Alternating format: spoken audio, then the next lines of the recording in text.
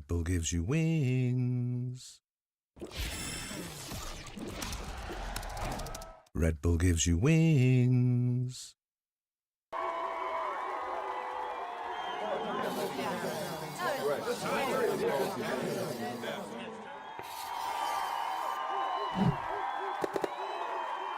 Red Bull gives you wings.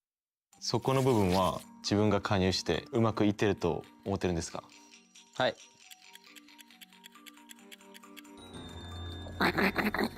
거짓말.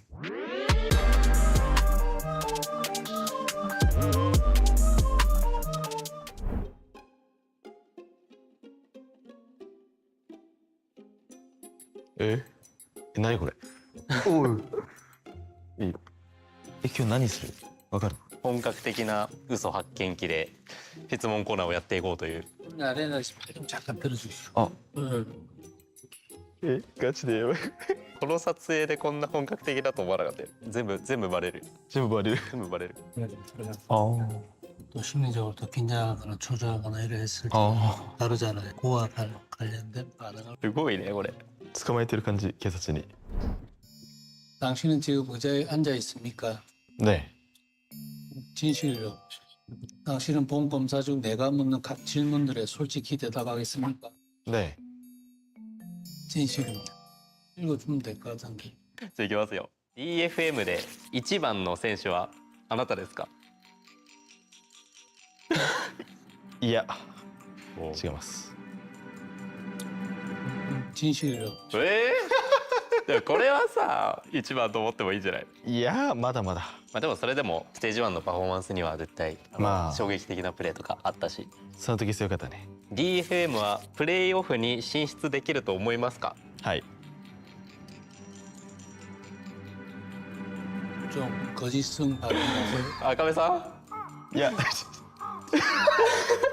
ちょっと待って、マジで。ん緊張が入った。緊張が入ったね。あまりいい結果じゃなくて、まあ周りの視点とか、みんなが見てる視点とか、まあそういう部分でちょっと緊張が入ったかなって感じですね。もしステージ1でペーパーレックスが DFM に負けていたらトロントに進出できなかったと思いますか？はい。 이것도 진실이라고 볼 수 있어요. 僕らはおかげでマッサージ行って優勝までしてるから、ちょっと感謝して肉とかご飯とかちょっとおごりで買ってほしいですね。今年日本のチームが大会でトロフィーを持って帰ることができると思いますか？はい。 오늘 좀 거짓. なんかちゃんとそういうところで赤が出てくるね。いや、まあもちろん持ちたい。日本チームでなんかトロフィーを持ちたいっていう気持ちはあるけど、帰れるかと言われたら、そうなんか結構なんか他のレベルとかも結構ねまあそう強いんでって感じですね。いやちょっと今回俺か。もう本当に緊張する。やばいよこれマジで。これマジでガチガチすぎてもう全部バレるよ。こっち座った瞬間になんか余裕なくなるわ。いやマジで逆にこっち座ったらめっちゃ余裕やね。いやもうやばい。なんかこれも意味あるってことだもんね。海あるねこれマジで。なかなか強く締めますね。あ、そう結構強いそれ。 검사 시작합니다. あなたは今椅子に座ってますか？はい。 진실로. あなたは今回の僕が聞く質問に全部真摯で答えれませんか？はい。 진실입니다. 질문 시작하세요. 今回のステージで点々が目より活躍してると思うんですか？はい。 진실. おしゃお。リスペクトですから。ちょっと俺となんか結果違うね。なんかもちろんメイクもめっちゃ強いんですけど、うんまあてんてん普段のスクリームからもうえげつないプレーとかめっちゃ見せてくれるんで、まあだから信じてるっていう感じですね。最近のジェタが結構活躍してると思うんで、そこの部分は自分が加入してうまくいってると思ってるんですか？はい。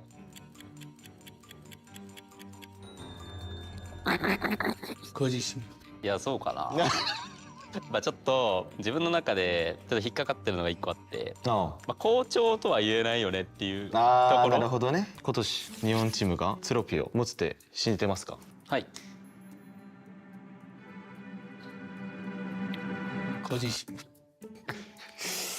ちょっと出ましたけど赤が思ってますけどね。もちろん僕も思ってましたよね思ってるけど思な。ってるけどまあちょっとステージ1のトラウマか。ああまあ確かにまあ、まあちょっと私も、まあ今のところ振るってないからってのはあるけど、まあ取れると信じてます。最後はテロピー日本チームが持ちますよねすいません、俺たちは赤だった。すいませんジェタは DFM より強いと思ってますかまあリスペクトがある上で不安はあるかもしれないけど。はい。ご自身。いやおかしいけどな。いやまあもちろん不安はある。まあ DFM もめちゃめちゃ強いからオフシーズンとかではまだ勝ってはいるけれども、そういう正直オフシーズン2回目の時とかギリギリだったし、そういった部分ではめちゃめちゃ、まあ、リスペクトがある上で不安はあるかもしれないけど、まあどっちが強いって言ったら俺自信あるけどなーっていう。今のジェタの中で自分が一番強いって思ってますかはい思ってます。ご自身みたい。逆になんかいいことじゃないまあジェタのことをリスペクトして、まあなんか圧倒的に自分に自信がないやつになってるよね今俺。全ての質問でほっとした赤出て。逆によかった、自分に自信がないのはあるかもしれないけど。ちょっと機会があってこういうどうだったまあもうこういう機会ないと思うけど、もうちゃんと出るね。ねやっと終わった。楽しかっもう帰っていいのかなこれってた。もう終わりでいいじゃないか。もう終わりだよねありがとうございました。ありがとうございました楽しかったです。ありがとうございましたありがとうございます。お願いしじゃあます。家行くか食べましょ 안녕명가. 부통이 어딨어? 안녕명가. 안녕명가. 오랜만이고 되게? 그래. 오늘 뭐 하는지 알아? 아니 잘 모르겠어. 아마 우리끼리 서로 질문하는 그런 시간이 아닌 시간. 재밌겠네? 그래. 앉으시죠. 아니시죠? 네, 아니시죠? 네. 제가 먼저 질문 드려도 될까요? 살짝 이제 좀 노는 차원에서 나의 첫인상. 사실 나는 뭐 첫인상 이 형 약간 잼민이 같다. 잼민이 같다. 잼민이 같고 약간 키 작고. 저희가 방송 안 해야 되나요? 장난입니다. 나에게 처음으로 부탁했던 게 언제였는지 기억나십니까? 처음으로 부탁을 한 적이 있나요? 부탁했었죠. 처음으로요? 처음으로 한 게 기억나요? 네. 뭐요? 화 좀 그만 내라. 그건 아니었던 것 같은데요? 그거 말고 없어요? 그거 말고 기억이 안 나는데요. 원래 사람들이 가장 나쁜 것만 기억 잘 하거든요. 정확히 말하면 이스탄불. 근데 그때 너무 징징거리셨어요. 인정하시나요 혹시? 기억이 안 나요? 삭제했습니다. 근데 그 전부터 계속 그러셨어요. 어쩌라고요? 네, 제가 했습니다. 이거. 네. 저랑 같이 살 때 어땠어요? 어땠냐고요? 아니 뭐 항상 숙소에 있어서 그냥 별 감은 없었고요. 제일 편했던 건 게임하자면 한 번씩 하고 좀 마이너한 게임 아시죠? 흔치 않은 흔치 게임들 않은 좀 게임들. 같이. 네, 그런 거랑 먹는 거에 별로 꺼리낌이 없는. 이제 취향이 좀 잘 맞게. 네, 내가 이제 이거 시키면은 갑자기 사이드를 싹 보는 그런 느낌. 그게 좀 편했죠. 저는 비하인드 스토리 하나 얘기해 드릴게요. 어떤 거죠? 그 불난사. 비가 오면은 발전기가 내려가요. 충전이 안 된단 말이에요. 그래서 이제 그걸 억지로 이제 항상 켰었단 말이죠. 그러면 됐으니까. 두꺼비 집을 열어가지고 올렸고 네. 하필 그 전기가 이제 물이랑 같이 이렇게 돼가지고 불이 났었는데 얘들아 불났어 큰일 났어 이러고 이제 야 그 뭐냐 그 빨래 바구니인가 뭔가 물 잡. 내가 잠결 일어나서 당황해가지고 했는데 이제 재성이가 그거를 듣고 물을 채워서 오는데 하필 그 바구니에 구멍이 이렇게 사방에 다 뚫려 있는 형 이거면 돼. 거기다가 물을 떠가지고 이거면 돼 했는데 물이 없는 거예요. 아무튼 불은 잘 껐습니다 그때. 네. 그게 제일 재밌었다. 제일 재밌긴 했어요. 인정할게. 네. 팀메이트로서 내가 가장 좋았던 점 너무 많죠? 입에 담기 힘들죠 지금. 아 뭐 게임적으로나 외적으로나 네. 되게 편했었고 그쵸. 또 이제 친근하게 다가갈 수 있는 형이었는데 대. 예? 이제 나쁘게 말하면은 너무 잼민스럽고 전혀요. 깜 어덜트 프로. 가끔은 진지해져야 되는데 진지한 것 같은데 왜 이렇게 장난인 것 같지? 같은 그런 단점들이 좀 있었다. 제가 이제 화내는 거 같은 거 보시면은 어차피 안 믿을 거 알기 때문에 그렇게 했습니다. 본인이 진지하지가 않다고요. 저는 진지한데 진지하게 안 받아들이는 거라니까요. 항상 그런 이미지 때문에. 본인이 화내면은 재밌다니까? 예? 그게 저뿐만 아니라 이게 말이 안 된다고. 저는 화를 내고. 형을 보는 사람들 전부가 그렇게 근데 생각을 그걸 지금 우리 애들도 그래요 지금. 형 화내면 개웃기다고. 좋아해요 애들. 나도 좋아했었어. 그래요. 저한테 제일 짜증났던 순간. 당신은 제일 짜증났던 순간요? 난 착했으니까 뭐 없나? 아, 없겠지. 해외대회 나갔을 때 저희가 항상 플레이오프를 많이 진짜 빨리 했잖아요. 예. 나가자고 해서 안 나가는 거 좀 많아. 근데 요즘 저 많이 나가요. 그러니까 왜 나 없을 때 나가냐고. Why always when I left? Why you do everything? 그럼 너는 왜 나 없을 때 난 우승했냐고. 전 형이 나가고 나서 내가 깨달은 게 많았다고 했잖아. 그런 것도 이제 하나하나씩 이제 그런 나의 거, 길을 따라가고 그치. 있는 거예요. 오케이, 확인했어. 나랑 같은 팀에서 또다시 뛰고 싶은지 아니면 지금처럼 적으로 만나고 싶은지. 같은 팀으로 뛰어야지 당연히. 별로 상대하고 싶지 않습니다. 게임 외적으로나 게임 내적으로. 게임 외적은 왜 들어가는 게임 거지? 외적으로도 저는 이길 자신이 없기 때문에 no way, there's no way. 나는 근데 한 번쯤은 적으로 만나보고 싶다고 생각을 했었어. 만났잖아. 엄청 옛날에. 근데 별로 하고 싶지가 않아요. 나도 별로 하고 싶지 않아. 띠껍더라고. 같이 합시다. 예? 마스터즈 방콕 결승전 때 우리가 우승했을 때 어땠는지. 솔직히 좋았어요. 왜냐면은 이미 젠지가 첫 마스터즈를 들어 올렸었고 그 순간부터 사실 누가 올리든 이제 상관이 없었기 때문에 처음이 아니면 의미가 없다. 그쵸. 그런 느낌. 저는 뭔 느낌인지 알아요. 사실 젠지가 우승할 때도 한편으로 응원을 했지만 한편으로는 이제 저 우리 거야 되는데 라는 생각을 했었기 때문에 다 그렇죠. 그 안 그런 발로란트 선수 있으면 걔네들은 발로란트 프로할 자격이 없습니다. 와우 인정할게요. 네, 맞죠. 네. Who's the best in Korea now? 라고 병철이가 외쳤을 때 끝나 버렸을 거 아니에요. 그때 어떤 기분이었는지. 딱히 아무렇지도 않았어요. 왜냐면은 그냥 퍼포먼스구나. 관중들을 즐겁게 해주기 위한. 저는 바깥 세상의 병철이는 살짝은 가면이 있다고 생각을 하거든요. 동의하시나요? 뭔지 아시죠? 이거 좀 지켜줘야 될 것 아니, 같아. 살짝 그렇게 막 그렇게 한 게 아니라 병철이를 잘 알고 있는 사람이라면은 저 정도면은 그냥 유병철이구나. 딱히 뭐 진심인 것 같지도 네. 않고 딱 그냥 재미용 저에 대한 얘기인데요. 과연 사람들이 내가 화내는 거를 봤을 때 깜짝 놀랄까? 화를 안 내던 사람이 화를 내면은 좀 무서워할 것 같긴 해요. 저처럼 이제 계속 화를 이제 꾸준히 노출을 시키면은 쟤또 잡았다 이런 느낌이고 근데 제가 화를 안 내는 게 아니라 표출을 안 한다. 표출 안 하죠. 근데 제가 이제 한 번씩 왓치 파티 할 때 명관이 자세를 보고 말씀을 드리는데 살짝 고개가 15도 정도 꺾여 있으면 그때 이미 큰일 난 거예요. 진짜 화나는 거예요. 그것까지 이제 네. 그때 혹시 이렇게 돼 있나요? 툭 쳐져 있고 살짝 돌아가 있어요. 이렇게 있는 게 아니라 살짝. 약간 기운이 없는 듯한 그런 느낌. 뭔지 아시죠? 알겠습니다. 네, 그런 느낌. 혹시 뭐 원년 멤버랑 연락 좀 하시나요? 뭐 자스트라든지 아니면 레이키아, 근데 이게 제가 먼저 연락한 적이 몇 번 있거든요. 네. 받긴 하는데 돌아오지가 않아요. 근데 혹시 그게 제이스트는 진짜 싸가지가 너무 없어요. 진짜 인정할게. 진짜 레전드예요, 진짜. 잘 보여야 될 텐데 우리한테. Last question. 마지막으로 같이 찍은 사진은 언제냐? 사진? 같이 찍은 사진. 같이 찍은 사진? 저 마지막으로 기억하는 게 아이슬란드 때. 뒤에 말던스 하고 있어요. 그러니까 제 기억상으로. 또 뭐 지금 하나 찍어 볼까요? 제가 워샵 처리를 해드리겠습니다. 좀 가까이 오시겠어요? 또 눈 크게 뜬다. 평소에도 그런 당신도 눈을- 눈 좀 크게 떠보실라고요? 하나, 둘, 셋.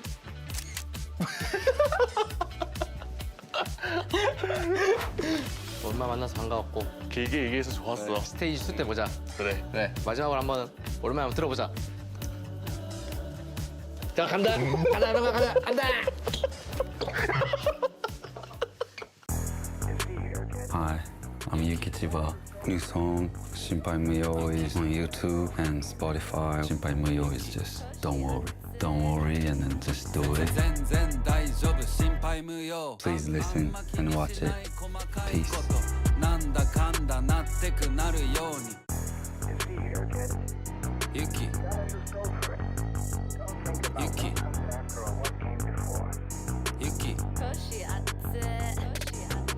全然大丈夫心配無用あんま気にしない細かいことなんだかんだなってくなるようにどんな苦難も超えて楽勝心配無用心配無用全然大丈夫心配無用あんま気にしない細かいことなんだかんだなってくなるように別に何が起きても大丈夫どう転んでも起きて喜ぶそりゃ走り回ってりゃたまに転ぶこけるのは怖くない先を急ぐビビって何もしないなんて損だしまずは動くそっちの方が得我慢とか溜め込むのは猛毒この気持ちに素直な俺強欲不可抗力どうにもなんないリスクを取りがち取れない安牌リスクある方がうまくいく案外いつまでも平気一生安泰全然大丈夫心配無用あんま気にしない細かいことなんだかんだなってくなるようにどんな苦難も超えて楽勝心配無用心配無用全然大丈夫心配無用あんま気にししない細かいことなんだかんだなってくなるようにいつかはなくなるこの世の全部だから今しかできない経験するいい飯食っていいセックス毎回本番してない練習地元で集まるいつものメンツ心配すんなってよく言っているアトランタで友達持つみんなが厳重平和な連中自信がないとなる心配性俺自身のこと疑ったことはない一回も絶対いけるいちいち考えない失敗を全然大丈夫心配無用あんま気にしない細かいことなんだかんだなってくなるようにどんな苦難も超えて楽勝心配無用心配無用全然大丈夫心配無用あんま気にしない細かいことなんだかんだなってくなるように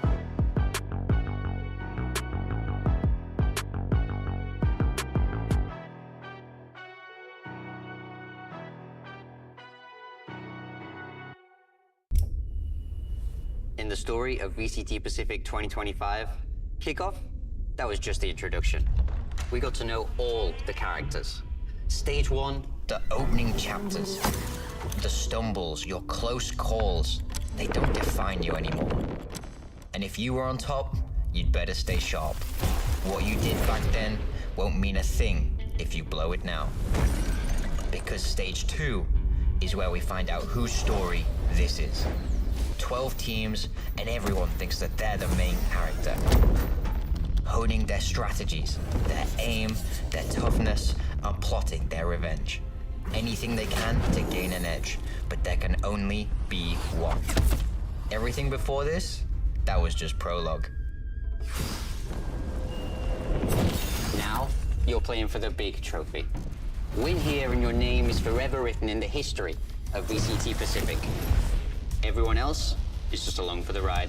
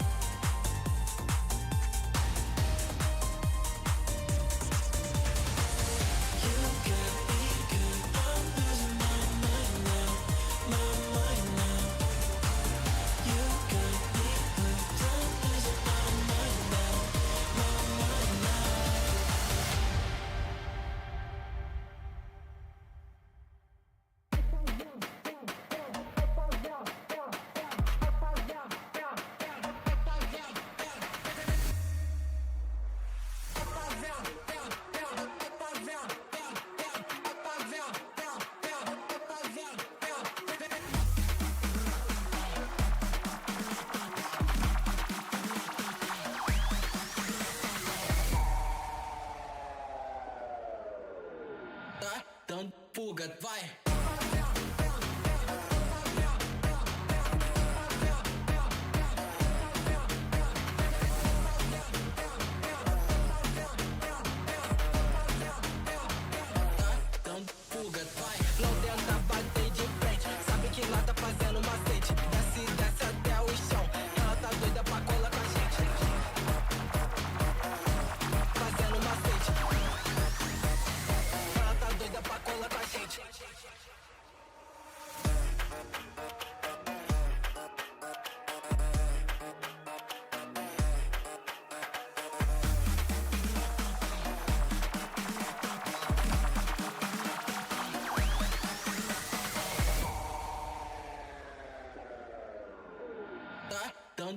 pugat, vai!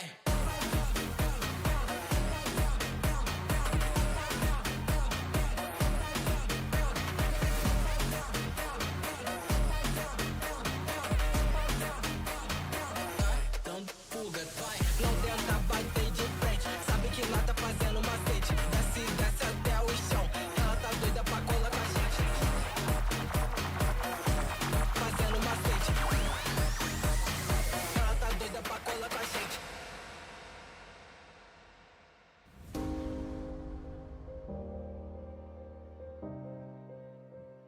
I don't know how to say this. I don't know where to start. All I know is I hate this. And I don't wanna break your heart. I know telling you the truth means losing you, bruising you. Forgive me when I say I know it hurts right now. I know I let you down. It feels like the air's gone out of the room, but I knew it had to be done. 'Cause I'm not the one. I'm not the one. I'm not the one. I'm not the one. I'm not the one.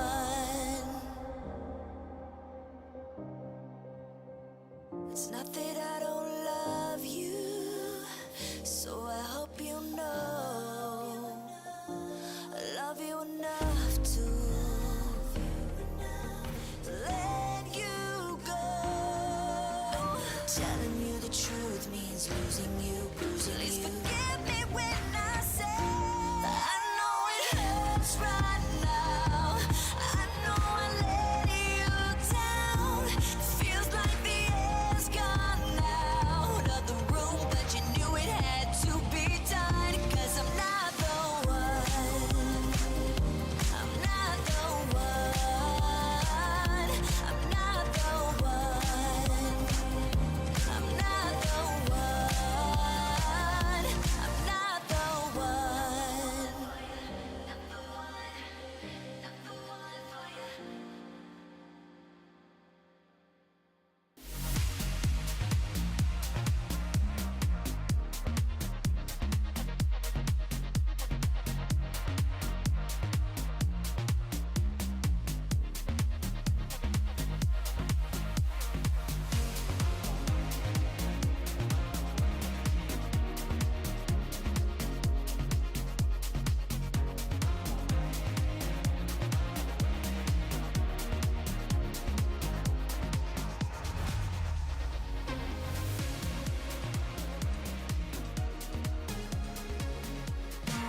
Hello guys, good afternoon. Welcome to Valorant Champions Tour Pacific Stage 2. I'm your host Victoria, Chubby Ninja, and I'm joined by Pilsky and our special guest. We got Coach Elevated from Global Esports. Welcome. Welcome. Hello.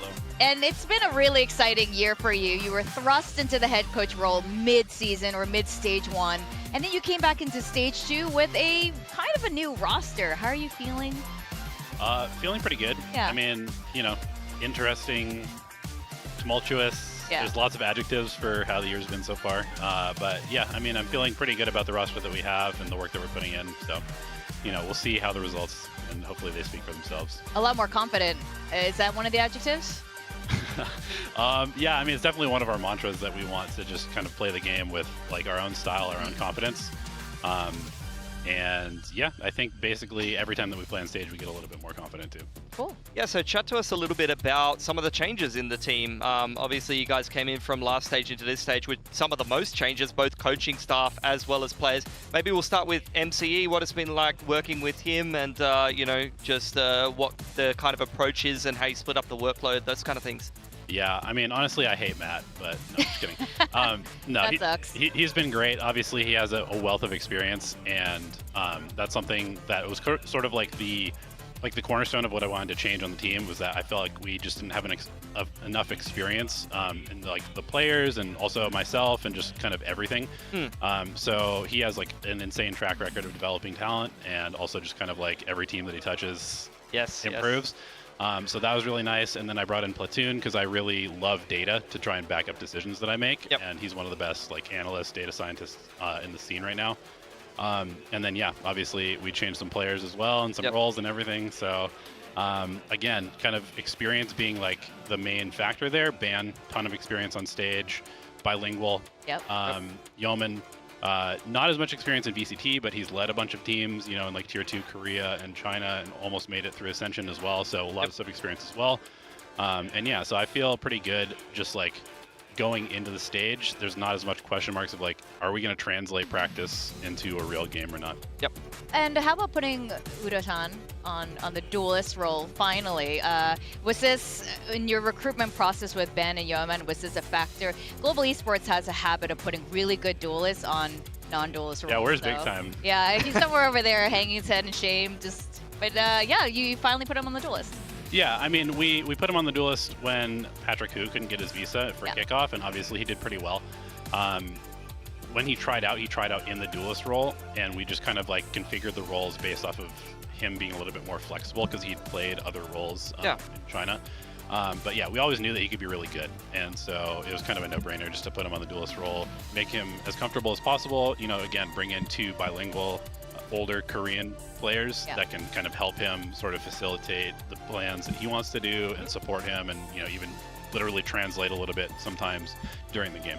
Yeah, so I wanted to ask you as well a little bit more about Crystal for multiple reasons, both role-wise as well as at least on the info we've been given, he's IGL, right? Yeah. So I've even listened to some of the comms videos. Sometimes I have a tough time understanding what he's saying. How is that for some of the other guys? And also I wanted to ask a little bit just about, I noticed he's playing the Deadlock. When I notice your guys' pickups, I'm looking at people that play a lot of Enit. You've got double Enits, but double Enit is not really the meta at the moment, and the teams that are doing the best are the ones that can be more flexible in terms of the roles. So how is Crystal going, playing the IGL role and people playing around him? And also, how are you guys going transitioning 2 kind of hard Enit players into being more flexible and playing different kind of comps? So as far as Crystal goes, yeah, obviously he's IGLing. When we were rebuilding the roster, I spoke to him initially. I was like, hey, I think you're going to be IGL. Let's try and like build what you need. And as far as the Deadlock goes, I mean, he just, he like will randomly find an agent or 2 that he likes. Okay. And then he'll just make it his agent, basically. And, last meta it was Taeho. This meta it's maybe Deadlock, maybe something else. Okay. But yeah, he likes playing, these quirky agents that allow him to kind of like play make and call around himself a little bit. And then as far as all the initiator players on our team, I mean, Talon kind of did us a favor by making Ban play every agent in the game. And Yeoman is notorious for being kind of a little bit of a cook. Okay. And so I basically got 2 people that I felt like would be able to make us flexible in a lot of ways, just because, I mean, Poppy is like very solid in his role. Yudotan is very solid in his role. Yep. But we don't necessarily have, and especially in stage 1, a lot of the choices that we had to make were sort of like, let's try something that we think would be good. Oh wait, we're not comfortable on it. Let's just go back to what is comfort. And so I hate that as a coach. I want to have options. And so, yeah. Well, you'll be refacing Team Secret again today. You guys beat them last stage, but with a different roster. In fact, Kelly S is on the other side, along with Nizzy and Zespi joining VCT Pacific. How confident are you feeling today facing against them? I mean, I feel pretty confident just because I feel like we've worked really hard and we're in a good spot. Obviously, the like, who knows what the little extra tension will bring to the game. I mean, Kelly's a great guy, a good player. Just didn't work out as far as how our team was built. But yeah, I think if we just kind of show up and have like the same level of teamwork and communication that we had on stage the other day, that we should be fine. But you never know. It's Valorant, things happen, and sometimes all you have to do is shoot people. And so that's true. Now there's one last question. This was on X, on Twitter. Global Esports has brought up you owe them some push-ups. So can you explain why you do push-ups, or why you need to do push-ups? Well, I was told that I needed to sell the bundle. And I said that I would do as many push-ups as people bought bundles, and sent me proof that they'd bought the bundle. Oh, guys, you hear and that? Global hasn't shown me how many push-ups I'm supposed to do, so I haven't been doing They them, haven't but told no, you? no. Wait, how many push-ups do you do per bundle? Is it just 1? I think it's just, I don't Like even. 100? It was a Like- lot. Definitely not that many. I'm pretty sure it was just one. It could have been 5, but Really? I don't I heard it remember was 10. That's crazy. Well, That's the info that do, I had. I do know. You want to go rep for rep? maybe later. I do know Big Time has bought the bundle, so you owe at least one set. Okay. Would you like to display what will happen if you buy the Global Esports bundle?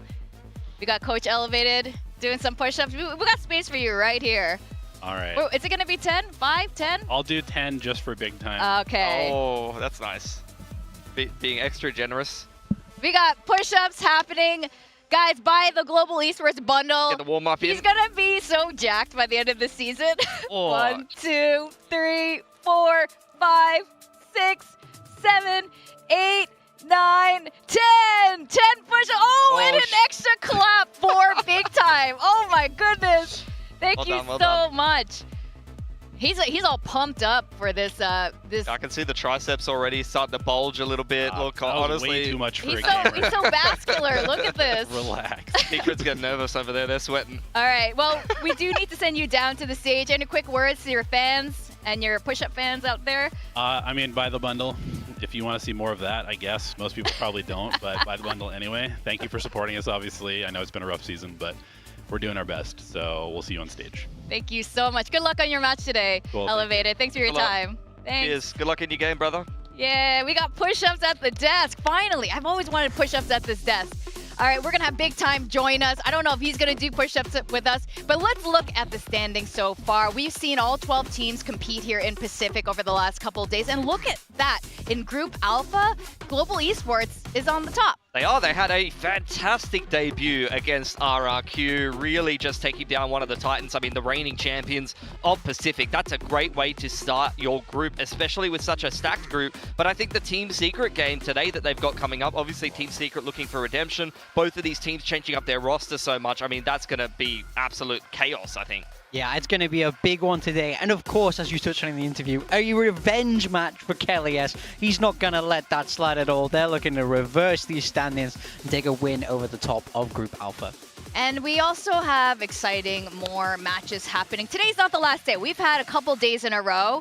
And then we got today, and we still got tomorrow happening. So, well, welcome back. Also, Big Time. Your voice just kind of popped in. It did. I'm Were here. you impressed by those push-ups? Very impressed. I mean, I can't believe this is what happens when I leave the desk for 2 minutes. There's just pure chaos, just push-ups. Was that part of the GE, coaching application that you had to do before? I think so. Well, I mean, I think it's understandable because me and Elevated obviously look very similar. Yeah, of course. Height and build. Both so. over 6 foot, both quite tanned, of course. So both. it makes sense. Well, Big Time is also quite athletic here. But let's talk about the schedule first. We're definitely going to make you do push-ups at some point on this desk. Now, today's matches are very exciting. We got a lot of revenge and history happening between today's teams. Of course, we talked about Global Esports and Team Secret, but later today, we got PRX facing off DFM. And last year, or even like for the longest time, no one would even think much of a PRX DFM matchup. But today's a little bit different, isn't it? Oh, it's going to mean an extra little bit for DFM. I mean, we saw them take that win in kickoff. And then how close was that game in stage 1? They almost denied the train. PRX almost went home in the group stage. And I mean, I think DFM really looking to get revenge for that game. And of course, some big games left in day 6 with Talon Zeta and RRQG, the previous final. Yeah, RRQ Gen G, 100% going to be a rematch of the final, and obviously there's a lot of history in that match, but look, I'm looking forward to this Global Esports and Team Secret. Some of the teams that have changed the most going into this. We talk about the Kelly S Revenge arc as well, but already this GE team has given us something to look forward to. Their debut game here in Pacific Stage 2 has turned a lot of heads, and turned all of our heads apparently, because I was looking at that prediction graphic and I was shocked that many people went for GE. Yeah, Global Esports, this is a really good sign. I know, Big Time, you've just seen how hard it can be to be a Global Esports member sometimes when there are a lot of doubters, but Poppy, Crystal, and Udatan have proved themselves, and the addition of Ben and Yeoman, I think these have been great additions to this roster. They look fantastic the other day. Yeah, really good pickups, and I really liked how they approached their veto. I just think this team looks very solid, as well as how they played in the server. I thought they executed their ideas very, very cleanly. And as Elevated was touching on, I do think now they have a good level of flexibility to work around Yudatan being that perma duelist and Pappy being on that perma smokes. But the rest of them have a lot of flexibility so they can adapt nicely to the meta and the styles. I think this team is built in a very, very efficient way, and I think they're going to look to snowball all that momentum from last week into this week, really. Yeah, this it's a week super week. already. Yeah, they're going to snowball their momentum from that last game forward throughout the rest of the season. And he did mention the coaching staff as well, and how he also built this coaching staff in a very particular way that optimizes his team. And all eyes on Udotan. Who picked him on the build diff? You? Yeah, that was insane. He completely popped off, Pilski. Yeah, absolutely. He picked him as a Sentinel and he still won the day. So, I mean, he was getting you more than +5. I mean, he had an incredible debut. I think it was like +24 or something against RRQ. We saw Udotan initially picked up in GE as a Sentinel player all the way back in kickoff, but he, due to some visa issues, had to end up playing the duelist, and he impressed on that role. He has bedded himself in as the primary duelist of global esports now, and I think he's kind of one of the up-and-coming prospects in Pacific in general. I think a lot of people have their eye on him. At the end of the day, if you're a Korean national and you're able to put up numbers like this on the Pacific stage, you're building yourself a career even if you don't stay on global esports. Oh yeah, we definitely know this about global esports with Texture, Monyet, and now it looks like it's going to be Udotan. Now on the side of Team Secret, Kelly S ended up joining this squad, but we also have the addition of Nizzy, our second Vietnamese player ever on VCT Pacific, and Zespi. He is joining Coach Meow back on Team Secret. I mean, this debut for the Team Secret roster, it wasn't perfect, right? They didn't get that win, but I do think they still looked strong. I don't think that they are entirely out of this season yet. I think people are almost writing this team off too quickly based on those past experiences, but this is a team with a lot of potential. I like their changes here as well. You know, we saw Nizzy be a little bit flexible, pick up that duelist, and I do feel like there's a lot of potential in this roster. It's just about figuring it out in the server. Yeah, I think they still suffer from some of the same issues, though, of they will have a good read or a good map one and be able to, you know, come out of the gate swinging, and then the series kind of gets away from them, and that's definitely what happened against Nongshim. The first map, very convincing for them. The third map, absolutely woeful as far as I'm concerned. So Team Secret, the consistency is going to be my biggest concern, not only map to map, but also with so many role changes and new players coming into the team. There are so many potential snags that they could trip up on. If they make it work and they start to become this functional team that is actually getting results, I will be incredibly impressed that Team Secret putting all these puzzle pieces together. Yeah, we can see here just the variety that they're having to play. Zespi coming into the team new, playing duelist and controller. Then we see both Nizzy and Kelly S flexing across 3 different roles. It's only Envy who is being stable in this roster. Now, this is a double-edged sword, right? It can give you a lot of flexibility and a lot of chance to be flexible and try new things and adapt to the meta, but sometimes it can be too much, and then you sacrifice the specialization of those specific players. That's a really good point. We do have them facing against global esports today, and I think that is a fantastic point, big time. With all these very flexible roles here, how is this going to be effective against global esports, who looks like they have leaned into something a lot more specialized? Yeah, I mean, I think you have to use it to your advantage, right? So you've already watched global esports play in that first game, so now you're able to counter a little bit more. You need to put players in the right positions where they're able to counter. In theory, it should let you create a little bit more different comps to kind of adapt and take down GE, but that's all on the anti-strat. So, you know, I think it really depends on the work behind the scenes.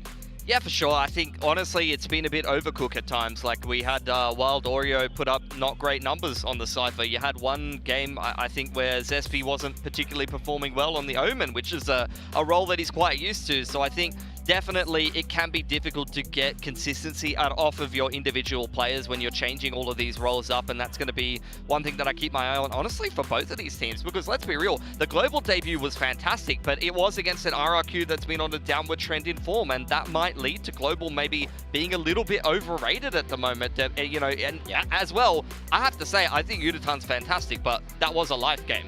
And I mean, as we look at this graphic here, this is kind of a must-win for both teams because the schedule only gets harder for both of these. So now I think they really need to start that momentum going from this game to carry forward into these more technically difficult opponents, you would say. Yeah, that's a fantastic point. Global Esports is going to be facing all 3 Korean teams after this. This is a must-win for them if you want to go in like slightly more comfortably. Now, looking at the map win percentage data here, Global Esports showed their Corrode for the very first time as well. What do you guys make of the maps today? So with the Corrode, I liked the Corrode overall. To be honest, but I'm not. It's really hard to describe. I like the Sage. I thought the Sage was good, but then we saw that double duelist, right? We saw the Raze with the ISO. Now, I thought they had some good ideas. They had Ban using that up, but the only thing I worry about is how consistent that's going to be week to week, because I kind of feel you had to give a lot away, and teams might be able to find the answers for that. I totally agree. I think there's a lot of teams that have been running comps that I think once it's been seen can honestly be countered pretty hard. And I think we'll see a lot of that. For this map pool in general, though, I think that this is completely up in the air, and that's why like a clean sweep of everyone predicting for GE is kind of crazy to me, because we have no idea what to expect from the maps, from the draft in general, and that's going to add a ton of variance to this series. Even if GE is a much higher level team than Team Secret is, you know, we haven't seen any of the practice results, but based on that RRQ win and the fact that Team Secret's already conceded a series to Nongshim, it doesn't matter. There's so much variance and so much random stuff that could happen in terms of this game that you could still just see an upset. Yeah, that's right. Let's get the map draft in and actually so we can see what is going to be going on today. But that is absolutely true. We've only seen these teams play once so far. We are now going into like the second rounds today. But I think one time is a good way to kind of determine like how they're going to be performing the rest of the stage. But I mean, it was just once. Yeah, I mean, let's see if they can do it again. From one map, you can see a style, but it's hard to get an exact read. So we do see GE picking Bind, which would have been map 3 in their previous match. So not opting for the Corrode, and then Team Secret deciding to take it to Corrode. Now, I think this must mean you have some kind of read, because they know GE like this map. They know GE chose to pick this map last time we saw them. So I'm really expecting a firm answer from Team Secret if you're willing to take them to a map that they've already shown they like to play. Yeah, totally agree. In the past, we've seen Team Secret have excellent reads and have really one-sided maps where they're stomping some of the best teams in Pacific. So I want to see what their prep in a short amount of time frame is going to be on Corrode, and they have time to prep this entire map full. They get to start defense on Bind as well, which is always a feel good, especially if they're going to play a bit more of a defensive comp or lean into double senti or deadlock or something like that. Lotus as the decider haven't seen this current iteration of GE play it. The previous GE was playing that Yoru Teo breach kind of meta. But at least for Team Secret, Lotus was woeful against Nongshim. They had a very, very tough time on that map. They got 3 rounds. They went 3-13 against Nongshim. So I think that as a third map decider, I'm a little bit concerned unless Team Secret have kind of worked on things, or maybe they just had an off game. I'm not sure. Yeah, in my mind, I think Team Secret are trying to look to take this in 2, to be honest. I mean, they must feel good about the Corrode. They must feel good about having a read there. And I think they're going to hope that they can be able to steal this Bind pick. They had the choice between the last 2. They had Icebox or Lotus. They chose to double down on Lotus after not having a good first game on it. So maybe they're just thinking to themselves, off game, or maybe something particular that Nongshim did that worked a little bit better for them. Clearly, they're going to double down and have some confidence in Lotus as a strong map in their pool. Well, let's see if we even get to Lotus. I do like that we are starting with Bind Corrode with maps we just haven't seen much of yet this stage 2. So I love that we are starting with Bind, and we're going to see what they've got. Now, the thing is, we have our own game, Build Diff, and it is so hard. Besides that, you just never know. It's just based on kills. You know, deaths don't mean anything, and you just don't know what roles they're going to play, because we don't know what maps they're going to play. Well, all we could do is do our best guess and how the map draft is going to go. With that, what did you guys? Who were some of your key players in your Build Diff? I think it was kind of hard for exactly that reason. You don't know who's going to flex Duelist, and if they flex Duelist and have a bad game, then that's going to absolutely tank your team at the end of the day. So who was your Duelist? Do you guys remember? For me, I had to go with Mei. I feel like Mei was an absolute solid pick. I mean, last time he got 39 kills, right? Yeah, he did. I mean, 100%. I think I picked up May as well. He was an agent that I really wanted to make sure, or sorry, a player that I really wanted to make sure that I could include on my team. Although I did consider Yuditan. Yuditan had a fantastic game. He was definitely a choice at Duelist, or you could have gone with something at the end of the day as well if you wanted to back PRX. There was a lot of good choices today. Yeah, I think we had a lot of really great choices, and now I see what Mika's pick is, and a lot of these players played really well the other day. Pat actually, in terms of just number of frags, he did a lot for his teams in terms of getting that info for them, so it's interesting that Mika's gone for him today. May, obviously, dude, what was it, 509? 509 ACS, 39 kills. The ACS record. Insane. I don't think he's going to do it again today against PRX, though. You might do. No. You might do. You're hoping He was the only one who did it against PRX last time. It was Akame, I believe, and Jinbun also played really well. Envy, I noticed we always all pick Envy, so I think I ended up not going for Envy today. In fact, let's just pull up the whole graphic. So do you guys remember all your picks? I did it and then I shuffled it around. I had May, I had Envy, because I think you got to go with Envy. I had Pappy from Global Esports, and then I had my boys Forsaken and Devi coming in for my team. I had to go double PRX today, but I'm happy with my team. Pilsky, talk us through yours. May, I mean, I considered Yuditan, but I think May fit a little bit better, and I trust May to get frags against PRX, whereas, you know, some of the other guys could be a little bit more up and down. I did consider Jinbung, actually, because he had a hell of a game. Envy is always my pick for Team Secret. I'm going to go with Crystal. Honestly, I've got some faith in Crystal in this GE. I like the way that he played the other day. I think Deadlock's really broken at the moment, and you get free kills off the Annihilation, so I'm going to back in to play some more Deadlock and put up some numbers, IGL. And then I got Forsaken and Devi. I think Forsaken, you've seen him play a lot of Omen lately, although he does sometimes pick the Duelist. Whenever he does, he frags, so I think that's totally fine. And then Devi carried me to a win already. I expect Devi to continue to frag here and continue to do well for himself, and we might end up on a Lotus. He might play a Vice, just start opping randomly and dropping 30. Yeah, Vic, it seems like your team is by far the most different. It seems like you're the one that's gone for a crazy approach here, but you are the reigning champion, so maybe you know something we don't. Yeah, let me talk through this. First of all, I knew you were all going to pick May because you guys are so predictable. So I decided to go for something. I think something is going to do something crazy again today. You guys have seen his mood. Even Bella remarked, dude just looks like he's in a good mood, and when he's in a good mood, he's going to frag. I went for Crystal, same reasons as Pilsky there. A lot of good players to pick from that team. Jinbung, I had a little bit trouble between the Sentinel and Controller, between DFM and Secret. I decided to gamble a bit on Nizzy. I feel like Nizzy's gonna want to show his stuff off, and Vietnamese players can shoot. So I'm just gonna bank on that. I'm gonna roll the dice on that one. And Devi is like the most reliable. I feel like he's just always got kills no matter what, especially as that Sentinel role. And if Bind comes in, if he goes back on that Sky, you guys are so dead. I'm gonna beat all of you. So I'm pretty sure, like 3 people have gone for Papi, Casters included. I'm pretty sure that just that 1v4 clutch got him a spot on 3 people's teams there. I mean, he did a similar thing actually at the start of kickoff. He had a couple of sick clutches at the start of kickoff, and then as much as I love Papi, I'm #1 Papi fan. I've been watching him for like 10 years or something like that. But you listen to the Papi he got like he got like 5 clutches, and then his performance went like this. So I'm hoping we're not going to see the same thing happen at this stage. I think Papi will step up. I picked him the other day as well, and I see Mika also has. I think Papi's gonna do a good performance today, so it's gonna be a tough one. Today we got 4 teams with really good players. I think Pacific in general, this build diff is getting harder and harder because every single team has excellent players to pick from, so it's going to be really tough. With that, let's pull up the predictions. You alluded to this earlier, Pilsky, but we all went global esports, and I think this might be the first time ever we've had a full global esports prediction. Everybody jumps on the bandwagon. You know, I got them right in the last game, and then all of a sudden everyone's like, "Oh, big time, you're genius. Let me copy your predictions." That's how it always is here. You know, we all some of us saw the vision. Some of us saw the vision last time. Where were you then? No, you're just all copying me. But I have to say, I am surprised that it's a clean sweep for global esports. I don't think this is totally fair on Team Secret, to be honest with you. I was expecting at least 3 people to predict for Secret. Well, at least 1 with Mika. I'm shocked she didn't.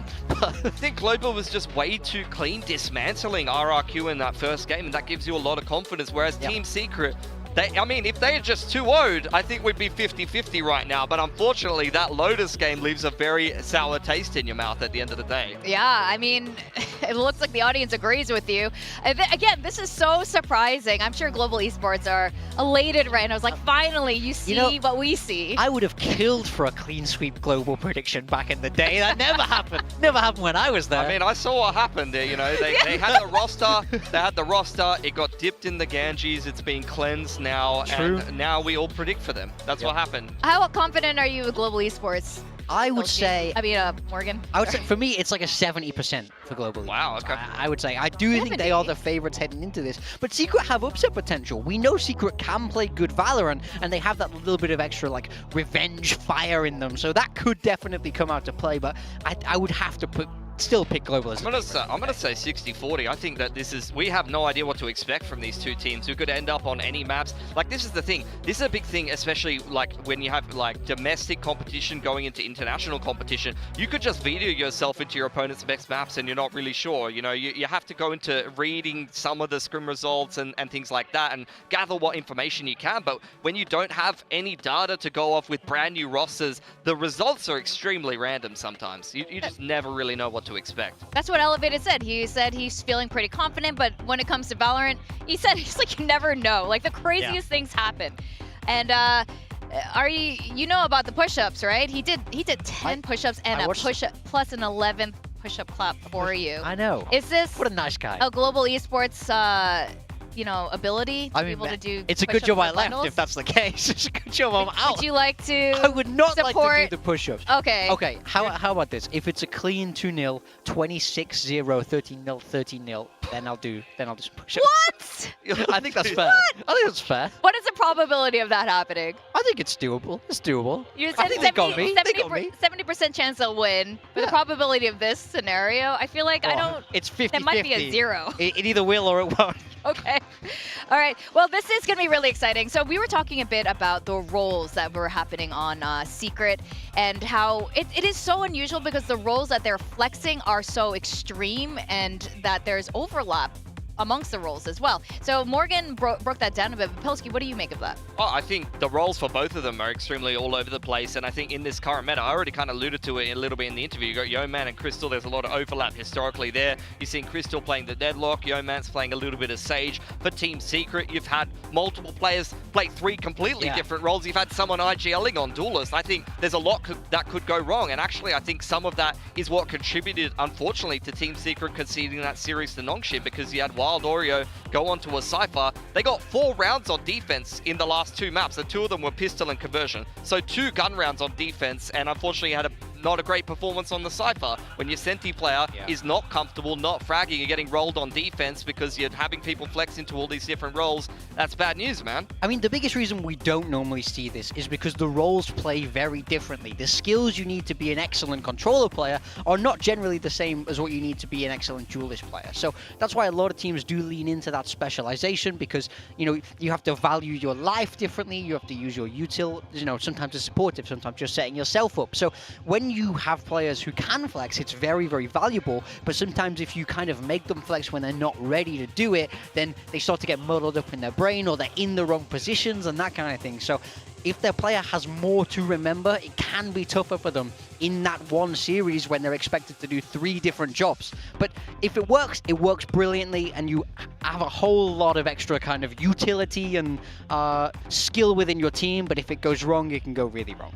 Yeah, that's true. And you guys had mentioned how Talent, or actually Elevated, had thanked Talent for training Ban a little bit, for becoming a lot more flexible in his role there. And Forsaken, of course, is the greatest flex of all time. And I see this really interesting process that these players go through. It's hard to go from a Sentinel to a Duelist, and you see them sort of meditate a little bit in between these maps to do it. With that said, we are going to have a very exciting first match to kickstart today. We're going to send it down to the stage to welcome Team Secret versus Global Esports.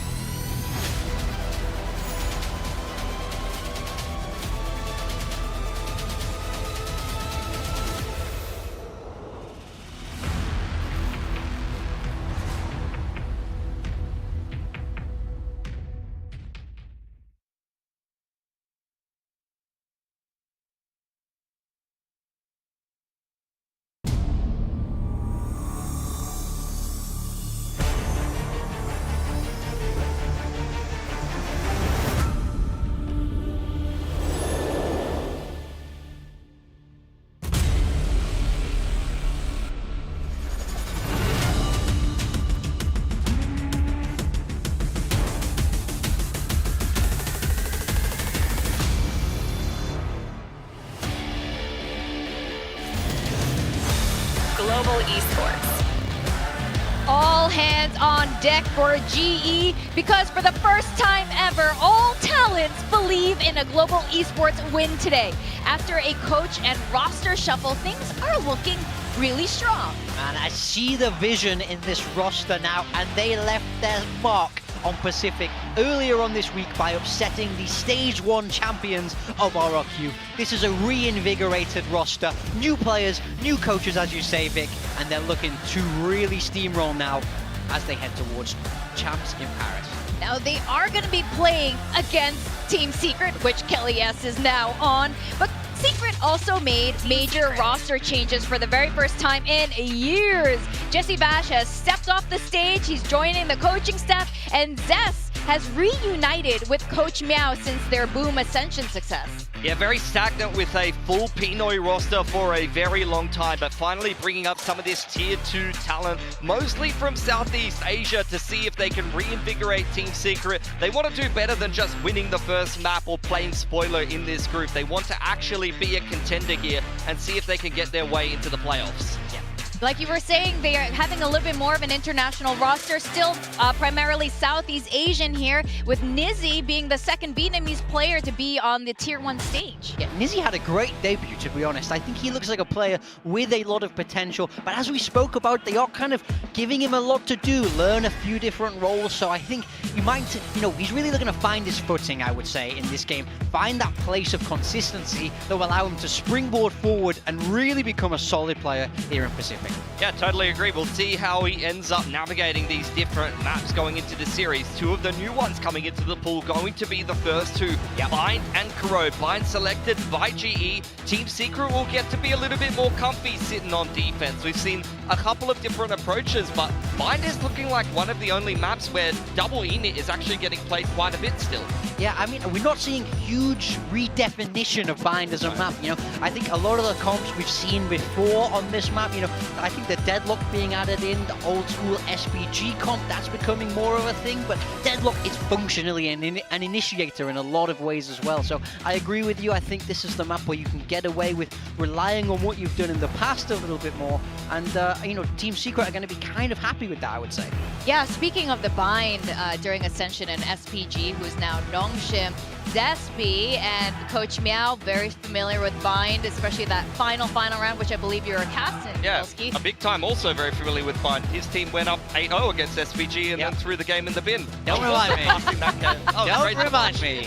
I love that series. I might go watch that after this, but first we will have to see these two teams take each other on Bind. Global have picked this map. They will have to start out on the attacking side. I've got my eye on Team Secret though. What are they going to be bringing into this one? Wild Oreo on the Sky, and once again Kelly S is going to be playing the race. So this is the third role that Wild Oreo will be playing on the E-Net. These players continue to flex all over the place, but this is going to be a fast, poppy, double E-Net comp with a lot of flashes and a lot of pace. Across on the side of GE, they're leaning back into that Deadlock. We heard Elevated say how Crystal finds these agents that he loves and decides that's going to be his agent, and he's really running away with the Deadlock here.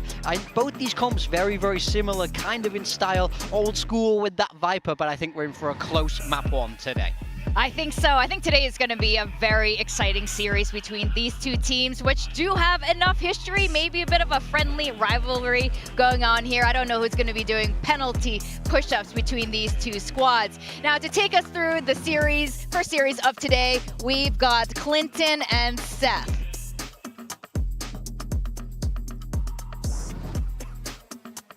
Who's that? Yeah, I don't know who that is. I'm Achilles. That's paper thin. Thank you, Ada Wong, for the toss from the analyst desk. Got that look going on from Resident Evil. Like that a lot. Anyway, hello. Hi. Yeah, important series here to kick things off. Team Secret, Global, taking a look at the groups. It was like, okay, these teams, these are going to be the ones that are battling to try to get their way into the playoffs. Obviously, Global taking a very good first step in taking down RRQ. They're going to win this one. They're going to be in a really good spot to try to go on a run. Yeah, you got to feel really good then about Global's chances of making it to playoffs. Team Secret kind of, on the back foot coming into this, but there's always this weird hopium that you have for Team Secret where just maybe, they can get it done, and then they disappoint you. As soon as I saw that everybody on the talent squad went with a prediction for Global Esports. I was like, oh boy, here we go. Yeah. Here comes Robin Hood. Let's see what happens.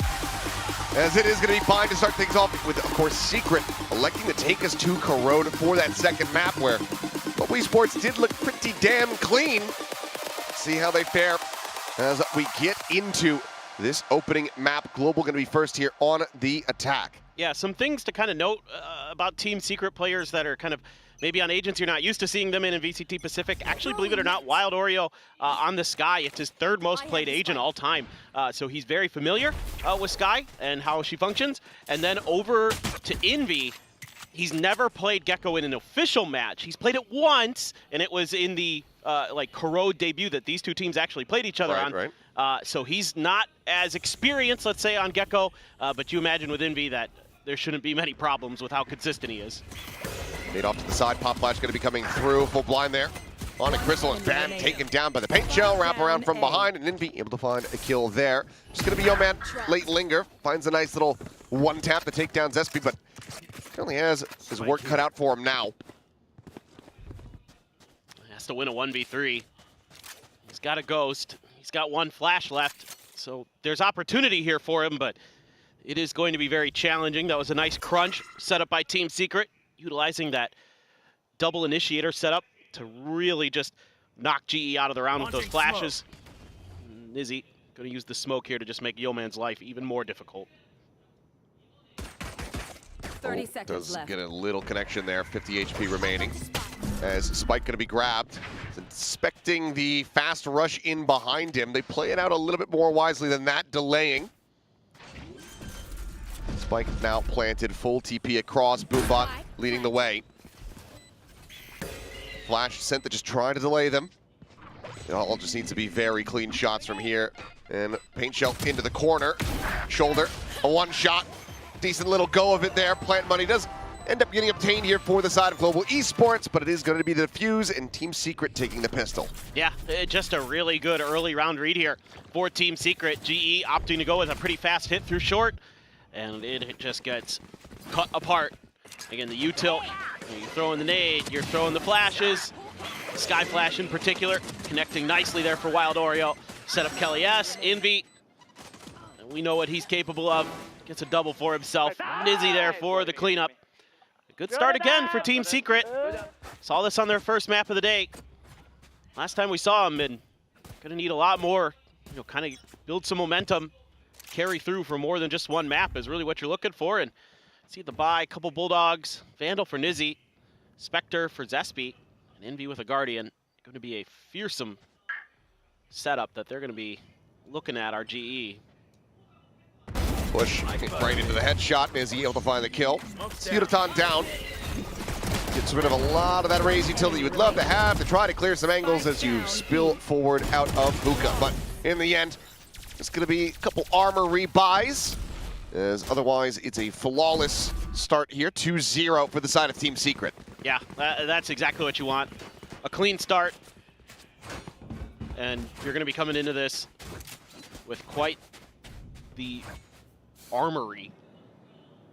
It's just like, it's the defender-sided map mostly. So, if Team Secret can convert the bonus here, really going to be feeling very, very good about your chances. And again, just, kind of cutting off GE at the point of attack there. Throw some util in their faces as they're trying to make their way through. Hell yes, actually trying to follow up off the back of, oh, what a shot from Envy! And it's a follow-up kill coming in as he knocks down 3. Has the healing behind.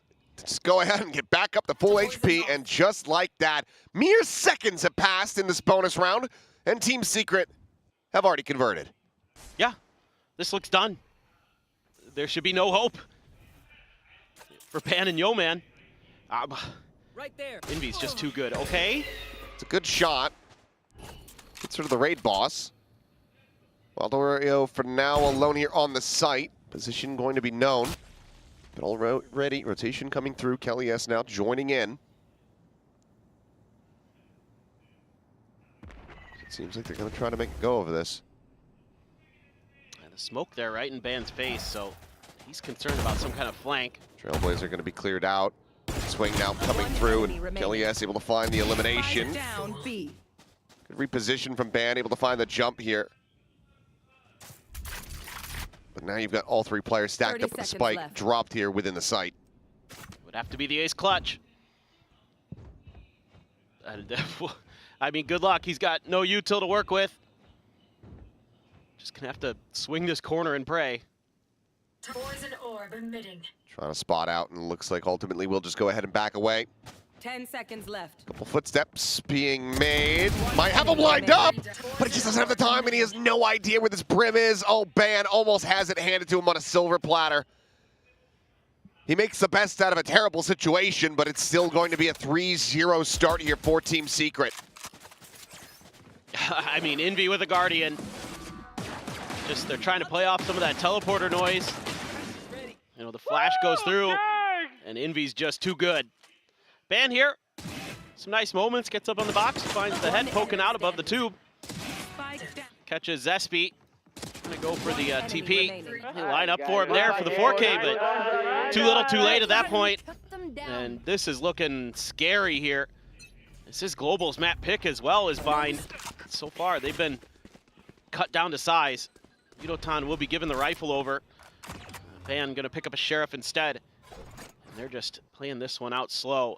You know, if you can get to those post plants, the deadlock util can be really annoying on this map. But you gotta get there. And, you know, Team Secret has been ahead of the curve, really making sure that there's just no chance for Global Esports to even get into that deadlock post plant that can be so frustrating on bind. Trying to go for a little bit of peek is Yudotan. There's gonna be counter with the Boombot.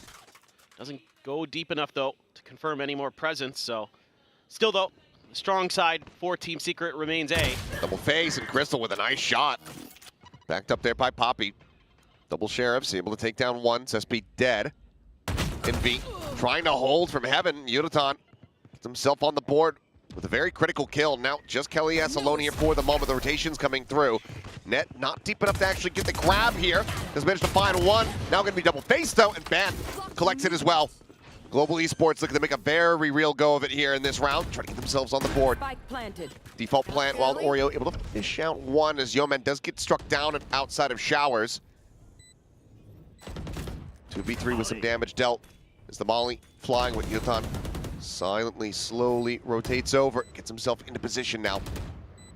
Barrier mesh dropped, the headshot immediately delivered. That is now just Nizzy, trying to see what he can get done. Finds the first, plenty more still to contend with as there's the trip, there's the trap, and there's the shot. Ban able to go ahead and get them over the line, and Global Esports getting a much needed round win. Yeah, just on the back of some good Sheriff shots to break things open. You know, the read here for Team Secret, not too bad, but it's just better shooting this go around. Crystal there, really nice crouch shot. Ban continuing to really have a hot start for Global Esports. Nizzy looking really strong in the first match for Team Secret. Able to at least get one down, but that was a huge potential momentum swing here for Global Esports. You're gonna have the Seekers available. Envy's got the Thrash though, and a Showstopper available for Kelly S, so trying to figure this out. Now you know exactly where Kelly S is. I would expect a full retreat here from Global Esports. I think they're wanting to try to bait out this Showstopper, maybe. Yudotan just holding his own, holding the angle. They continue to peek into it, and Envy loses his life as well. A fantastic start to 2 rough rounds in a row here. Still an opportunity to try to work this one back into their favor. There's the swing from Ban, and Nizzy just no knowledge that he'd already gotten the cross there. But now Spike can be brought around. Plant going to be coming in. Global Esports set to go ahead and bring this gap to just 1 round. Yeah, good awareness here from Ban, suspecting that there was going to be a fast rotation to try to cut him off. Pinging it out using a snake bite.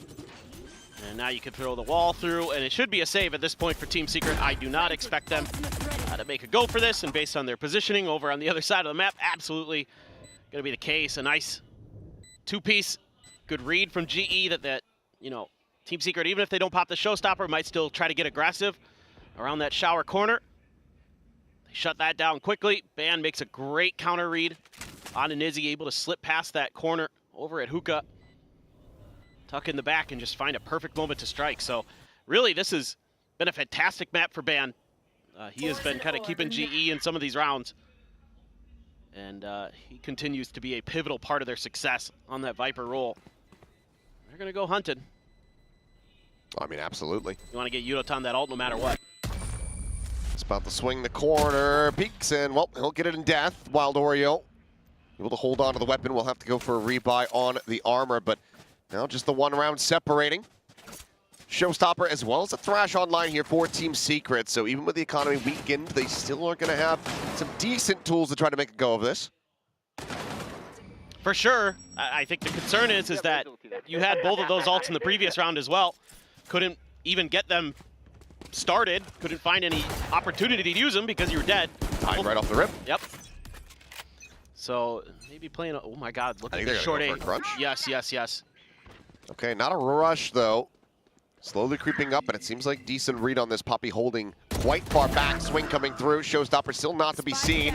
As now it's just going to be a multi-phase back in towards his position.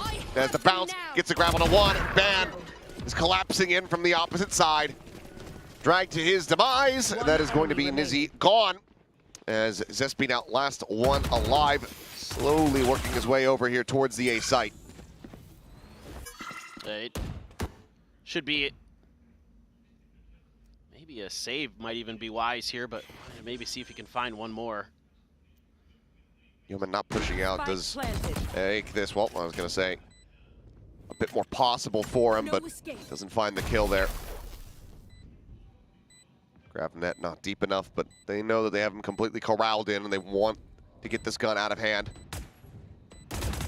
Swing in, a little bit whiffy there from Crystal.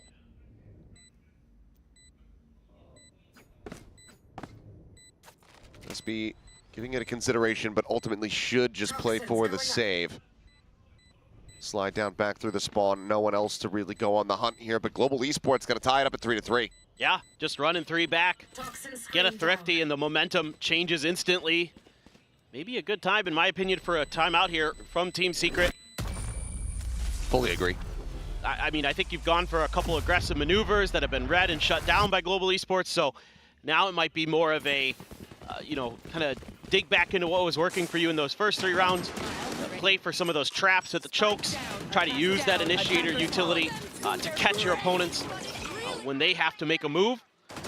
And then just shut them down from there with some good crossfires and other things. But Global Esports read that beautifully. Push out from short was completely denied. You still are sitting on some big ults on both sides. Van having another big performance already. 8-2-0. Saw that impact that he was able to find on that ISO on Corrode. And yeah. Well, if he's going to start the series like this with Corrode as the second map, let's start being a little bit concerned. Trying to find a way to shut this guy down. Yeah, I'd love to see his ISO again. He was so clean. Other than the 1 kill contract where his double tap ran out just before he got in there. I asked him about it afterwards. I'm actually, did you get shot while you had the double tap up and then pulled the ult? He's like, no, it ran out. I was like, it'd be like that sometimes. Gotta mind those timers. Wild Oreo, though, there you go. That's the shutdown we're talking about. Ban taken down nice and early as Trailblazer getting the spot onto one. Showstopper now on the entry set, but lands inside of the tube rather on the outside of it, so Envy keeps himself alive. Thrash still available, answering Showstopper out from Kellyes, able to find Yeoman. Yudotan now struck down. It's gonna be a quick little double pivot here in the teleporter, but already these motions matched. Quick little grab of the orb, Poppy checking forward. Some spam through as the players do end up getting split up. 25 seconds remaining. This might just have to be a save from Global now.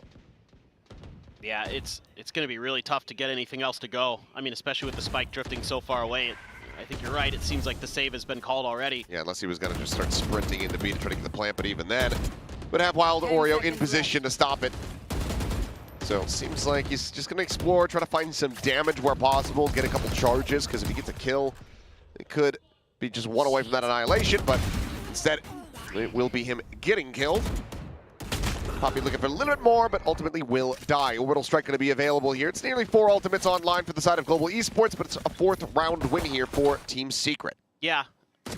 At the end of the day, this is exactly what I kind of wanted to see, more or less. Didn't even really need to use the initiator util too much. Mostly just getting it done with some good rifling, timely showstopper. But the overall theory much better there for Team Secret, in my opinion. Just trying to make sure that those choke points are well congested and well contested. Throwing up the grab net over early. There's no real follow-up off of that for them, though. They're trying to get in a position, see if they can catch anyone, but Kelly S playing back. Does not get caught. Spot out Trailblazer, clearing that right side exit from Showers. Quick little Trailblazer TP comes through from Wild Oreo on the opposite side of the map.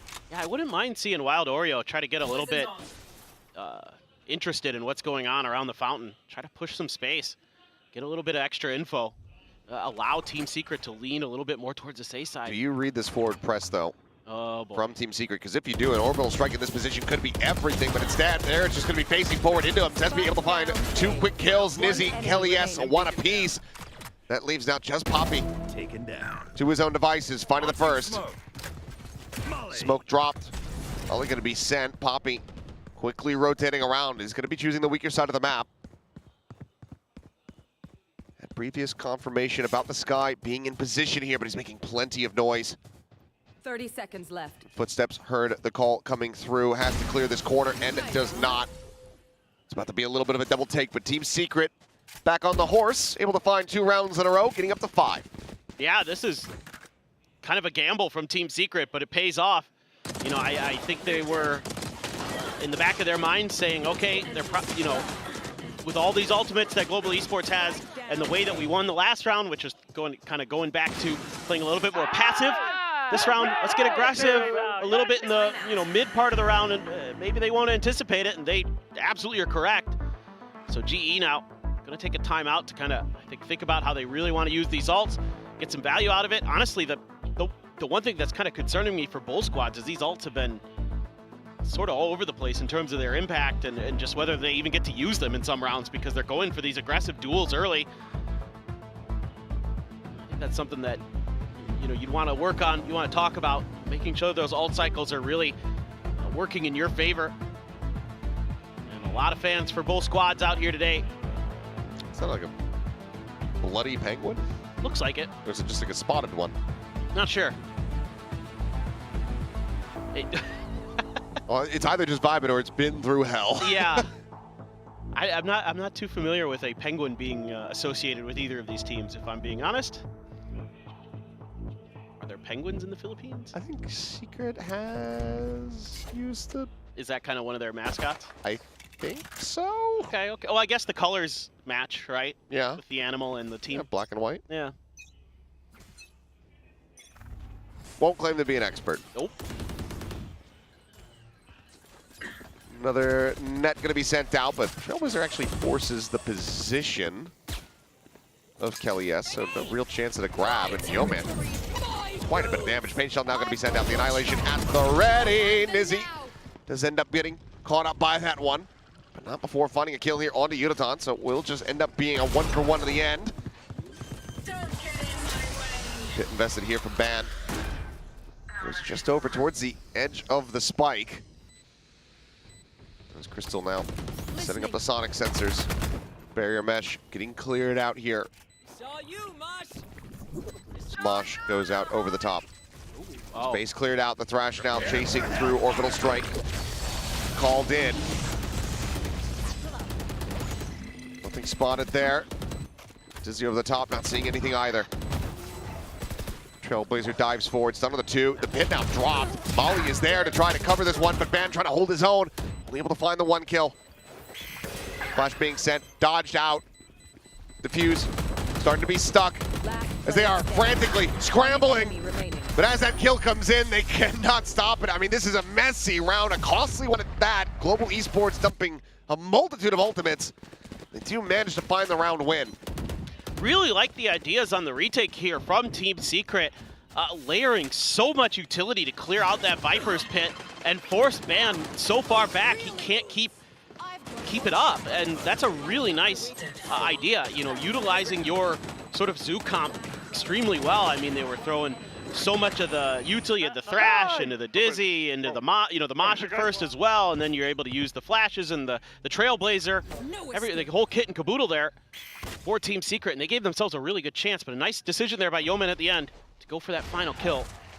Trailblazer not going to get out of that one fast enough. Yeoman does get struck down, but he's playing and operating by himself. Meanwhile, Exec getting ready to come through here onto the A side. A bite going to be lobbed in from Zespia to try to stave him off, but they're already forward in front of this one. They cannot find the shots.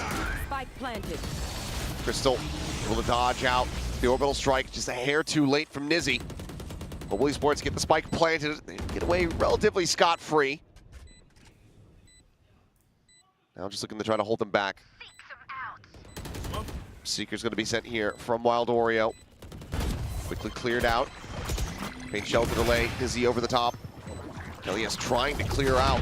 Lamps there with the operator, but it's a challenging angle to try to get through. Wingman starting to defuse. Now going to be interrupted. The Molly going to be landing, but the cleanup is good. Plenty of space. Just go ahead and pass this one over. Try to get that next showstopper online. Team Secret getting up to 6. A good opener for Team Secret. Kelly S there. Saw that Trailblazer and knew right where it was coming from. Knew he could push this angle. There's no follow-up there. Yeoman on his own. And then you're taking a bunch of damage as Global Esports on the way in. I was looking over towards Ban thinking he's got a good chance, but that toxic screen there, everybody dies behind Ban's toxic screen. So at that point, that flank angle he has becomes not a flank angle where he's the last player. Really tough situation for him to be in. Good read there by Team Secret to stay on the other side of that util. Whiff there from Kelly S. Good decision to go on the wide swing there. Plenty of info. Oh my God. What? What has happened? What? That bite? I didn't see an assist. Yeah. Huh. Well, 2 players did do a paint jump. Yeoman, deep in backside, dead. Yudotan trying to scale forward, dead. Ban now. Likely about to be dead. Bosch at his feet, push into the open. Zespi collecting. That's going to be a flawless as Global trying to ramp up the pace and flawless. But they got blowed up. They did. Yep, they did.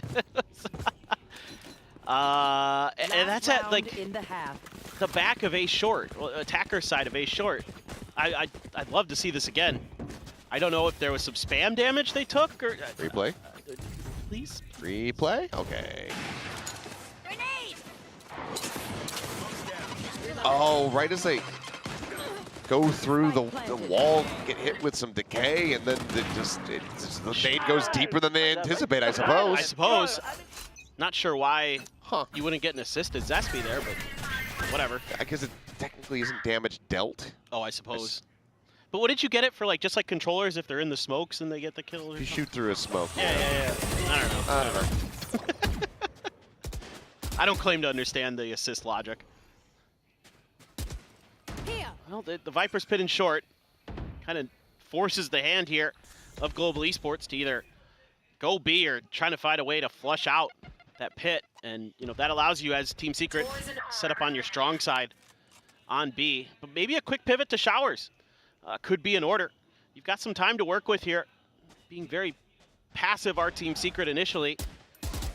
Clear the Trailblazer quick. You see the raise. That kind of is going to keep Team Secret curious. Oh, no. Just doesn't seem fast enough, and even with the net there, no way to try to get the punish. Yudotan, I mean, he sends the rocket from beyond the grave, is able to find a kill, but this is already such a poor start. Kelly is still having a showstopper himself. Zespi now abandoning the pit.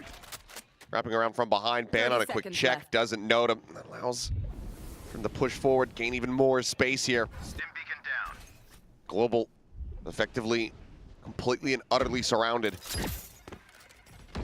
Fight to the backside, Wild Oreo. Holding the door here at Garden. Showstopper sent, but they are already dead. Nizzy finds a 3K. Team Secret find themselves up 8-4 at the half. Yeah, this is a really, really solid side for Team Secret. Lots of good reads, understanding their composition well, putting it in good places to be effective. That's a great shot there from Envy. Not much you can do at that point, but basically ending the round with that shot. And yeah, I mean, a good understanding of their macro as it went on, in particular, some good adjustments midway through that half. Not much else to say, but again, this map tends to be pretty defender-sided, so, you know, if Global Esports gets the pistol, can get their follow-up. Well, they also have, you know, this deadlock, so. Right. She looks familiar. Yeah, who dat? Just, I don't know, it's good to see the fans traveling. Someone's auntie, show their support, so that's very good. Gotta love the representation and the fandom spreading far and wide. Yeah, there's the youngsters here going for the crystal pose. I'm not really sure what the hand pose is supposed to mean. I don't know either. 5 and an upside down, like, I don't know. Like, I don't know what it is. Maybe he's making like a K. Well, it's kind of, it's sort of is like Kong Kong's, but Kong Kong's is like just up and down. Like that. Yeah. So I don't know. The only other one that I know is the old Fate Nation. Like a decade ago. I don't think it's that. Something tells me it's not that. Yeah, no, I mean, like, the cool part is as well, like, especially for Global Esports, you know, sometimes you catch fans out in the lobby and I'm like, well, who are you here to support today? And they're like, Global. And I'm like, oh, that's cool. Like, you know, and they're from all these different, you know, regions and everything. So literally living up to their name. But, you know, Team Secret as well. Got a little bit of representation across Southeast Asia. So a lot of fans are very excited for this matchup. Ooh, good amount of damage. Pushed out there. Still trying to scale forward, and Wild Oreo finds 2. Just unbound, both just struck down, and what started off as decent damage, a decent look is quickly gotten silenced. Another pistol. Another round win, 9-4 here for Team Secret. Global gonna be kicking themselves. Oh, no doubt, but that's just, you know, again, Team Secret feeling it and outplaying their opponents. Wild Oreo 16-5 right now in the Sky. Like I mentioned, this is his 3rd most played agent. He's really comfortable on Sky, and it's showing some timely util, but frankly, it's just been really good shooting to boot. That has just completely dismantled Global Esports' hopes. It is going to be Yo Man with the Sheriff, trying to hold down Long B along with Crystal, the IGL. 4-1 split. GE with not quite the full gamble stack. But here as Team Secret, you want to be really diligent. You want to figure out where your opponents are. And that should have, I think that Trailblazer saw too. Yo Man has to reposition. Chunk down the 67. Stays alive. Team Secret still with an opportunity to try to go for a pivot, which Global Esports are already starting to match here. Pinging out from Secret, reading a potential push here from Uniton quite well. At the same time, SB alone here on the A site. So it's 4 players v1 for both teams, just on different sides of the map. Is SB about to go creeping in, finds one there on the iPad.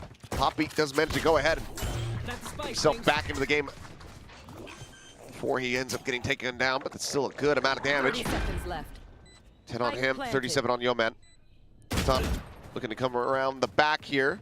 Finds Nizzy, but will be held at bay as, I mean, they're just going to try to flush him out. Paint Shell to buy himself some space. Reswing's trying to find a bit of damage. Meanwhile, back here on the side, Kelly is able to find one. Crystal, a headshot. Makes it a little bit more costly. See if he can find some more damage. He does. Force off of this, pushes forward. Bulldog now going to be collected. Trying to slow creep up. Can't steady the spray though. Wild Oreo will be able to find him. Some decent damage going to be dealt here, but it's still Team Secret now reaching double digits. Yeah, I mean, normally you'd be pretty happy about this round as Global Esports, but given the state of the rounds, you might not be. You play this pretty darn well though. As Global Esports, you're giving yourselves really good opportunities. You're coming from a whole bunch of different angles. Like, the game plan here, great for Global Esports. You just don't have the weapons, of course, to really convert, but still do hefty damage. You're able to kind of re-wrap, come from literally every angle from B, basically. make things really tricky for Team Secret. So the plan good, you know, the execution also good, but it is what it is when you're on the eco. There's a sonic sensor up in Hookah there, kind of give you a little advanced warning. But the strong side going to be A. Little bit of showers control being taken by Global.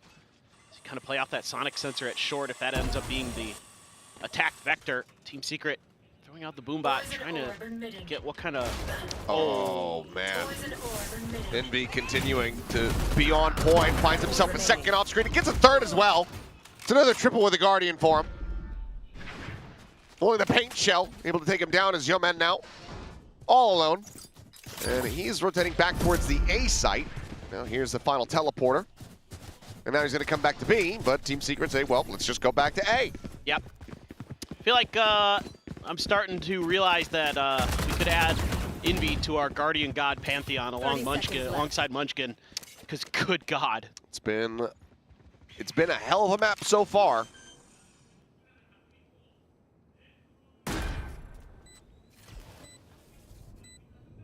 It's Yeoman again. Do anything about this? Yeah, he's just consistently finding himself as being the last player in these positions. This be ADS'd in, slowly swinging the corner. Yeoman getting closer. Slots up alongside the wall. There's the peak, finds the first. Minimal damage going to be suffered, taps the spike. 3 swings, and Wild Oreo will be able to win it out. Team Secret, yet again, converting the bonus. Just need 2 more round wins. Global Esports in a very rough spot. I'm curious to see if they call their final timeout now. Kind of have to. Oh, no way, dude. They come through the teleporter. They're just right there for Envy. Oh, man. I mean, the shooting has been super crisp, obviously, for Team Secret. They're just making timely reads as well. So this is such an encouraging start again for this Filipino team. Do have Envy's ult again, coming into round 4 of the half. So that Thrash in particular on this side, really, really powerful. At least clearing space for you to get an execute to go. They're being super cautious though, as an investment into this round for Global Esports. They're gambling a bit here. 3 Guardians, 2 Bulldogs. Much cash behind it. Man's position going to be revealed. Kelly's going to use the util to at least flirt with clearing it. It's all an attempt just to drum up some interest here for B, but no rotations coming through. Poison's off. And just able to go ahead and slot himself next to that teleporter. As net paint shell attempt going to be sent in. Kelly S taken down. Ban rewarded with an elimination there. Wii Sports in the right position, but now starting to rotate out. Yudotan leaving as line share of this A site is completely opened up. No one playing within lamps. Double stack here from Showers. 30 seconds left. They've been so quiet about this. Flash going to be avoided. Grab of the Orb Crystal, gets himself an annihilation. Wingman going for the plant, but bounces it out. Might be able to find a quick little kidnap there onto Zespi. Poppy watching him to find that kill. A 2-player advantage here for Global Esports as they look to try to get this retake going. Wild Oreo, however, has 2 lined up. Still small advantage here to the side of Global Esports, but can't really afford to have any more losses. Need to try to close out this round. As well, it's going to be a barrel stuffed crystal. We'll be able to find a kill. As Envy slowly creeping around the corner. Poppy has the headshot. So there you go. Global Esports able to break this win streak. Get themselves up to 5, but still are in a massive deficit. Again, good map presence from Global Esports there. Good plans on the back of seeding over that short A space with the man advantage. You know, there was a moment where maybe they read it might be a B attempt. But they're coming from every different angle there. Short, Link, 1 enemy remaining. Showers. It's okay, guys. And they're Little better timeout. And they're kind of going to take a timeout now. Sort of think about it. At least I assume it's Global Esports. Yeah, indeed, second one. Team Secret hasn't even needed to use one because they've just been cruising through most of this map, other than those 3 rounds in a row on the other side of the map. they've been basically just fine. And you're going to have a huge run back you're going to have to make here on this defender side as Global Esports. Going to be tough, it feels like. I mean, Team Secret looks so on point today in a lot of different ways. But I will say, you know, I'm liking a couple of these rounds for Global Esports. The big picture ideas seem to be well thought out. They're constantly making these retakes look really doable, even when they were on the eco. So see if they can continue that, or if Team Secret has something up their sleeve to get an answer. But you know, so much of the early part of this game is just trying to get the read on your opponent, using all that extra initiator util, kind of scout for some info, try to bait some reactions. So much of this is coming down to that game of, you know, oh, are we sending the Raze util for real or not? Is that Sky there on their own, or is there more behind it? Make it tough to read, and everybody's got rifles except for Yudotan, who's got a Guardian. Orb not yet taken. Flash in, grass to chase. SSB does get spotted. Yudotan trying to scale forward here, but at the same time, they're giving up a good amount of space here onto the side. It's a good blast pack to offset. Kill found with minimal damage suffered. Orb still available, would give a showstopper here. Spike planted. As well as potentially the Seekers in veto. Checking around from long. Yudotan holding the angle, spotting as we cut away, and they're both going to just not get taken out. Poppy able to fight back for one. Kelly S still playing forward here, trying to hold the spawn. The rest of the team trying to go on the push. Ban clearing out one. Nizzy finding a kill, but down to 41. Tap of the spike. Orbital going to be sent in. Poppy now all alone, eating a tiny little lick of damage at the time. Starting to dwindle. Kelly S tucked into the corner of the gun barrel, going to be spotted. Poppy finding the kill. Molotov is available, but he has to get onto the spike right now. He's trying to bait Nizzy forward, but Nizzy is not buying it. The peak confirms it. He'll run away, and can't even escape the blast radius. All weapons lost, all lives gone. Point. Team Secret themselves now up to map point. Again, though, a good counterplay here from Team Secret, turning up the pace, getting deep into spawn, recognizing that one of the things that's potentially going to cost them is the fact that one enemy Global Esports is able to take their time, you know, coming through spawn, coming through short, and then setting up for the retake, hitting you from just about every angle possible, and they're going to get ahead of it this time, and that offers them just that little bit of extra comfort they need to get back into their crossfires on the post plants, and maybe deal the death blow. Nice shot from Nizzy. 16-5-5. Looking damn clean here to start things off on Bind, and Crystal dead off the rip. Weakens any defensive setup here for the side of Global Esports, so we'll just be a 2-2 split. Looking like Team Secret going to try to creep over here towards the B site. Trailblazer, at least for now, to scout things out. And Yeoman trying to go on the peak, and Wild Oreo is just going to be a bit too fast there with the shot. Well, you've got 2 kills on this side of the map. The Bird did not confirm anything in hookah. Should be a pretty easy B push from here on out. Must have just full dive into the teleporter and tie to the 2 players from Global. I think this is going to be a nigh impossible retake for him. Wingman gets the plant, showstopper in the end, going to be a waste here from Kelly S, but doesn't matter too much, knows that the space is opened up. Paint Shell's going to be lobbed in, Zesby holding close, Yudotan, that showstopper not going to get to see the light of day. As Poppy and Ban now have their work cut out for them. The only utility they have available are the mollies. Smoke in their face. Long angle being double stacked. Last player standing. Clear out, great timing there. Great snap, Poppy.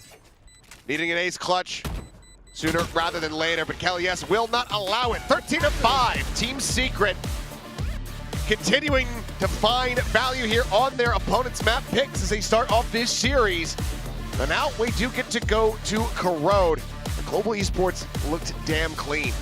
Yeah, absolutely. I mean, just phenomenal stuff from Secret in terms of adjustments. Whenever Global Esports was able to find, you know, a round after those first 3 that they ripped off together, they only got 2, and there was immediate adjustments from Team Secret. They were really good ones, and from then on out, you know, they're able to rely on just great shooting, great opening kills. They were really on point today, at least on this map.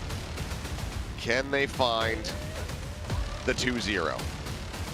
Can they get that done? It's something that has eluded them quite a bit. It's kind of been the inverse talent a little bit, where it's win that first map, lose the follow-up ones. That's what we're going to be looking for. This is yet again another great start for them, much like we saw versus Nongshim. They just need to avoid the rally back, continue to shut down this momentum here for Global Esports, which never really got started. Yep. It's pretty much, you know, a good performance from him. Some nice moments from Poppy. But we were not seeing that value, that heavy impact from Yudotan like we had seen just a couple days ago. Yeah, absolutely. I mean, the Rays, you know, if you looked at the stats in the pre-match, their Neon versus the Rays, the Neon was light years ahead, but the Rays was still good. Here, though, not really quite up to snuff for Yudotan. I think part of that's just some of the map stuff as well, but, you know, the Neon may be the play for him here. I don't know. All right, well, once again, going to be treated to Corrode. We'll see if that is going to lead to a map 3 or if Secret will be able to get a win on the board. We'll go ahead and pass it back over to the analyst desk so they'll break down the action here from Bind. Thank you so much. Team Secret starting off really strong. All smiles on the side of Secret, for especially considering all of us have been doubting them. This could still be a 2-1, but right now Secret looks very convincing. A lot of pieces are in place. Yeah, they always do a great job on the first map. I mean, they look clean. That's what I was going to say. Map 1 Team Secret is the best team in the world. Legit, like they always win the first map. I honestly could see some like small things that you could relate back to how Boom played this map in Ascension. Like I was thinking, I'm watching NC Slasher and Zespi together playing the bloody Sky Viper again and absolutely dominating. Like Wild Oreo was running around everywhere on the Sky. That's the best game I've seen from him. And this is his 3rd role that he's played. He's played Controller and Senti. Now they've thrown him on a flashy Nit and he's just running around causing chaos. Now, I thought they did a great job. I feel like they understood this map and they understood how to play against Global. I think in the grand scheme of things, they just executed cleaner in this game, and that was really the telling part. I don't think like this was a massive underperformance from Global, I would say, but I just felt like Team Secret looked like much more solid than them in this game. Yeah, Nizzy winning the majority of his opening duels as well on the Brimstone. I felt like every time someone challenged this man, he was just taking their head off. I mean, Team Secret just looking clean overall. But this is what I was talking about coming into this game. Like, this was GE's pick. Team Secret got to start on defense. They absolutely cooked them. Like, I've been in situations where I've never played a team before. I don't know what to expect from them. You go into the veto, and I was thinking to myself, like, these are our 3 best maps. Like, this is the easiest game of our lives. Got 13-3'd. Like, you just never bloody know, mate. When you're not used to playing a team, you don't have a read. This is the kind of thing that can happen to you. Yeah, that's exactly what Elevated was saying when we were interviewing him earlier. But with that said, like you said, Big Time, there were some good ideas from Global Esports, what they wanted to do. Obviously, a lot of it didn't end up coming through because Team Secret just stopped them every step of the way. Yeah, I think we've got some replays we can run, but I think we both like the deadlock, right? We're both deadlock enjoyers. I think deadlock's broken. And I think this was a round 4 where they managed to eco Team Secret, and we just want to highlight how effective this deadlock util is. Count with us, okay? 1 grab net, okay? I'm going to be the count from Sesame Street. That's a really nice way to take bathrooms. You got the Skydog to follow up. Then there's a nice double swing on short here. They're going to take Zesby's head off. Challenging short, you know, he's trusting the rifle. Number 2 grab net to try and clear lamps here. Do end up getting the trade and getting the plant down, as well as the deadlock wall over the top. You've also got the sonic sensor on default, and then another GravNet in the same round. Yeah, it's so much util. I think GravNet might be one of, if not the strongest abilities in the game right now. So it's easy to see why GE are leaning that way. Now, this was round 9. We wanted to highlight this because just look at the amount of ults going on. It's these kind of rounds that tend to be so pivotal in games like this. If you stack up your ults, ult economy is of course massive in Valorant, and you got to always live these rounds where they trade them out like this. You do have the Viper ult thrown out there by GE in the post plant, and then you get the Thrash to clear out U-Haul, and that's a attacker's sided orbital strike to make sure that the defense can't get U-Haul control. Dizzy up over the top, and as we head into the very late post plant with the pit going down, you can see just way too much, unfortunately, for Team Secret to do, despite the fact that they have such a strong retake, and they're able to just blast util to be able to retake U-Haul control. It's just a little bit too much, and you get these really, really tight, exciting post plant rounds. Yeah, they almost won that. You know, I think, especially after that round, I was quite optimistic for GE because of the, you know, the way they used their ults and how it was invested, but it wasn't meant to be, because this man was on the other side, Wild Oreo, playing a classic, which is Sky on Bind, and this is some of the best I've seen him look this year. Yeah, Yes. I totally agree. I mean, they just have so much potential. A lot of these guys coming into Team Secret from Tier 2, you know, but at the end of the day, I mean, you've seen Wild Oreo, what he's been able to put together already on Team Secret on the old Pinoy edition, right? He's had a lot of different agents that he's been able to play. He was opping a lot of the time for them, and now you see him on the Senti, you see him on the controller role, and now on the Flashy Nid. So you just see how flexible these players on Team Secret are expected to be in this current roster. He dominated Belong. He did his job very well as Sky, especially on the defense. That's what you need from your Sky player on Bind. They're constantly looking for info down Belong and looking to stop the heavy pushes there. And he did it perfectly. He was always funneling GE away. So big props to him. I think he was a huge part why they got that map pick. And then as we look towards Corrode, now this is Team Secret's map pick. Yeah, so this is really interesting. First of all, what you're saying about the Sky, Belong is definitely the home of Sky, and Wild Oreo performing really fantastic last year, so I'm really happy to see him stepping up.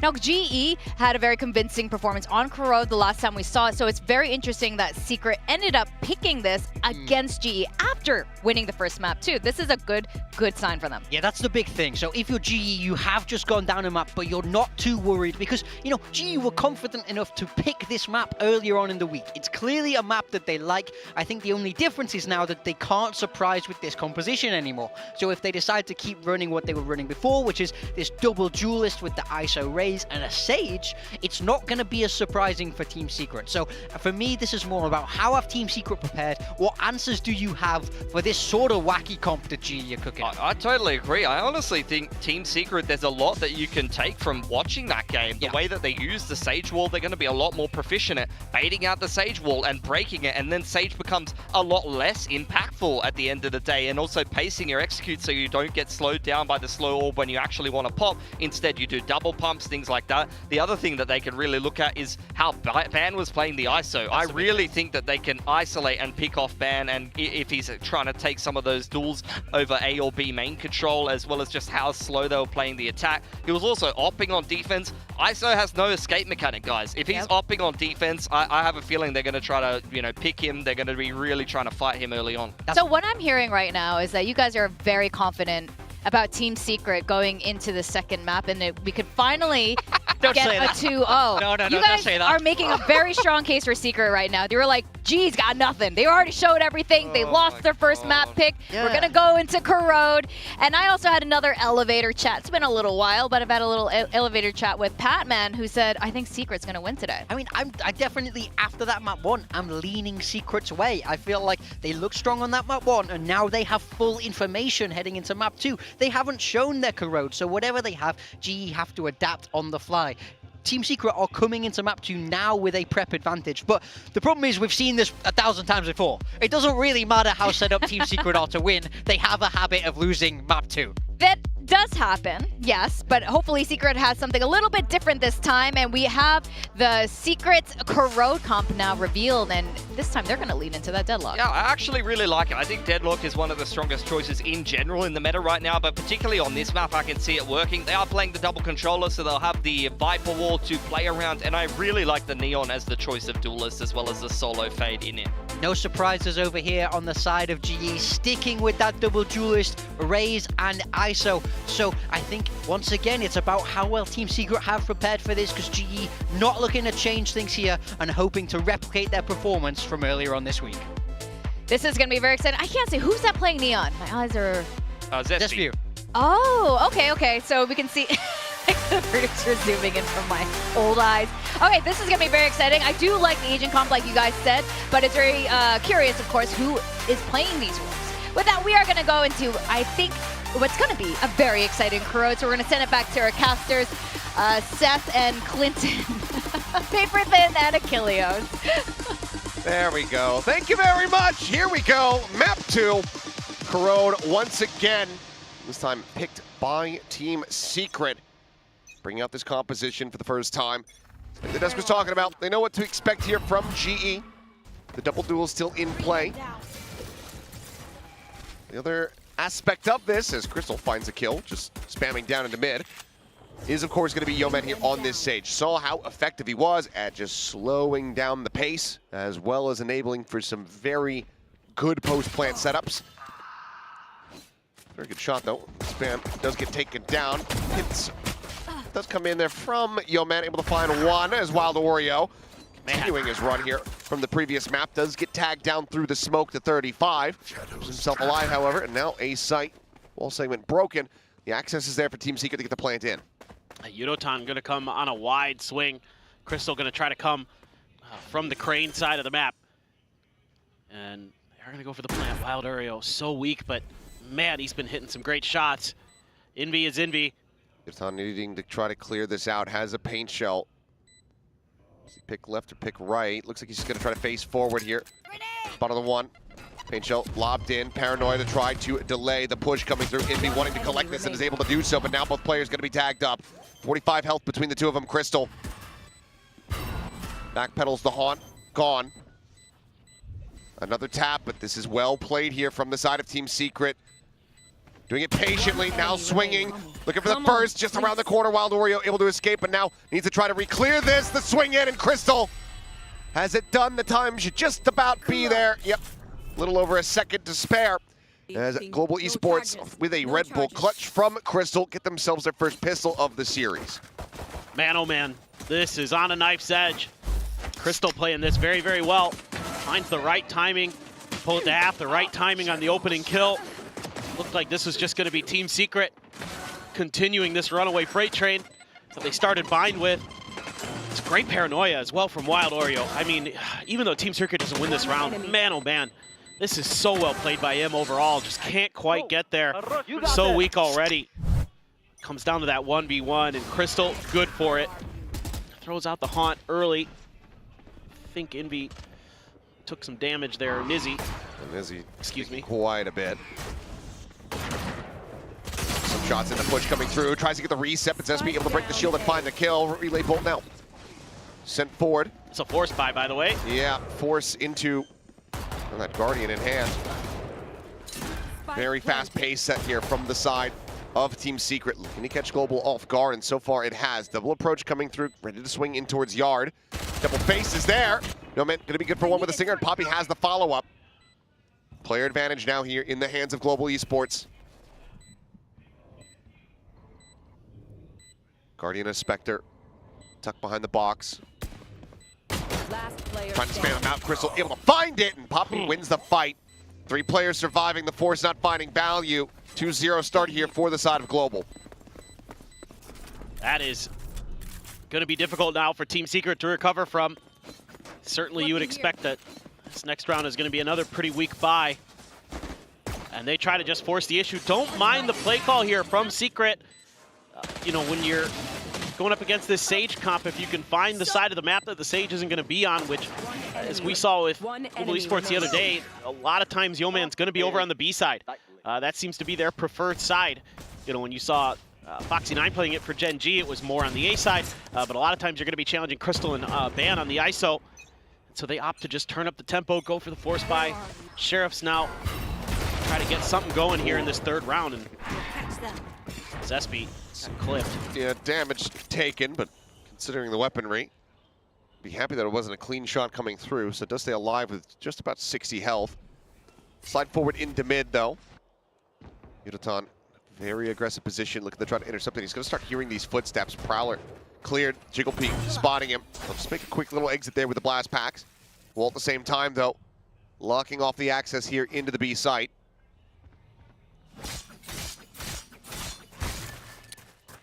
Wall segment going to be broken. Yeoman still with 1 slow orb. Like the quick smoke from Poppy there, just in case. Oof. Oh, but a great shot. Weapon protected here for now. Envy would love to get a recovery on this. It's a sprint forward, second shot going through. Popping some covering fire. Crystal as well joining in as it's just a firing squad down to mid. Nizzy now, last one standing, just tucked inside of this nebula. 30 Dissipates. seconds left. Scouting around, looking for some damage and finds it. Yeoman does get tagged up, but now you've got the full forces of Global Esports rotating around the back. Their participation, however, not going to be further needed. Yeoman able to hold his own, and that is going to be the bonus conversion now coming through. Bonus in quotations coming through here for Global Esports. Really nice play by Ban in mid there. Even though you lose, Yotan is able to find one, and then throws out that vulnerable. Gets a couple assists, and they just cut down Team Secret. Yeoman good on the backside. So this is kind of more of what you were hoping to see in terms of the macro game play out for Global Esports. That Sage make things really difficult to go for the B site. Able to make mid kind of a meat grinder. And that's why you saw, I think, Team Secret try to attack A early, try to attack A on that force buy. That is a quick clear of that wall. That it is. Has the reveal as well. Slow gonna be trying to get lopped in here. And oh, Yeoman, what a disgusting reposition. He should have absolutely been dead. Will finally fall. Poppy trying to bail him out, ends up losing his life as well. So very quickly, things starting to spiral here for Global. That was a great backup play. Make sure that they had Poppy covered. Oh, Crystal with the Guardian, though. Still deathless. Holds his own. He's feeling it. Yotan, though, needs to go big here. Full kit, but it's just opting to try to hold this door in the reset. Spike down B. It is so damn clean. Critical kills found. Nizzy now once again asked to do it all. A chance at maybe trying to get the jump, but it seems like this is overall being well read. Global Esports trying to keep tabs here on what they have and haven't given up. 30 seconds left. Once again, util in hand, timing might be found.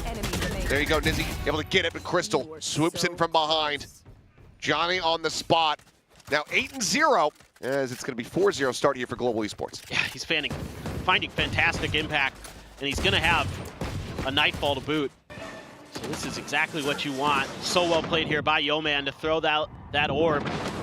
Able to tuck in behind his own wall to keep himself alive. SB trying to figure out where the hell he went. Yudotan. Yep. Last player standing. Much needed double. Big impact from your duelist, and obviously the IGL fragging out. So things starting to go really well here for Global Esports. Gonna have the Odin, gonna have another Outlaw, this time in Yeoman's hands. As it is half armors across the board for Team Secret. Carlo gets an early check, wrap around the elbow there from Ban. See if anyone goes on the approach, but Crystal says hello with the Odin. This being going to be shut down. Yotan trying to push forward out of the smoke, ends up falling, but Ban at the same time able to find two, and that's a spike now dropped. Crystal still holding the angle. Right there. See if he can get some more eliminations here without losing his life. So there's the spot out. The spray starting to come in, and he's got him lined up. It's a 3K for him in the round. I believe now 11-0, GE5-0. Oh, this is really scary for Team Secret. Sure, you're going to be able to buy into this round, but you have a couple ults for yourselves, but all the ults available for Global Esports, really impactful ones. Things very, very scary. Nice play from Ban. Didn't even have to reset the double tap, able to find two. And now the energy there for Global Esports, and now the first time out of the series for Team Secret. Again, I don't mind the ideas here from Secret on some of these rounds to turn up the tempo towards A. Again, that's generally where the Sages are going to be. You could just, maybe you could just bully your way past the Fade and Ban, but it almost worked on the Force Buy, but here this is just well read, well shut down. Now you got to try to figure out some new ways to get some space on this map. Try to find ways to battle for mid potentially, or if you're not, I'd like to see some of the Deadlock util out a little bit sooner to maybe keep track of any deep pushes, deep lurks, because we've seen like Yudotan or somebody always kind of trying to find their way to get downstairs, get towards mid-bottom, and see if they can break open those extra angles, and that could be really troublesome for Team Secret. So maybe some of the sonic sensors and other things to keep track of your flanks if you're not going to be feeling as comfortable. But I don't mind the composition here for Team Secret. I think it's pretty well in line with what I thought a lot of teams would be running on this map, to be honest. Sure. Just got to find ways to kind of find a little bit more value. Needs Zespi to really step up on this Neon. One away from an overdrive. Swing out, Yunaton able to find one, but Wild Oreo coming away with 2. He's done it again. He's so ready. They always have that extra layer behind Zespi. They know that the Sage is here as well, and they know that that ult is going to be online, so want to continue to try to watch this angle. Outlaw shot. Able to clear that out. Ban now looking to try to reinforce this position in case they scale off of the C's. Seems like Team Secret still very much wanting to push this side of the map. Wall going to be raised. Segment broken. Yeoman still able to find that 1 kill. His net gets the grab. Ban doesn't have the shield raised. It's the annihilation out. Nothing going to be spotted there. Spam. There you go. Tell me how you feel about that one, Achilleos. Crystal's such a good player. I mean, he's what, 9-0 now? 12-0. 12-0? 12-0. He killed 3 people with an Odin last round. Oh yeah, that's right. I'll find you. There. Well, let's see if he can clutch this. Does he throw the Nightfall? Does he throw the Nightfall? I think if he could get it to a 1v1. There's a weapon swap available. Shots starting to come through, and okay, I was going to say, Nizzy, you have to hit that shot or else you are going to be dead. Now, Team Secret are able to go ahead and get themselves a round win. Still, though, good amount of cash available to the side of Global Esports. This is just pretty similar in terms of like the early round ideas from Team Secret. It's just that this time it's a lot more aggressive from Global Esports, and they're kind of the ones at the disadvantage, peeking around that corner. He's got another one. And they overcommit. Well, yeah, he's sitting on boatloads of cash. No escape. So many ults again, though. Both sides sitting on tons of ults. So this is a pivotal round in this map, especially for Team Secret. Again, wall segment going to be broken. Yeoman considering the peak. Watching for it. Meantime, Pain Shell's just clearing out that mid cubby. We'll hear that drop down. Prowler cleared. Yeoman having to back away now. Neon on the opposite side. This could very quickly be him getting overwhelmed. Sets up the slow orb. Nebula gets popped. That'll hold him back here for now. He just heard so many guns on the other side of that wall.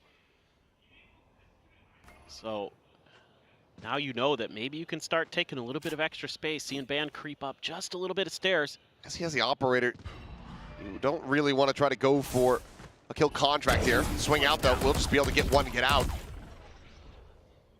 Utilizing that wall timing against Team Secret, just disappearing behind the veil.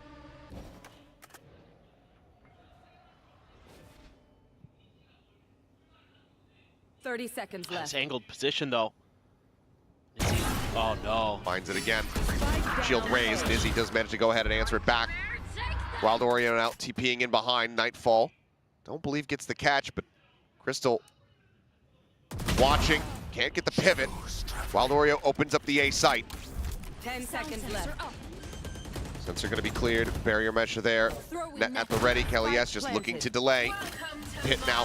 Going to be dropped here onto the site. Newman has the res. Could potentially push over. Try to bring Ban back into this and maybe get a grab with the ultimate onto the Viper. See what they opt to do. Yonathon just bounding forward. It finds Wild Oreo. He gets cleared out. Nizzy's position now going to be a little bit more known. Ooh. There's the grab. Nizzy gets pulled, but it's going to be the operator. Off the shot. And Yeoman has Kelly S at the same time. Gorgeously played out.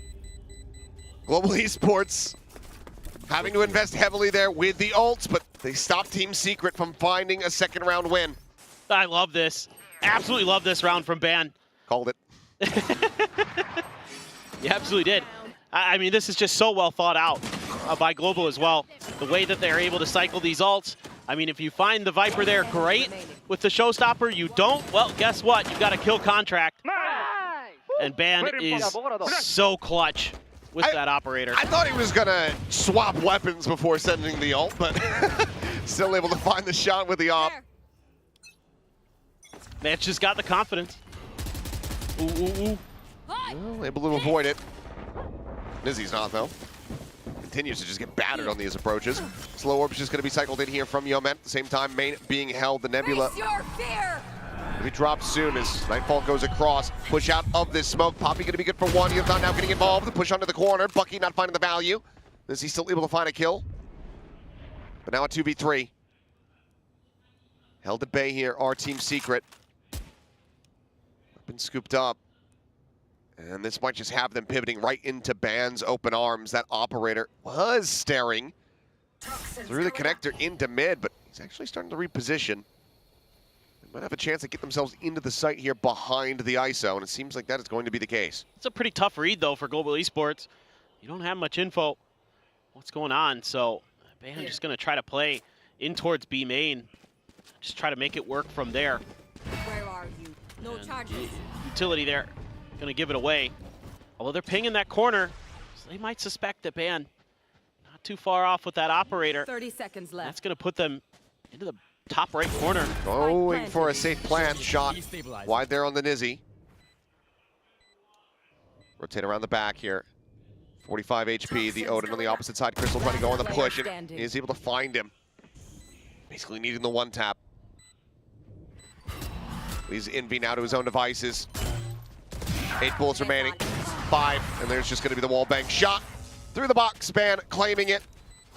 There's Diffuse, likely going to be passed over here to Ban once again. Just try to get another kill contract up and ready. Global East, Ban. They're getting the Odin. Oh, right, of course. I know you wanted to forget about it. 7-1. I was like, yeah, what are they? I'm not, but They have the operator. What else is there to get? What else could they want, right? Yeah. I proposed something last night Uh-huh. in Sliggy's chat. Oh, good. Which was, I think that every time a player buys an Odin, you should have to donate $20 real to a charity. Anytime somebody takes the Odin from your corpse, whether it's to save or, you know, if you're on like a thrifty attempt to kill him and then you're going to pick it up, that should be $5. And that's every time it changes hands. Yeah. And then it should be 20 cents for every bullet that you fire in a round. That's like real life ammo costs right Yes. there. Yes. I see. It'll be like the heavy from TF2. Yeah, whatever charity you end up choosing is going to be pretty rich, pretty fast. We'll change it up every week. I see. You know, we'll make sure they're well vetted. Money's going to the right place. Yeah. Oh, this is bad. Good little trap play. That is a nice setup. This is some of that mid control you're looking for here. As Team Secret got the spot onto Poppy. Still not exactly sure where Ban is, but I think Wild Oreo is getting a pretty good sense of it. Oh, Sage Wall just went up over at A-Link. Let's see what Team Secret wants to do. If they're just going to clear that to kind of create some attention. Oh, man. Just ahead of the curve. Oreo down. Oh, man. Now a little bit surrounded. Spots him out. Looks like he just go ahead and try to take the fight in the 1v1. At the same time, slow creep across the slow orb. Crystal will win that every day of the week, own it or not. Prowler on the chase. Spots him out, sees, avoided. 30 seconds At least by left. Envy. So just slowly trying to work their way forward. Crystal clears out the barrier mesh. Basically has the shot lined up, but not sure if that one would be able to go through. Push coming in, Yeoman finding the headshot, the wide swing out, Poppy gets the other. 8-1, Global Esports. No charges left. Continuing to look excellent here on the defense. Yeah, and I think, you know, the Odin as well, really nice in these situations because you can clear those walls much quicker from the deadlock, stuff like that. Little extra advantages you can gain. But regardless, Crystal just on point. This is a great read from Ban. We won't talk about where that op shot hit. A couple nice shots from Yeoman as well. Say it was good that he died instantly. Yeah. No suffering there. Yep. Yeah, well, 14-3-1. Back to another eco attempt here. Sheriff and 4 stingers available to Team Secret. They can try to up the pace here. I mean, mid has been a big pain point for them. Yes. It's like every single time they're widely just getting at least tagged down. This time a bit more space going to be given up here. Yudotan playing back through window. They're kind of given the space by Global Esports. Can use that wall, lock off Yudotan. Poppy back from lane, Yeoman just peeking. Spotting out one, three swinging, does get overwhelmed. Weapon still a world away as Poppy tries to hold the door. We find one more. Weapon now no a way. bit rather upgraded as Yudotan dropping. Ends up just kind of fading over. Global Esports just setting themselves in one by one like lemmings over the cliff. Crystal just sent $20 worth of ammo. Let's do a good cause. At least it will be when I get it set up. Yeah. And once again, you do have a kill contract. You get this down to a 2v2. Bring them down. Be a safe place to try to send the ultimate.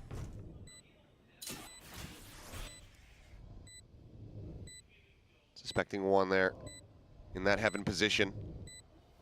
The other within the poison orb, not going for the tap here onto the spike quite just yet. Oh, the smoke dissipates, and that's going to be the cleanup coming through. Thrifty for Team Secret comes to fruition as they get themselves a second round win. Yeah, and no charges. Like you were saying in the beginning part of the round there, you know, Team Secret finally able to get some more mid control. We saw it a little bit in a previous round, but the reaction just to flood and overwhelm. And I mean, you can see that a lot of util thrown there by Global Esports, but all of it kind of lands just a half step too early. You know, the slow orb right on top of the gravity well. Just a hair before it would have caught and really made Team Secret pretty easy pickings. Still get a few kills, but it allows Team Secret to reset momentarily. Spot out on a Yudotan there. He's backed into that corner. Zespi gonna try to punish. Boombot to try to cover. Cleared out, paint shells now. Gonna be lobbed in, blast pack to try to offset as the smoke goes down. Poppy gonna be able to find one. Ben considering the kill contract. As the shield is gonna be running out of it and ends up getting taken down. This round similarly spiraling very quickly out of control here for Global as Crystal. Last one standing. Just him and his precious Odin. He's gonna have to save. Yeah, this doesn't have any kind of money behind. 50 credits. So it needs to save this as they get ready to go into the last round of the half. Team Secret, a chance to still make this 8-4. Yeah, I think maybe you're starting to see some of the kind of overconfidence here from Global Esports with how well most of this half has gone, where you're kind of trying to take these individual big plays. You know, Yudotan there using the blast pack, Ban trying to come in with a double tap, all of it. Too many Team Secret members. Getting this around on him now. Yeah, he's in trouble. Does manage to pull back around the corner. He's keeping things quiet. Might just be okay here from this position. He slides back into the corner, so seems like the Odin will remain in his hands, but last round of the half. 3 ultimates to work with here for the side of Global Esports, but very much getting a bit frazzled in these last 2. Yeah, but this is just good coordination. Oh, just an outplay from Envy on the Ban. Immediately double headshots. And that's the end of the ISO in that round. So let's see if they can find some value. Poppy's going to be there with a Guardian. There's an op for Nizzy. Let's see what they can do with that. Smokes out early. Some of that spam there. This time, the Odin going to be moved up towards top mid. Try to make Team Secret's life a little bit more challenging if they were to try to reestablish mid control, but right now they're just 5-man stacked over in front of B. And now the Sage is on the other side of the map. Still has the wall. Roland hasn't used it just yet. There goes that Nightfall. It catches Poppy and that's it. Okay, well, Poppy just spamming down. Seemingly he had the read there. Trying to find the kill on the Wild Oreo. I missed a reveal out from a haunt or something. Net to the corner. Yudotan is just okay. Tearing apart 2. As well, kill contract sent there to try to get the kidnap. Already though, Poppy able to find it. 9-3 at the half. Global Esports well out in front. Yeah, overall, just really good game planning from Global Esports. They have such a good read on this map. You know, Ban's ISO, really annoying to deal with. Poppy's had some really nice moments. The haunt reveal. I mean, even if he had completed the teleport, he would have been dead to rights anyway. One enemy remaining. Nasty shooting from Yudotan. Poppy there on the last one. You gotta like what you're seeing. So this is kind of a pick for Team Secret where you're looking at it and you go, okay, we saw what they did, we know what they're gonna do, and you could see it in the beginning with the anti-strat ideas that they were bringing in, trying to go A little bit more, trying to avoid the Sage as much as they could. Didn't work out, so they had to try to attack the Sage and try to punish that. Worked one round, I should say it didn't work one round, then worked another. And then they had to try to establish some mid-controls, Team Secret. So the whole time, Team Secret's just kind of playing a little bit behind the curve. And for the most part, Global Esports was ahead of them at one step or another. Some really good opping from Ban overall. Good repositioning with it. Hell, you get a kill contract with it. That's not something you see every day. And coming in this attacker side, this comp is still pretty powerful. You still have a lot of potency. I mean, yeah, it's a double duelist. It's mostly going to be about, can you identify and deal with the util coming through from Kelly S on the deadlock. Obviously, we know that those barrier meshes can be a bit of a pain early on. But if Global come away with another pistol here on Corrode, they're going to be very well set to send us over to that third and final map, which who knows how Lotus ends up looking from there. Oh, for sure. I mean, it seems like both these maps pretty one-sided. See though, see what Secret has in store. Oh, double tap gone. And no other targets nearby, so won't be able to get a refresh. And Ban now, potentially in a rough spot. As he does manage to find a shot, and yep, there's the pincer on the Ban. Value found it there. Planted. Face out, fadeaway shot through the box, and Izzy taking down Yudotan. 3v5 now as they try to defend this. Yeoman trying to backpedal away from that paranoia. Crystal able to find one off screen, but Nizzy collects 4. Team Secret maintaining a lead in pistols overall here in the series and getting a much needed one to start off the second half. Yeah, that's really pivotal for them. Coming into this defender side, Nizzy just playing fallback the whole way and just absolutely rips GE out of the round. Nice one. Good timing there for Kelly S. The rest of the way through.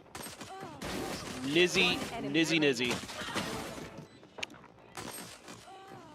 Woo! First one was ridiculous. Gets the head tap and then the readjust. Absolutely phenomenal. Crystal is going to grab that outlaw. Sheriff going to be pulled for ban. Outlaw on the opposite side as well. Must be having one. Ban shield not raised means that he dies. So quick kill. Not much else to really be done here by Yeoman as the Haunt similarly just going to get picked apart. This slows things up here for Global. Love to get that Sheriff. I assume Yeoman was going to grab it, but I don't know. Swing in the corner, it's going to be faster on the draw. Well, it's going to be Zespi. This has the advantage, holding the hard angle. Gun now in hand here for Yeoman, finding one, spots out the second. He knows that he's behind the box. A couple attempts there at the wall bang, but it's not found. Plays it back, plays it slow, gets the reload off. And now you've got this 90-degree entry angle coming through. And be just holding the close corner. Reading it decently well, but actually drops out of the ADS there, right when he needed it the most. He managing to stay alive. This Outlaw very much just getting passed around.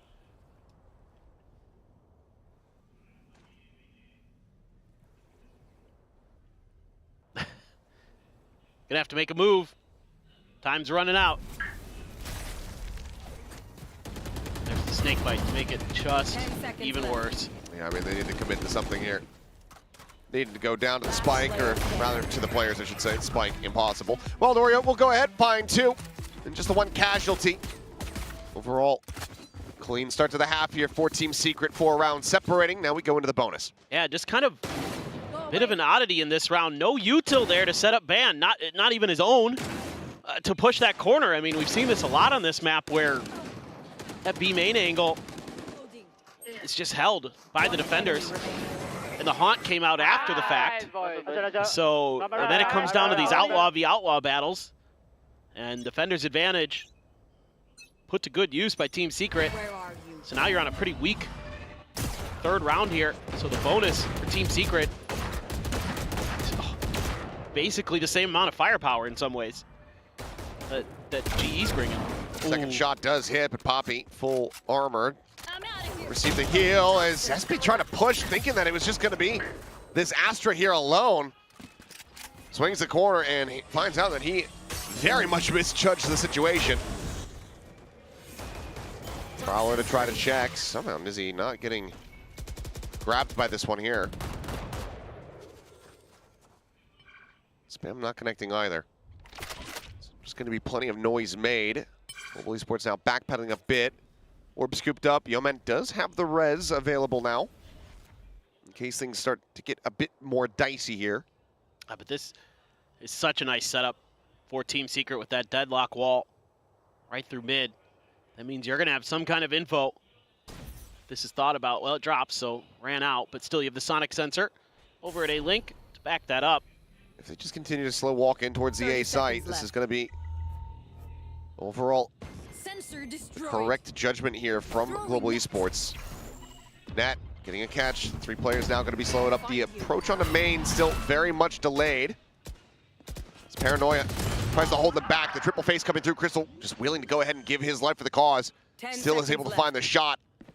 Spike now in play. Wild Oreo, clean little one tap.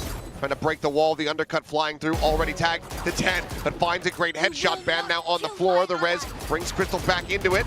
Wall falls, licks for it, but it's going to be Yeoman just taking one to the shoulder. Nizzy now with everything to do. 3 players on the opposite side. Crystal scoped in. The swing through, and it's going to be Yeoman coming up big. 3K from him, 2 more charges back towards the res that was just used. Global Esports get up to 10.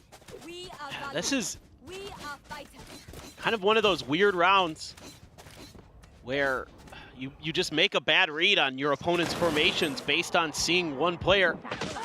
Everything just kind of starts to crumble. Crystal, it's an unbelievable sheriff shot there. I mean, it was a ranked play. It was. It was. I'm going to kill this guy. Yeah. I know that I've got him low. I'm going to go kill him. I'm going to do it. I am him. I'm playing the Neon. Should be easy.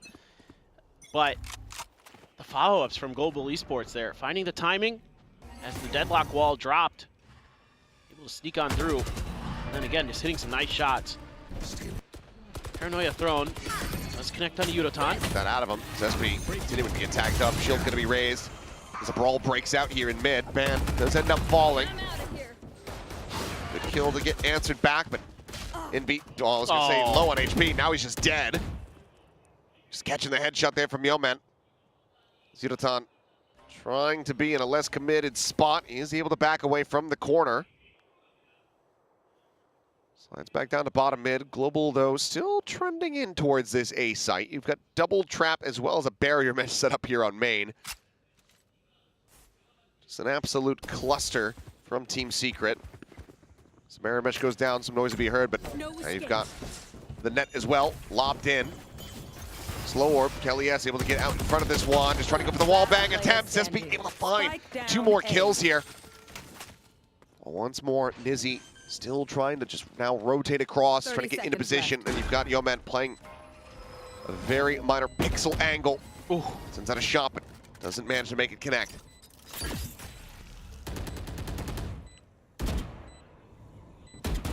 This is a brutal crossfire.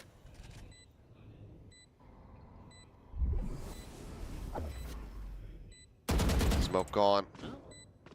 An attempt, but he's pulled back far enough through the archway. Once they hear the tap, can slowly start scaling forward towards yard. And then making noise. Peeks back around the corner, and he's just playing the audio out so very nicely here, ensuring that Nizzy can't even try to get the hold to half. He'll go for the chase. Yeoman once again gets himself a 3K, now just 2 charges away from having the ult online. Nobody will save their weapons here from Global Esports, but widely, they have a good amount of money, and they've broken down the economy from Team Secret once again. Yeah, this scrap early looked like it could go either way. Oh, but this raised position from Yeoman to get over the toxic screen. Incredible stuff. Great idea there. Something we didn't see at all from Global Esports. I don't remember, at least, that maneuver to get on top of the mid-bottom box. And that's kind of one of those kills that just gives you that extra man advantage. Overdrive sent. Yeoman shuts it down. Wow. Good amount of damage suffered as well. Still holding on to the heal. I think you're safe to use it on yourself here, Yeoman. Go ahead. Get that cooldown cycling. He's just trying to be a team player. I know. Just checking. Everybody's good? Yeah? But if he stays alive, you know, he could be a team player by pulling off a res. That's true. That is much more important. I mean, think about that. We're how many rounds into this half? This is the 5th round of the half? Yeah, yes. He's going to have a second res. Yes. That is ridiculous. Yes. Thank you for agreeing with me. Well, Crystal tucked behind the bricks, waiting for the peak. Swing, ooh, coming in, a little bit whiffy, gets the multi-phase. Sees thrown down, isolates for the one. Knows that he's getting overwhelmed, so Yeoman swoops in from the side. Crystal will lose his life here. Tuck away from the haunt. Prowler to check, that's the last bullet in the chamber there, but Poppy has the cover and be gone. Res him, do it. Yes, the eco-res. Yeah, the eco-res. Nope. Okay. I was gonna say, see if Nizzy can find any further damage. Well, GE up to map point as they look to take us the distance. One last fight, everyone. Lotus just 1 round away. What is going on in Pacific? Like, the map reads from so many teams are so just off balance. I mean, you think back to that Zeta DFM game, it was 13-1s, you know, on each other's map picks. Here it's potentially going to be 13-5s on each other's map picks. It is very chaotic right now. Well, needing 7 in a row. Team Secret figure, well, we still have this timeout. We might as well use it. So at this point, I mean, it kind of feels like you're like, I've been at the casino. If I'm down to my last 20 bucks, I might as well throw it into the machine. Yeah, exactly.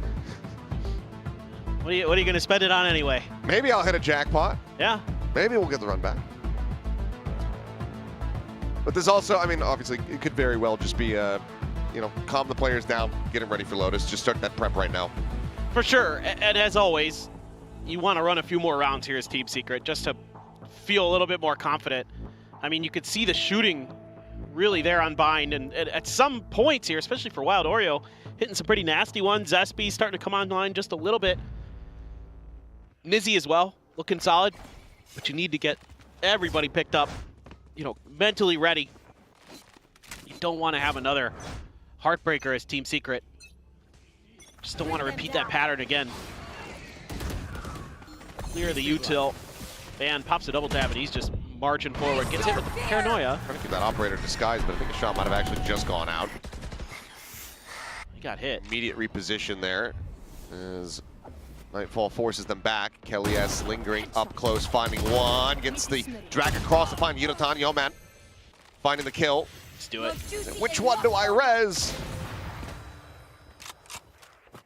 Gets Yudotan. One away from a showstopper. Yep, makes a little more sense. So essentially a 1-for-1, and you lose Yudotan's armor. So not bad. You know there's an operator floating around somewhere. So Yudotan just gonna tuck in. Slow reposition, now sped up. Zespy could just get himself situated in tower. Footsteps now being made. Haunt not spotting out, but there's the peek, there's the kill. Yudotan caught in mid. And that is now going to be Poppy. Last one standing in a 1v4. Money a little bit wobbly here for Global on a couple players. Actually, it's really just Crystal. So never mind. We'll just get taken down. Damn near flawless overall. Team Secret, the timeout. It's them around win. They need 6 more, though, to try to get this into OT. Stranger things, but now the ults It's a kind starting to come in cycle outside of the res for Global Esports. You've got quite a few as well for Team Secret, so there's counter punches to be thrown here. This is just a really nice round from them.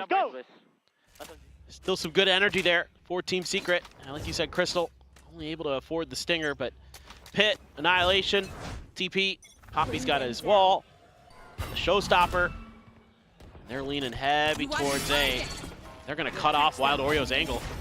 Man forward, pretty much left on an island. Everybody else just zoned back. Yeoman does find the stray headshot to take down Wild Oreo.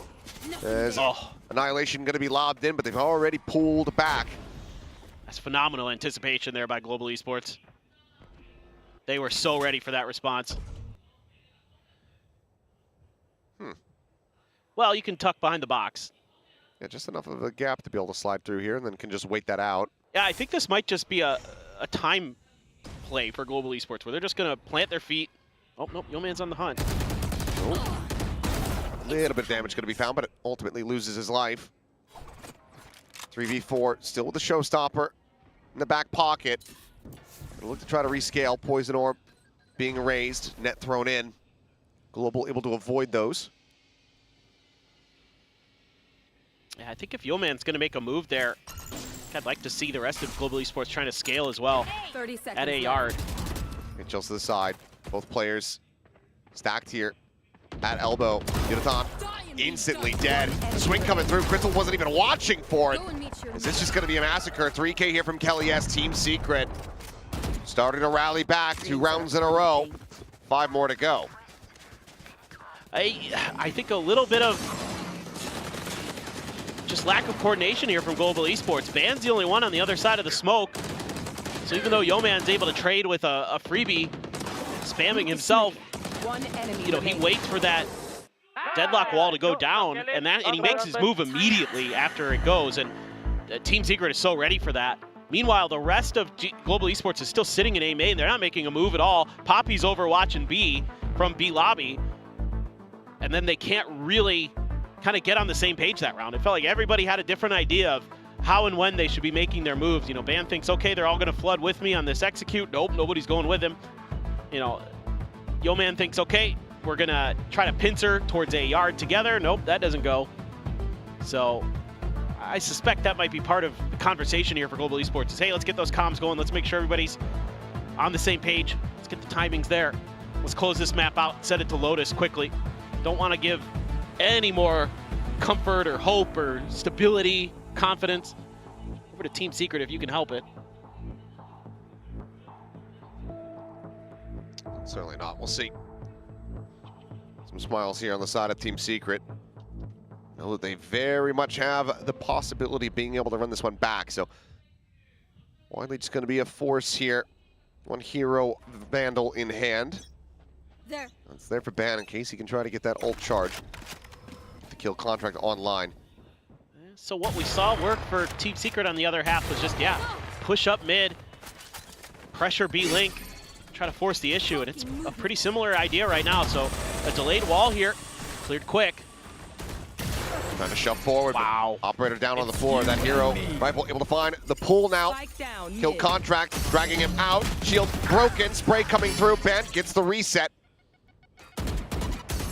Makes his exit, takes the fight, finds himself a third. Eventually he's going to be taken down as Wild Oreo does arrive. The pivot, Nizzy, barely able to find that. Now bringing it into the 1v1. Wild Oreo repositioning. Yudotan, he's got the op in hand. The push is coming through, and Wild Oreo has the jump on him.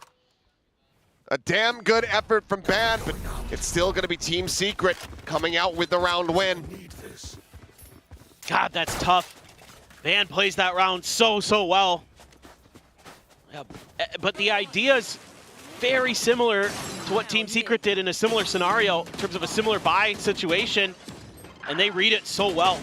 Getting that deadlock out, util out early, gives them so much ability to quickly react to this and get their forces into place. And with the op scooped up, no real chance there for Yudotan. Op gonna be maintained here for Zespi. He's pushing through. Big stack again though. Needs the Prowler for the longest time. Nizzy, however, able to mow down 3. Spike down B. The trade just so very delayed. Popping out, segmented, split apart, does manage to find a kill. Tucks back around the corner, the Nebula now going to be raised. Wild Oreo trying to fish for the kill there. I thought maybe they joined together, trying to get the spike planted at B, but no man's just walking across mid. Poppy's now dead. Team Secret continuing to run this back 4 rounds in a row now, 3 more to go. Well, I can't fault Global Esports in some respects. It's not a bad call at the front of B main. The problem is, Nizzy's there. Oh my God, that last bullet. Able to drag this down, just start pointing at their feet and spraying. Incredible. Incredible control. And then, yeah, like you said, I was just about to say it. I'm like, yo, man, you don't got any cover to cross mid there, my friend. No cover, but yeah, just not opting to go in towards B. Yeah. Try to get a spike plant there, and Yeah, then have a corpse nearby enough to try to get a res. I don't know. That I don't have a good explanation for. Sensor tripped. Full push getting ready to come through. Shield's going to be broken down. Barrier mesh invested as Snakebite looking to try to soften up these targets. Crystal does get taken down. Showstopper in, tries to send it around the corner. Nizzy still, however, going to be good for 1 before getting taken down. Gets the trade res there. Player advantage now here for the side of Global Esports as they look to try to bring this map to an end. Bring them down. Nightfall available for Envy as they get ready to go for the retake, and given the current cluster here from Global Esports, might just hit on the damn near everyone.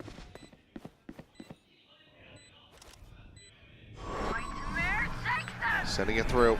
Yeah. 3 connections going to be found. You have 4th actually. Going through, slide in. Poppy dead. Crystal able to find 1. But now finds himself all alone in a 1v1. Should know exactly where he is. The trail should have told the tale there. Rotate around the side. Just be narrowing the options. I think it. I don't know what he was looking for. Don't know. Did he think that the spike was planted around the shack? Maybe he got confused of where it was. Well, that's anticlimactic. Yeah. Okay. 13-round wins to Global Esports. We're going the distance. We're back on script. As Yep. Alrighty. Ah, man, I mean, it felt like maybe there was something in the tank there for Team Secret. It just took too long to get it together on this defender side. That's the analysis I got for you here.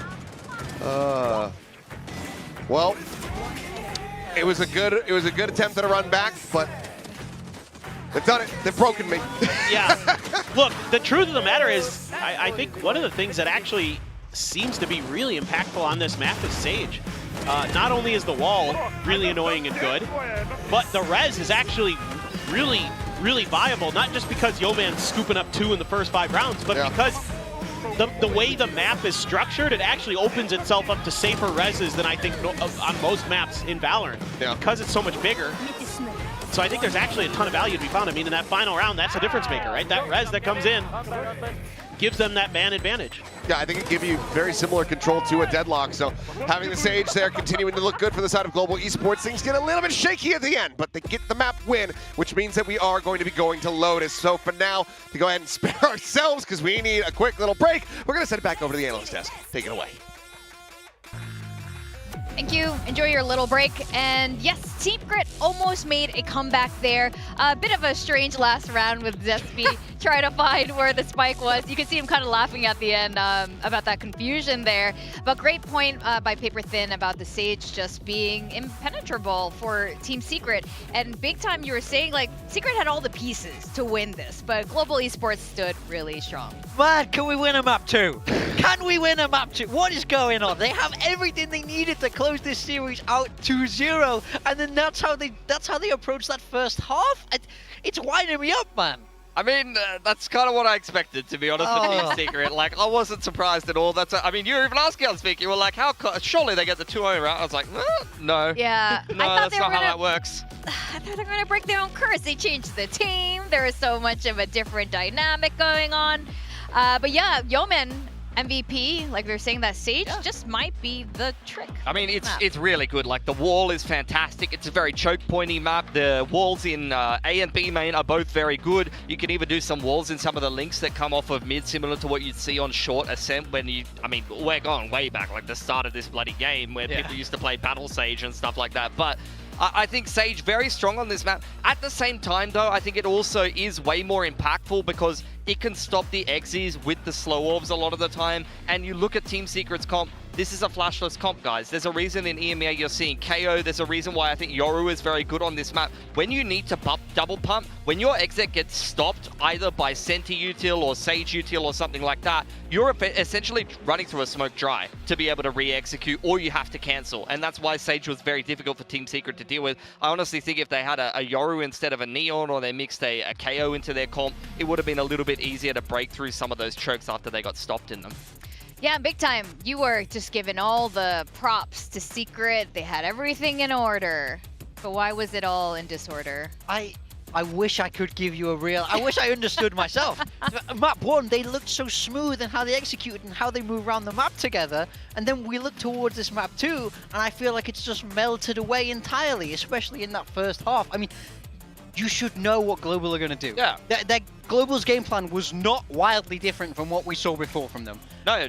And we just ran into the same traps. We ran into the same things. So it definitely confuses me. In fact, let's talk about Crystal. I think nothing's changed there from this time and last time, but Crystal did fantastic. I mean, he's back on a recon Enir. You know that he loves to abuse the Odin, and indeed that's what he was doing this game. But of course, also some fantastic individual brilliance in terms of his aim. This guy's got great mechanics, and I think even though he's IGLing, we've seen it in the past going all the way back to you know, the Chinese Ascension and things like that. Even when this guy's given a leadership role in the team, he can still frag from the recon Enir position, and you're seeing that again today. Yeah, he did a really great job. And then we're seeing Ban with the op here. But what are we doing, guys? You know he's going to play ISO. You know he has this op. Can we use some utility? Please, can we stop walking into it? But I was losing my mind in the green room. Legit. You know what he's going to do. We said it on the pre-show. We're like, oh, we've already seen... Why is Ban opping on an ISO? Like, he should not be able to get away with that. Guess what? He got away with it again. You did. And you said there's no way for him to get out of sticky situations, and he just kept doing it. And I'm sorry, you guys okay? Take a deep breath. I know you're a little disappointed. Look, honestly, for Secret, they had some bright spots, though. They were really mounting a comeback on defense. They did start very slow. I thought Nizzy was fantastic. I thought Nizzy had a bunch of multi-frags, you know. So I think Team Secret have done a great job bringing him up from their academy team. Obviously, he's been around in the scene for quite a while. Interestingly enough, actually, I was talking about it yesterday, how Zespi got denied by Nongshim and then got a chance to play them in the first game of Pacific here, maybe get some revenge for Ascension. For Nizzy, he got knocked out of Ascension by Crystal in 2023, so if he doesn't win this series, he's not going to get revenge either, and that's going to be two sad boys on Team Secret for the opening games. Yeah, we got a lot of revenge things happening on this particular matchup of today. And Crystal, you were talking about him coming from VCT China. There's something about, you know, getting a little bit of that VCT China experience and coming back to Pacific looking fantastic. Yeoman RB as is well. another one. Yeah, Yeoman, RB.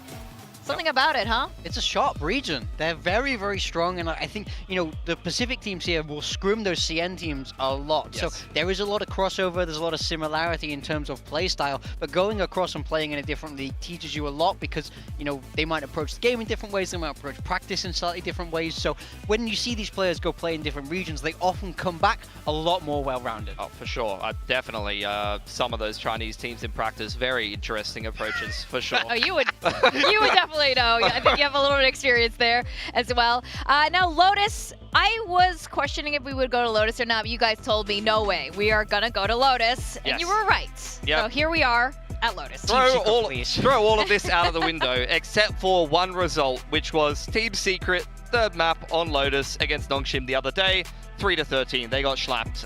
So I don't know that they're feeling necessarily confident being put in this position yet again for another game of Pacific. They picked this as the map 3. They had the choice Yes, between they could have Lotus chosen and Icebox, and they chose Lotus. So once again, I'm asking, why did we pick this? Give me a firm reason. Show me how you've developed from your last game, or I will tear my hair out. I tell you what though, Wild Oreo has been having a great day today, both on the Sky, then we've seen him on the Omen just there. He was on the Cypher and he went missing. So I think on the Senti role, if he's feeling sharper today, their defense should be looking a little bit better on the side of Secret here. Yeah, I'm expecting that's maybe one of the main missing pieces. Mika has Wild Oreo on her build diff. Really fantastic pick, and if hopefully he continues going strong on this now. And you've been feeling very passionate about Team Secret right Passionate now. Guy. Very, very passionate. But Global Esports, I do have a really good feeling for them moving forward in this. They're going to have to play against 3 Korean teams after this. Trying to get this extra championship point over Team Secret is everything. Or even just try to get through the group and get into playoffs. Like, you got a lot of tough teams in this group. So if you're Secret or Global, for both of them, they're both looking at this matchup and thinking this is a must win. I am very curious about GE's Lotus as well, because Lotus is a favorite of all these Korean teams that they're going to have to play. You know, we look at DRX, we look at Gen.G, they love this map. So I think GE need to show a strong Lotus here to try and be able to upset those Korean teams a little bit and not show it as a massive weakness in this veto. If we go back earlier in the year as well, they had some weird comps on this map. They had like triple Senti on I remember that, yeah. They That was couldn't fun. attack because they just didn't have any util to attack. They kept trying to dry walk to take map control, get it banged on every angle. So, I don't know, man. Do you think that? No, they wouldn't do that. MCE wouldn't cook a triple Senti. They wouldn't do that again. Okay. We're all good. We're all good. Well, do you want to take any? What would you do now, knowing what these teams are? I mean, who's playing on these teams now? What kind of builds do you want to see, agent comp wise? For GE, you mean? Yeah, for GE or Secret. Do you feel strongly? I do. I almost want to say go ahead. capacity for double twist. You know, we saw Ban on that ISO. He is able to hit his shots, so I do think that's a nice way that they can approach it. But honestly, I think they're flexible enough that they could approach a lot of different styles here. Now, we will be heading into the Agent Select here, and I'm very curious. Over on the side of Team Secret, no real surprises. Kelly S on that raise. So if you're sticking with that same comp, show me some improvement. But on the side of GE, Pilski, this is a little more. Yeah, but Team Secret, they did make a small change here. Wild Oreo is on the Viper, and they're playing Nizzy on the Senti. Oh, so yeah, he's going to good be catch. Killjoy. They've actually dropped him off of the Cypher, so they did do a little bit of a role swap going into this one. For GE, oh my god, Teo's in. It's double Enit here on Lotus, in not something you're seeing too much, and the big thing that I'm looking at here, Yudatan's back on the bloody Neon. That is danger signals if you are on the side of Team Secret, especially given that they don't have a Cypher anymore. That man be sliding everywhere. All right, quick one-word answer: GE or TS? GE. GE. Still GE. All right, we're still on the GE train right now. I'm curious what the casters are thinking. Achilleos and Paper Thin, are you going to keep your global esports prediction?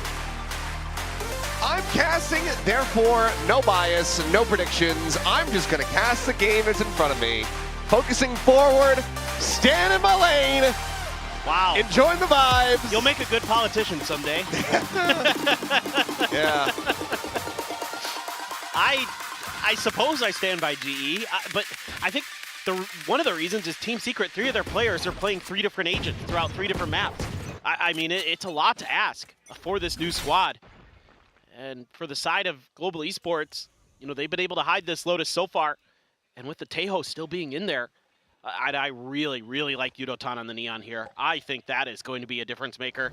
I mean, you saw that, Find you. know, obviously Donby, one of the best Neons on the planet, gave Team Secret fits. So certainly Yudotan chomping at the bit to get going himself. Everybody hitting.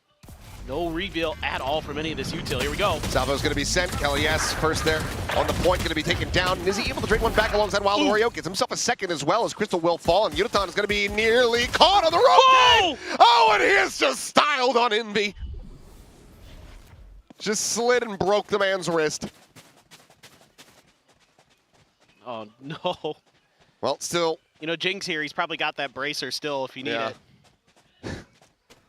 Still in with an opportunity. Yudotan now hearing this push into the C site, taps the door. Go, go, go. shot. Basically just whizzing right past Nizzy, but Sheriff in play has to play this one out a little bit more patiently. Wait for Yeoman to join in. Still got a lot of util here to work with for Global Esports. Clear close with the Prowler. Still have a Haunt. Still have the Relay Bolt. There. A lot of options. Still have the Paranoia for Zespi. It's been 3-1 in pistols so far here for Team Secret, looking to try to get a fourth. Beautiful. Turret getting the spot here at Waterfall. Last player standing. Nizzy striking, finding one, has to try to go for the reload, drops the gun, the slide, goes forward into the smoke, but Zespi closing the gap, has the right click, and that's going to be Team Secret continuing to find dominance here in the pistols. Yeah, and a lot of this just comes down to when the trap is sprung, that Team Secret's able to react quick enough. You know, salvos are thrown out, you're able to cut off Kelly S at point, but behind it, Nizzy, who's been really sharp today. We have slow-mo on this? Do you need it? I guess not. That was pretty dirty. For a moment there, I thought maybe Yudotan was going to come through big. I think the ideas were good with the util there in that 2v2. Just couldn't quite get that extra kill there for Crystal. Team Secret, slow push out towards Rubble. Another trap play here for Global Esports, this time a little bit further back towards Tree. Clear the Haunt. They're going to be ready. Paranoia into the face. Had the spot up, but Poppy just striking a little bit faster. Elias does end up falling. That's going to be a gun recoverable eventually. I think it's on the other side of the door, so. Yeah, I think they might have to rewrap. Probably worth the risk. Decently timed smoke, but already you do have Wild Oreo forward in front of this one. Seems like Ban is reading this decently well, but now pulls back off the angle. And that leaves Yeoman, very much out into the open. Primed for the killing. Ban similarly going to be cleaned up. Push onto the corner. One shot, one kill. This is the outlaw way, and given that the weapon over there at 8 haven't really scooped up, it's just going to be these classics here as Crystal and Poppy try to make a go of this and make this a bit more costly. Jump out of the smoke, second shot connecting. Poppy able to find another one. He swings out and will meet his demise. So 2 kills found, 2 rounds racked up. Team Secret once again off to a good start. Yeah, okay. Just a nice little pivot there off of that trap play at A-door. Nice setup though. By Poppy. Had a solid round for himself. 2 kills in that eco. Take that. Getting this extra one is huge. Okay. That gun just had to be on the other side of that door. Yeah, I think it was. Only a couple players with half armor, so that outlaw still finds some value here for Team Secret.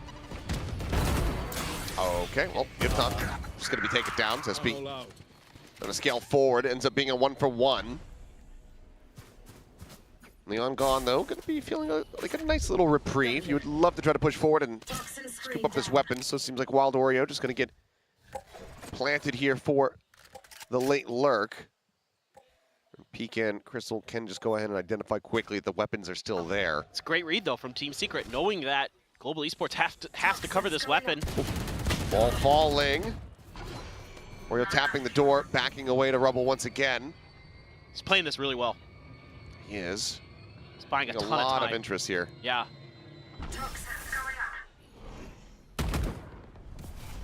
Weapon recovery, though, going to be nigh impossible. Bite is available here for Ban. Has it at the ready, in case he sees any aggression coming through that smoke. Salvo going to be sent. Wild Oreo still continuing to try to keep some interest here 30 seconds left. on this A site. Spike now coming through just to try to play time. Haunt going to be cleared out. Blast back forward, but Spike now going to be dropped. Clear on the boom bot, the push to the corner. Ban holding his own, finds the shots, and that's going to be damn near flawless. Just Yudotan dead off the rip. Global denying the bonus conversion. Yeah, I really like the macro ideas from Team Secret in this round. Kind of using those dropped guns as bait to send 3 over to the other side. Nizzy playing his life really nicely, but just a beautiful, beautiful Little set piece here from Ban. God, that one tap is nasty. And then he's Gears around. Yeah, exactly. He's able to just swing back around the corner. He's got the help he needs by that point. Really well played with the timing on his utility, waiting for that Poison Cloud to come down before he throws out the Snake Bite. A bit more aggressive here for GE. Judge in hand for Yudo.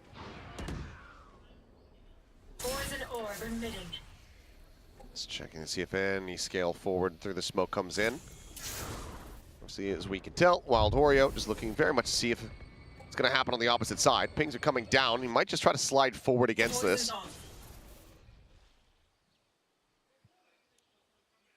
Closing the gap. Shoulder to shoulder. The wall being raised. Started at back. Oh, he just walked right through it. Thought he was just going to continue to play on that side, but as he drifts through, it seems like Wild Oreo being a bit too comfortable there in the silence. Now things get way trickier for Team Secret. Can start stacking the other side of the map with Yudo's control. Blunt reveal. Let's get the spot out. Blast pack forward. Looking to try to take this B site. Poppy tucking into the corner. Paint Shell's finding a tiny little bit of damage. So now we're going to try to push forward here. Challenge against him. Clears out one, clears out two. Oh yes, able to find Yudotan at the same time. Nizzy. Oh, back shot there onto the back of Crystal's head. Yeoman dead. Bad now with everything to do, and Izzy comes away with a 3K. Team Secret keeping them at arm's length distance. Global Esports not able to tie things up. I love this from Nizzy. Absolutely love it. Looked like this round should be kind of done and dusted. Poppy hits a great 2K. They got a big advantage, but they don't check right behind the smoke. That's such a tricky little setup that Team Secret has there. Just baiting for Nizzy.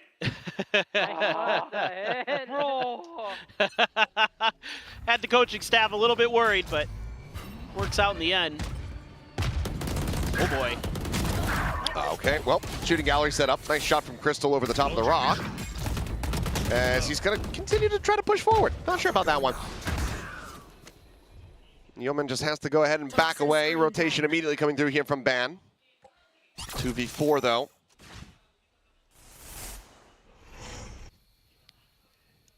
Yeah, Ban's gonna have to go nuclear here. Gonna have awareness, but it's gonna have to be one hell of a play. Poison orb emitting. Ban's done it from this position in the past. Here on this very site, pulling off some aces, but multi-face in. Only gonna be able to find the one. I think he just saved. Well, especially now after being spotted, yeah. Rotate out. It's a personal vendetta against the turret. I'm sure a lot of players are not a big fan of old Timmy. Well, should be waiting out there this round. I mean, this is just a nice little timing play from Team Secret where they wait out the salvo, pop through, and just start mowing down Global Esports players. Yudotan's bouncing around right outside of the roots. And he gets caught. Everybody just on point for Team Secret. That's round over. Just a little kind of stutter step and catching your opponents off guard, and they're off to a hot start.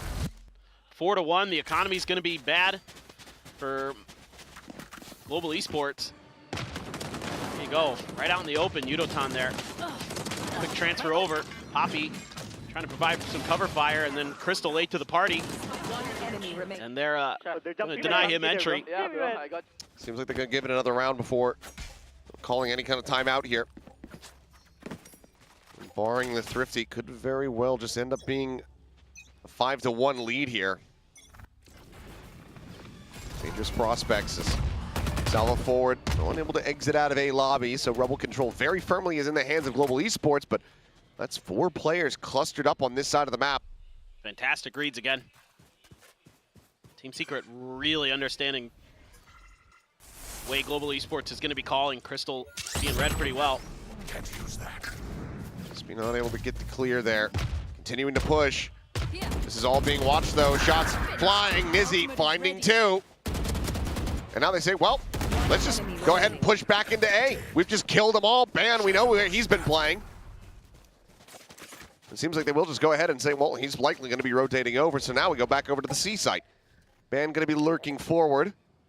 Sheriff needing to win the fight here does so. Weapon can be scooped up. It would have to be an ace clutch.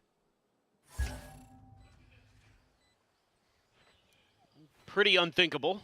I don't even think he's going to go for it. It looks like just tucked into pillars. There's just not enough time for him to rotate all the way over. He's going to hold on to try to hold on to the gun. Could get another kill. Could get the Viper's Pit for the next round. But is he going to guess correctly? It's SB, bit of a fadeaway shot to be able to find that one. 5-1. Expecting that the timeout has to be coming through now here from Global Esports. I can hear Team Secret all the way up here. Well, they're getting jazzed, and rightfully so. Very healthy lead. Just a couple roll swaps there are starting to work out for Team Secret. I mean, you're kind of wondering why they're kind of shuffling around the agents so much. That's got MCE furious. Bro, I'm feeling it. Yeah, they're telling Niz he's feeling it, and he certainly has been so far here on Lotus. Good plays by Wild Oreo on the Viper. I mean, for the last 2 maps, it's basically been Nizzy. Yeah. His performance on the Viper in the previous, damn clean. He's solid, man. And Wild Oreo was the one who started hot on Bind, so, you know, if you can get a couple of these players picking up the pieces, you know, still having a tough time finding a duelist for Team Secret. I'd say that one that could be consistent in that role, but you're so solid behind that. I mean, obviously Envy is Envy, and then if you can get Wild Oreo, if you can get Nizzy popping off like this, you're giving yourself such a fearsome backline that, you know, your duelist can be more of that sacrificial lamb for your squad, and you can still get rounds to go. But in this case, they're just making really good reads on the timings for these Rebel fights. But the last couple of rounds, they've just completely had Global Esports' number. Got ults, though. 5. All of them. Yeah, 5 for Secret, nearly 5 here for Global. Things could start getting pretty messy pretty quickly. Actually, block off B. Yeah. It's kind of interesting. A lot of times you see it at C. So, Yo Man in trouble with his Odin. Might fall directly into the face here. The swing out, tries to get the spray down on the 2. The shots there over towards Crystal, who is able to back away. Their own pit considered here for a moment by Wild Oreo. Just trying to see if they can find something a little bit extra before committing it, but just back away into tree. Ult now invested. Here comes the ultimate, the Armageddon, to try to go ahead and slow them up, to push forward. Envy nearly sprayed down through the smoke and eventually is going to be found. Just trying to chase forward with that shorty in hand. Ends up losing his life. Player advantage now here to the side of Global. Spot out of the gun barrel. Crystal somehow not taken down. Narrowly survives. Door now broken. Nizzy wanting to win this fight. Can't quite make it happen. Nizzy, however, able to find 3 as they go pushing forward, and that leaves Ban now all alone. And the call to retreat is going to have to be made, and that is a heavy commitment here from the side of Global Esports that does not result in a round win. Toxins going up. That's brutal. That is absolutely brutal. You used 3 ults in that round, and only a couple used there by Team Secret. Envy even getting another couple extra charges towards a nightfall. Things are just crumbling here. The Armageddon well placed. There was a relay bolt as well, right on top of Envy. One enemy remaining. He does well to survive as long as he did, but Zespi right inside of that Viper's pit. That's what I like to see, bro. And they are just frying. 2 ults used here from Team Secret. They get the win, and they get so much out of Global. Yep. And once again, push back over onto an eco attempt. I'm trying to push forward, but seems like he might have just had a quick glimpse up towards the mini-map right as he swings that corner, so ends up losing his life. Crystal dead on a timing. Kelly S just taking him down. Is looking for the 1-2 pump here, finds that headshot, and Yudotan eliminated. Pack this round up it is absolutely over. Should be. I mean, as good as Poppy can be in clutches, this one should be pretty much undoable. And you are just going to be cycling even quicker into those next set of ultimates here. Yep. Little surprised that we also didn't see the overdrive from Yudotan in this round. It seems like it's a round where you can maybe set up a crunch play or something like that, but just wasn't there. It's starting to get concerning for global esports. Oh, very much so. I mean, already lead secured, and yes, this is from the attacking side. But you're putting that much more pressure on your own attack once you swap. And right now, it just doesn't feel like Team Secret, you know, have any real risk of slowing down. Nope. It's basically zero threat being pushed onto them. On reveal onto one, but top Rebel ignored. Yudotan just having a very rough go of it. Struck down once again. Just a minor change there from Team Secret. Used the blast pack to get ahead of the salvos this time. They haven't done that since we've seen that salvo right at the door. It works a treat. Really nice movement as well. Tip of the cap to Kelly S. And already Global likely going to be having to consider that second timeout call. You should run. Lock down to force him back. No lurks, no flanks, no ambiguity. Team Secret ready to just pile forward here onto the side. Paint shells up and over the top. Slowing down the approach.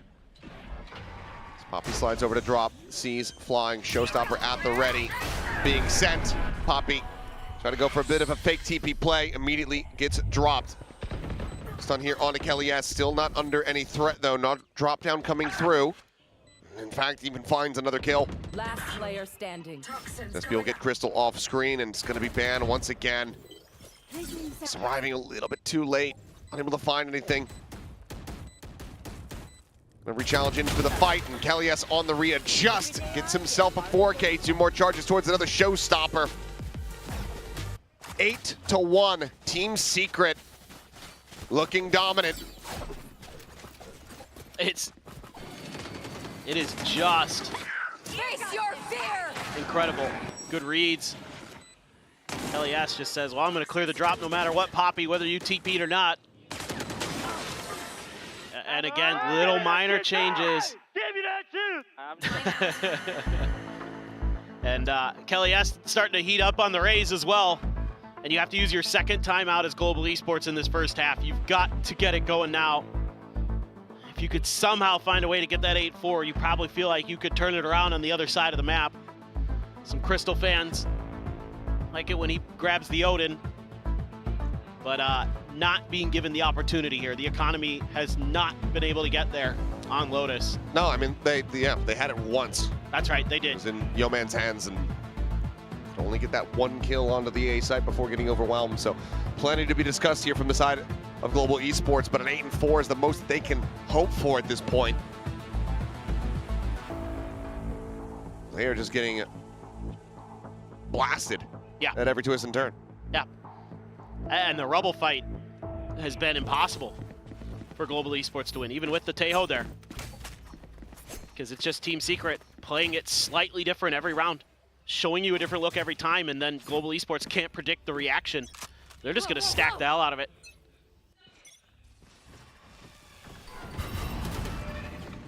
So you're going to win it. Yeah.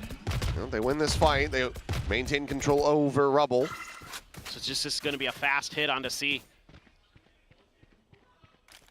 They're already rotating as Global Esports as well. This took a little too long as Team Secret, but you can get orbs.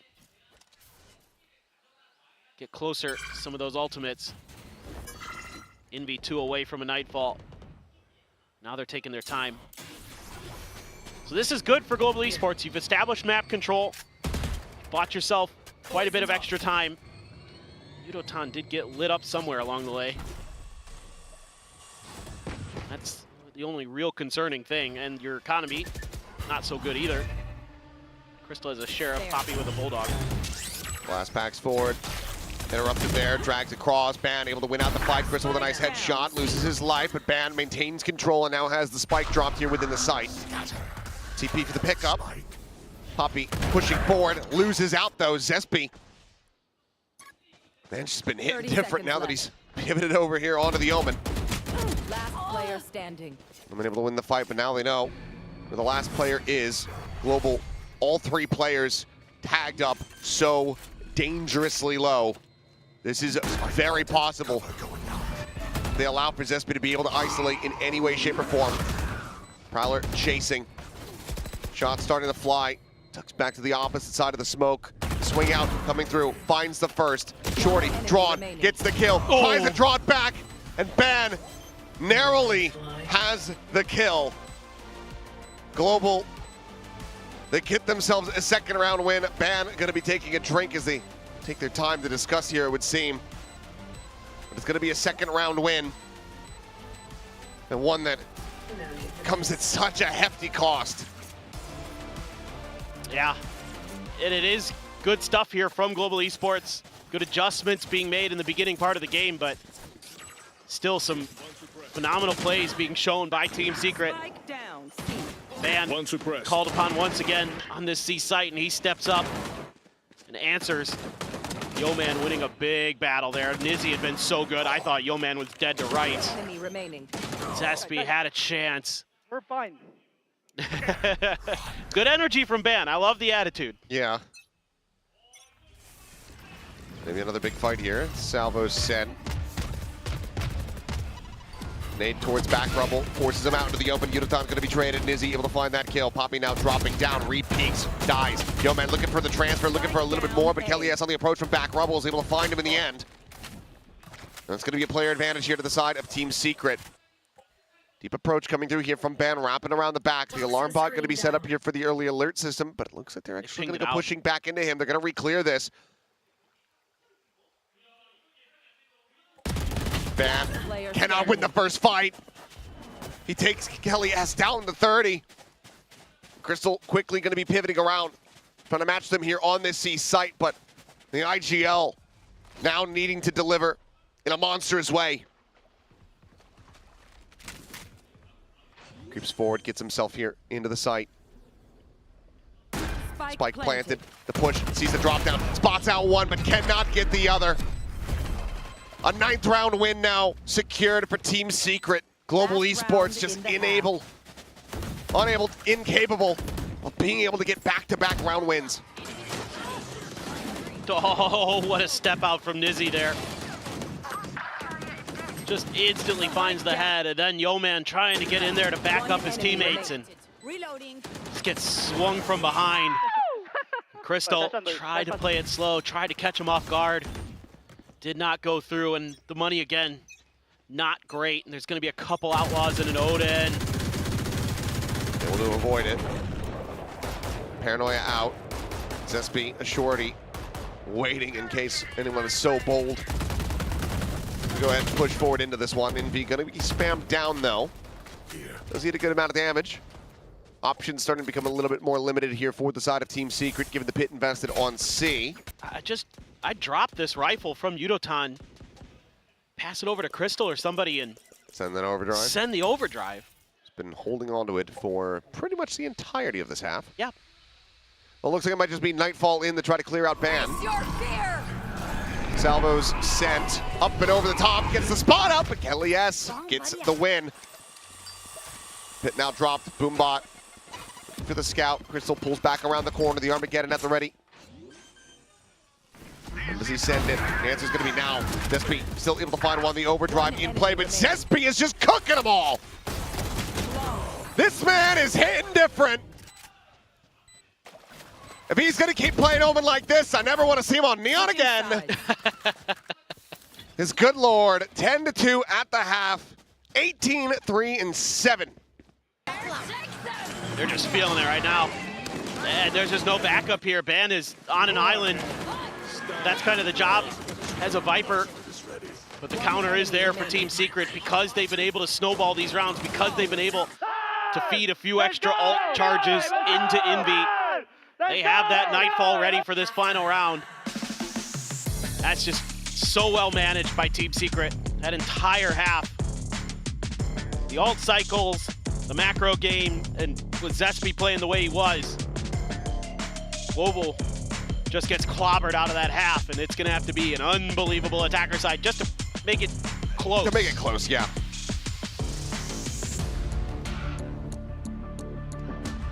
I mean, who knows? The back-to-back 13-1s, the way that some of these games have played out already here in Stage 2, it feels like there's something anomalous floating around here in the venue that makes just about anything possible, but this would need to be such a clean, clear, well-understood attacking side. And it all needs to be done without any timeouts here from Global Esports. Well, I mean, you said there's anomalies. Maybe this is one of them, but it certainly feels like Team Secret has this map on lockdown. A couple minor changes to the composition. Confidence is flowing. I mean, the best anybody can sport for Global Esports is 9-9 for ban. But they're going to be needing to call 911 here soon.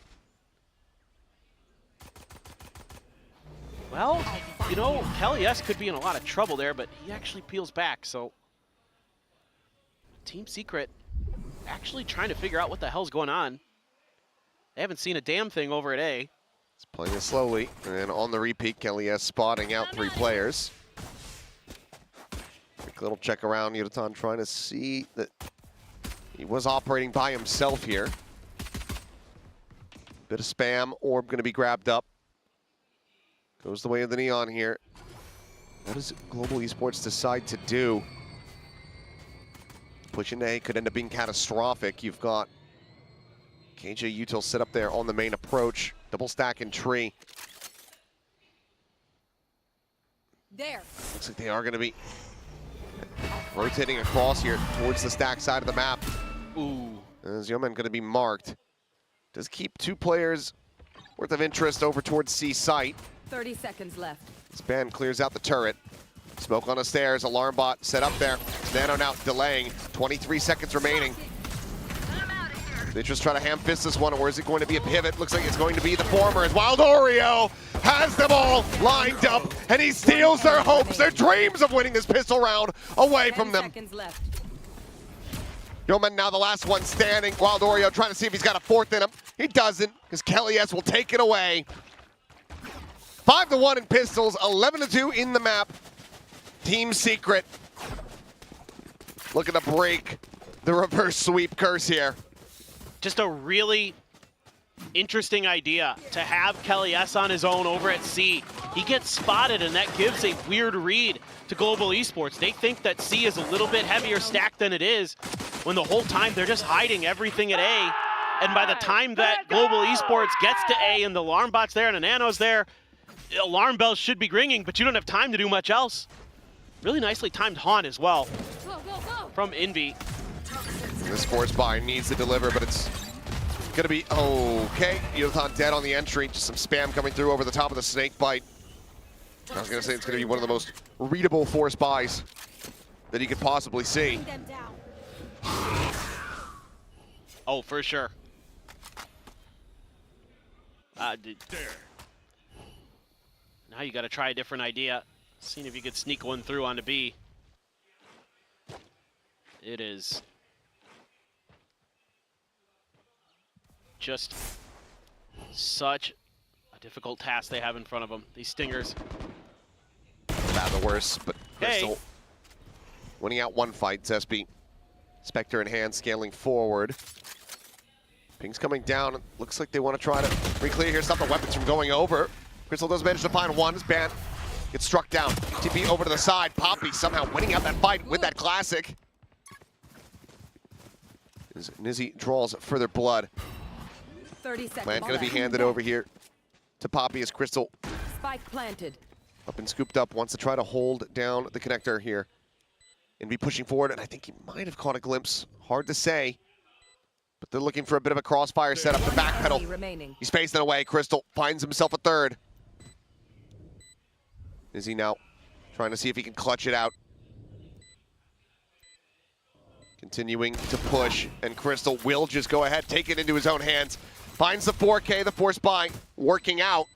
Global Esports get themselves a third round win. Well, that's a start. You're gonna need a hell of a lot more, for sure. It's a huge win with the Stinger there for Crystal. 2 of them, in fact. That's the difference maker. Crystal. Enemy. Make some of those plays we know he's capable of. Let's go, guys. That's what's up. You're gonna need a lot more of that from everybody. Have an Outlaw, Guardian, couple Bulldogs, Vandal for Crystal. Envy can be the only one grabbing any extra for the side of Team Secret with the Sheriff. Going for the spam there. Team Secret, here they go. Gonna make a play off the back of that Paranoia. This quick little attempt at a season aid. Forces them back. Global Esports now, instead, just gonna take their time in this round, trying to find their moment. Still unsure of what's going on outside of that door. So gonna have to use the Prowler and some of the other util to check. Meanwhile, it's a full stack for Team Secret on the other half of the map, basically. Poppy, or excuse me, Zespy, gonna be the one sitting on B.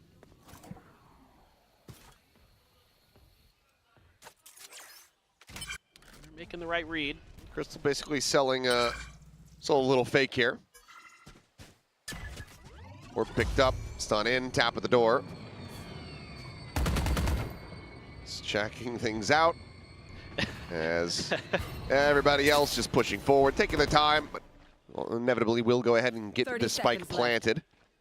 Curious if Secret really try to fight their way into this one, or if they just try to rotate around and get clustered for a death to the spike. SB, considering the peek out, ends up backing away. Would have almost certainly lost his life there. Yeah. You wouldn't expect there to be a ton. I mean, you'll put Envy with the Sheriff in a position where maybe you can get some exits. Everybody else just going to group up. It's just a real question of, does Global Esports really want to go for this? Yodotan, he's continuing to push. The high-low here around the corner, spots at the first. Gets the second as well. Clean stuff, but it's still going to be 2 weapons lost. Ban swooping in from stairs, going to try to punish these. Swings in, finds the first. The reload not coming through. The Ban's still going to be good for the cleanup. Ends up going down to the spike. It's got money. It's less than ideal, though. But also could have, yeah. Well, it is what it is. They're basically all in from here. Well, wanted to try to recover the Outlaw. And thought he had time to grab it and get away. Oh, fucking good. Good job. Okay. Or maybe there's just a reason. Maybe just with the money they had, they're just like, well, we got to kind of win out anyway, so let's start getting the real rifles in there. That's I think, the real idea. Well, no presence here at Rubble. And Pan, well, okay, you know what? Died in the previous round. Doesn't matter. Just made up for it. That's a hell of a shot. Great punish. Yeah. Saw Team Secret do something a little bit similar earlier, except Ban on his own this time. Able to find that. So now you're down one of your smokes. Well, they're just going to try to swing into this. Started off as 1-by-1. Crystal does get taken down, but Yodotan trying to really jumpstart things here. Kick that engine into gear. Comes up with 2. Seaside there for the take, and Kelly has an Envy. In all likelihood, just going to have to stay over at A and save these weapons. Yeah, 100%. With the money, though, they can afford to go on the hunt a bit. Obviously, don't want to funnel too much over to Kelly S. Nor Envy for the ults. Yeah, I mean, I wouldn't be too upset if Poppy was the one to go hunting. Yeah, maybe Yodotan as well, but yeah, for sure you don't want to give them any extra cycles into those ults. But another good round. This time Global Esports, just some simple things. Winning some big battles on each end of the map. That's it, round over. So, you know, Team Secret's got 2 timeouts. I think it might be a good time to rip one right here. I think you might give it a little bit more. Still have a very healthy lead. Obviously, that can shrink very quickly. But Looks like they are just going to go ahead and pump the brakes now. Just always a balancing act of when do you want to allow for Global to similarly, be able to get that word into their players. For sure. I think it's more important that you just kind of slow this roll down. You were so good at the A main fights. Just take your moment to talk about how you want to approach those, how you want to make your rotations otherwise, and maybe some of the things you can do to slow up the neon a bit. Not that it's really been that big of a problem. It's more just, frankly, just spamming through the smoke there that kind of got it over the line in the previous round, but just some things to consider. I think, overall, just making sure you have good ideas with how you're going to get Kelly S in a position to really just control Rebel. Just make sure the comms are probably good. Make sure the rotations are there. But you got to be feeling so good after that 10-2 half. Don't want to let this run away. Got your opportunity to kind of change your narrative for yourselves here in stage 2 as Team Secret. Only going to get those 2 rifles over, otherwise it's Sheriffs. No ults to speak of for them. A couple away from Wild Oreos, but wouldn't expect that to come into play necessarily. Clear the haunt. Ban saying, please jump check me again. Try it again. Someone wouldn't even need to flick for it. Prowler chasing forward. Ban sliding back. Quick little exit here. Some damage exchanged. Ban catching the worst of it though. It's okay though. 6. Yeah, that's totally fine. Now you can leave Zespy there behind Rubble. Util being forced out. I don't think that got any peaks there for Crystal. Goes out one of the salvos. This is more of another fake sell from Crystal. Prowler getting the spot. Zespy just not taking any chances. Cancels, actually, and now we'll have that confirmed. Faces, and Yotan's just not ready for that left side swing out. Yeoman does manage to find one, but loses his life for it. His NV looks for a little bit more. SB still sticking around. Now brings it into a 2v2. Weapons not really going to be in the best place for recovery here. 30 seconds left.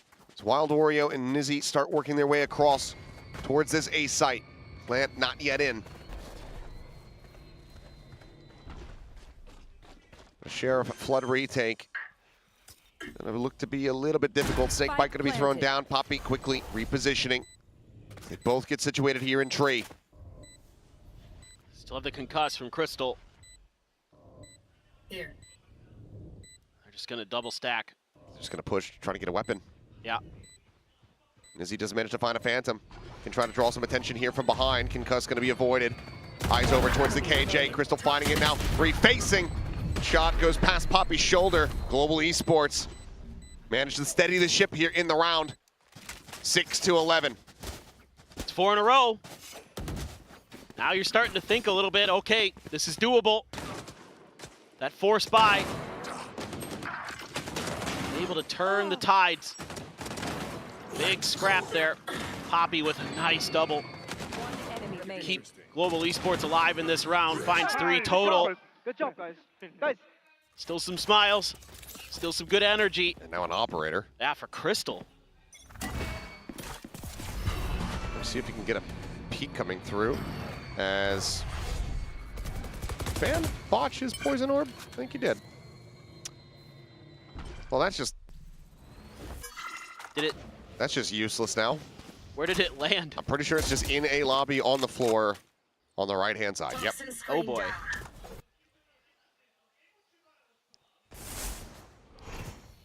Well, gonna be hoping that that doesn't have any consequences.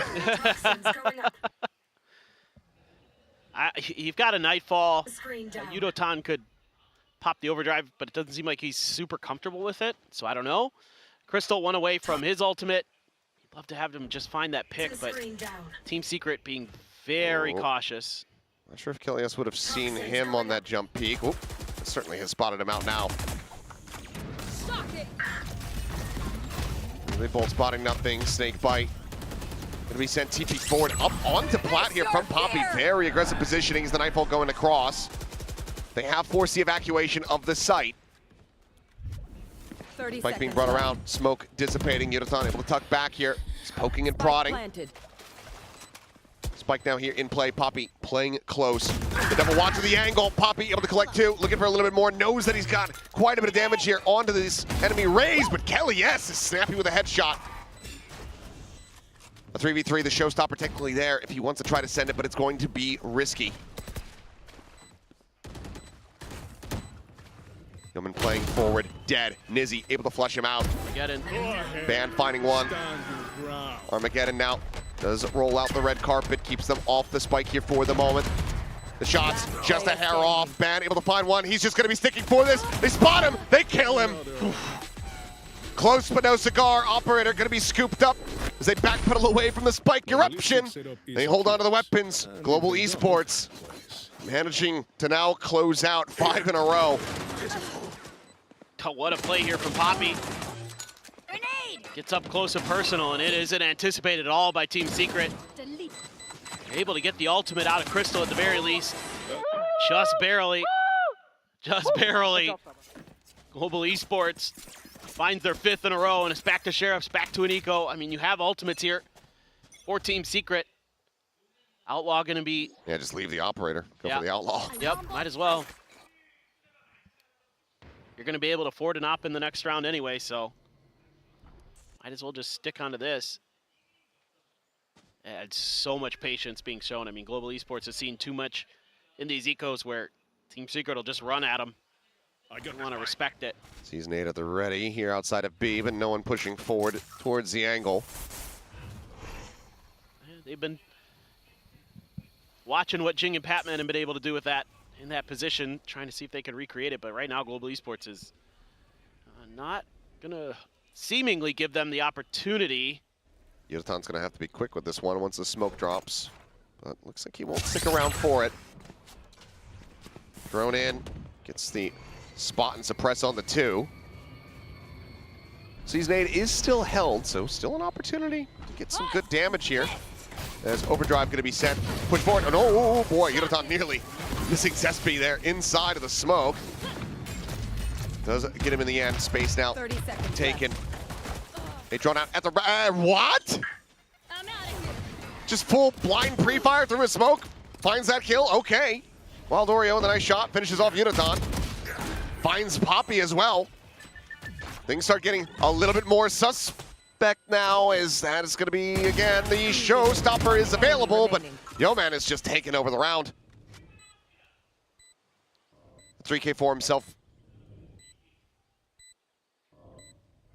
And is he dropping down to try to see if he can get a bit more damage in? It's a hell of a shot, a belter onto Ban. Push on the corner. Technically speaking, he does have a lockdown. I mean, he could just try to fully send this. Taps the spike, and Crystal will put him to his grave. 8-11, Global Esports continue to run this back. But my God, every single round, it's just squeaky bum time. Yeah, no, absolutely. I mean, Yuratan there almost should have probably been dead. Zespi a little late on the trigger there. Did get one body shot into him. Yeah, and like you said, Yeoman just took over the round. Izzy really damn close to doing the same. Listen, Augie. Now you're back into that operator for Crystal. But look at this ult cycle that's coming up here for Team Secret. This should be the round where they stop this. 1 from the Nightfall. 2 away from the Shadows. Decent ults on the other side. I mean, do have that pit for a post plant. That alone could certainly force out a lot of what Team Secret has. Yeah, for sure the lockdown you would expect if you know, everything kind of goes according to plan for Team Secret. Oh yeah, and you don't have an Armageddon to try to commit to it to destroy that. As okay, well, great shot from Crystal, finds Wild Oreo. Pit no longer a concern here in the round. There's a tap at the door. Drone gonna be just chewed to bits there by the Nano Swarm. Rotation's already coming over here fairly quickly. This is gonna be a bit of a delayed approach from Zespi. The slide forward, Yuratan just trying to barrel stuff, but ends up getting gunned down in B. at the top of the rope, able to find that kill. Shows up, are going to be lobbed in. Yeoman now dead on the floor. Team Secret looking to try to bring this one to its end as Envy finds Ban. A 2v2 as the dust settles. The slow creep forward. Crystal grabbing the spike, swapping for a Vandal. Looks like he's going to try to stick around. Poppy, however, pivoting over. Crystal now potentially at risk. Oh, okay. It drops the spike so the plant can come in, but Zespi is arriving. Hasn't been making a lick of noise. Zespi's able to find the kill. Crystal now having to sprint all the way in from main. I'm not sure if he's going to be able to get there in time. Just running for it, covering fire over to the side of the hunt, getting the reveal, finds one, but he cannot get the other. It's absolute chaos. Nothing retained here for Team Secret, but they still get up to match point. You'll take it any way you can get it for Team Secret. Oh my God, I mean, this is such a last-minute call here to go for the TP. I think just assuming that both were on A, but actually Zespi not anywhere near. They had gambled to send a player, and it worked just barely. Heartbreaking there for Global Esports. Hardly any money, but still, those critical ultimates available here for Team Secret to try to bring this one to an end. Global Esports now, no chance to try to just close this one out. Look at this. They're going to have to get it done in overtime, and they need still 4 rounds to try to make that happen. Not sure if that saw Nizzy or not. It doesn't get the spot out from that position, but he might have actually seen him. That's what I mean. Hard to So say. no suppress. Yeoman's one away from the Nightfall. Zespi waiting right on the other side of this door. Man, does Envy spam on a orb tap there? Well, doesn't matter. Yeoman's just scaling forward with the smoke in his face. Backing away now. Wild Oreo, Sheriff in hand, playing here on B. Turret cleared out. It's jiggling the corner. Fight at the ready. Relay Bolt gets a stun onto him, but they can't scale because of this Molly here on the ground. Seas gets the grab. Paint Shell's going to be lobbed in. Goes a little bit deeper, so Poppy doesn't eat really any damage at all. Pit now about to be in play. Lockdown can come through. Poppy spammed out a bit. Ton similarly down to 31. Yeoman able to find one. The push forward. The stun coming through, and Ban somehow still alive. Massacres 3. As Zespi is just trying to get something done. Yeoman's trying to knife him. Ends up getting cleaned up. Global Esports, they stick around here in the round. In this half, in this map, in this series, needing 3 rounds to take this to OT. You're able to hang on to the Nightfall as well for Yeoman. One enemy remains. And just blasted. Hey, let's go, guys. Still Trying to keep hope. it steadied. Yeah, but still have a couple big ults. Wild Oreos. They haven't used any of them. No, I know. Just waiting for their moment. I mean, frankly, sometimes it's just been like either, Wild Oreo dies early or Nizzy's in a spot where he can't really comfortably put it down where he'd be able to defend it and get much value out of it. It's Global Esports just continuing this early game strategy of sit the hell back. Make sure that Team Secret isn't barreling at him. Still though, all this KJ util back over towards A. See it change from round to round sometimes, but this is, really pretty similar setup to what we saw in the pistol round. There's another nano at the door. Turret's over, back by B. I assume that's facing the B main entrance. Here. Poppy just doing a little bit of investigating.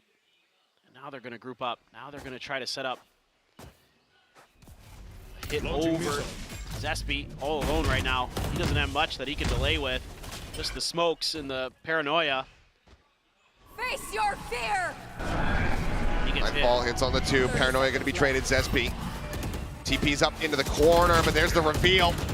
Dead to rights. Kill comes through. Envy fighting back for one before losing his life to Crystal's hand. Looks for a little bit more. Kelly S here. Does manage to find a kill onto Yeoman, giving the rest of his teammates the best possible opportunity. But given the 2v3, even with these ultimates, it's just likely going to be a bridge too far. I mean, if you could force an Armageddon out of Crystal, that would certainly be the best case scenario from here, but it seems like Global Esports are going to continue on their merry way to try to run this back. Is he trying to make this a little bit more costly as damage gets exchanged, and eventually Poppy comes away with the kill. 12 to 10. 2 more to go. Global Esports continuing to fight back. What are we seeing here? This might be the time for the timeout. Call some kind of trap play or trick play here on this eco, and then talk about what you want to do on the final round to try to prevent overtime as Team Secret. I think that would be my assumption. But, I mean, they've been starting to read the map really well, Global Esports. They're shooting well. I mean, yeah, it is Lotus. Yeah, it is attacker-sided, but, you know, 10-2 should be well and good enough, no matter who you are. Yeah. And for it to collapse like this for Secret is starting to get stressful. Yeah. I mean, even at this point to get, you know, past that 11th round win, to get it up to match point, it was close. It was a struggle. And it came down to Crystal just not being able to get the spray onto the diffuser. Oh, you're right. I mean, outside of the pistol in that round, they haven't found any others, so what do? You throw everything in the kitchen sink at them, I suppose. I mean, it looks like they're going to contest Rubble early based on what I can see on the map. But Global Esports, just keep doing what you're doing. I think playing safe, playing passive in the early parts of these rounds is working out really nicely. You can dig back into those outlaws, which have been providing some nice value. Just, yeah, let them try to force the issue. Oh, that was close. Man, trying to find the hit there. Kill not found. Zespy now playing forward. Bucky in hand. And you have to be reading this. You've got to throw a Prowler around this corner at some point. If you're going to go for a push at all. You would have to think that Yeoman's going to do that here. Okay, or the self-drone. Works too. Looking to try to get the catch, and Yodaton is going to be able to go ahead and spray him out. The backpedal there from Kelly S. With Bucky not even going to be recovered, so doesn't have that as a possibility. Loving the diligence. Using that salvo to clear back Rebel. Make sure you've got some map control. Don't let Team Secret have any more of those tricky positions where they can catch you off guard. Real question is where's the next trap? Where's the next layer? Poppy just waiting on the backside. I think they might be looking to see if there's any more contact. Red one lurk. It's like Nizzy. Yeah, it's just going to end up swinging forward. 30 seconds left. Maybe thinking that things had been opened up. Wild Orion out tucked into the corner. Orb going to be scooped up. Yodaton one away from having the ult on line. The Prowler. It goes in for the check. Bite going to be slapped down, but Wild Orion ping reveal. Kelly S. doing incredibly well to be able to find 2 in that position. Has a showstopper online, but Spike now planted. Envy, known to be a Sheriff God in his own right, would need to hit 3 incredible shots to bring this one to an end right here, right now. It's been spotted. Slide down towards Waterfall. Global Esports just not giving up any space, not really changing position much. Ban will be able to find him in the end. As we go into the last round here of regulation, Global Esports one away from taking this into overtime, but again, Team Secret, they've been holding on to these ultimates. And surely this is the moment, this is the time, the great fadeaway shot, to try to bring this series to an end. You have money, okay. I mean, you would think so. Had to be what that timeout was all about. You know, what do you want to do with this showstopper? They've got, it's Ban's op this time. Overdrive popped here. Quickly take some space. Yodaton is just through the ringer. A lot of that is going to be the K. Still only goes up to 48. And he is now alone, stranded here inside of the C site. He's offered up an open A site for the rest of his team to try to take. Force them into a retake position. It's Wild Oreo. Oh no! Take it down. Utah, what an insane kill! He's found a second! How has he got away with this? Just be able to find Crystal. The Armageddon now no longer going to be a concern here for them. The lockdown can go in for free. But it's a 3v3. Nizzy should just be sending this right here from the stairs. Drops it into position. No safety found here on the site. They're all going to be pushed out. Yeoman trying to fight forward. They're trying to clear it out. They're able to do so. Lockdown now destroyed. The reface though! As the time is aplenty to defuse to come through. Overtime not to be seen. My God, what a go of it Global has made. But they cannot give us the overtime. Team Secret. They will pick up that first map and they will close out the third and final. This series is theirs. Oh boy, and you can see the relief here on Team Secret. Coach Meow had to be sweating bullets back there thinking, surely not again, surely we don't take map one, we take map one. We lose the next two maps. Nope, they're just barely able to hold on. Oh my God. That was unbelievable. Well, kind of figured that this one's going to be a wild ride. It got a little bit more wild than we could have anticipated, frankly. I mean, how was Time coming away with two there? I don't know. It went down to like 14 HP on the entry. And he shoots the showstopper out of the air, the rays out of the air.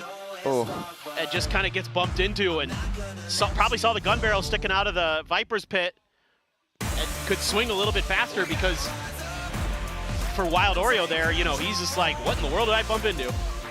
Wow. A big sigh of relief and a well-earned victory here for the Team Secret boys. And we'll send it down now to the stage where Bella's going to be standing by with one of the players. We can hear from them in the winner's interview.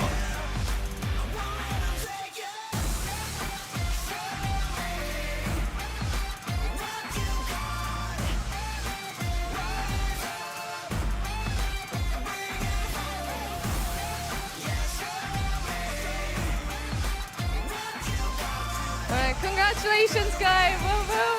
And Wild Oreo, I saw you coming in early for that interview. All right, if you could join me up here. 팀 시크릿의 와일드 오레오 선수 인터뷰 만나보겠습니다. 승리 축하드립니다. 와, 오늘 꼭 이겨야만 했던 경기인데 손에 땀이 가득 차도록 긴장감을 유지하며 끝내 팀 시크릿이 승리를 가져가는 데 성공했습니다. 승리를 가져가서 안도하는 마음도 있겠지만 예상보다 시간이 조금 더 걸렸는데 일단 와일드 오레오 선수는 어떻게 느끼고 있는지 먼저 물어보도록 하겠습니다. Oh, what a game. Can we breathe now? I need that breathe. Yeah, we need to take a moment to breathe. Oh my gosh. Well, you needed that win and you took it. It was a long 3-map series, but you took it.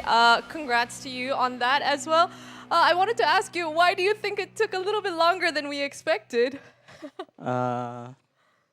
Team Secret Classic, joke. we just want the game to go close, Oh yeah, do it for the fans. Yeah, for the fans. 제가 예상보다 조금 더 걸린 이유를 물어봤는데 팀 시크릿 방식이다. 이게 팬분들을 위해서 한번 쇼를 제대로 보여줬다라고 와일드 오레오 선수가 이야기를 해줬습니다. 또 와일드 오레오 선수도 텐션이 워낙 좋은데 지금도 분위기가 너무 화기애애한데 또 팀원들의 에너지가 더 올라간 것 같아요. 새로운 선수들의 영입으로 인해서 분위기가 조금 더 올라갔는지 좀 팀 합류에 대해서도 직접 들어보고 싶습니다.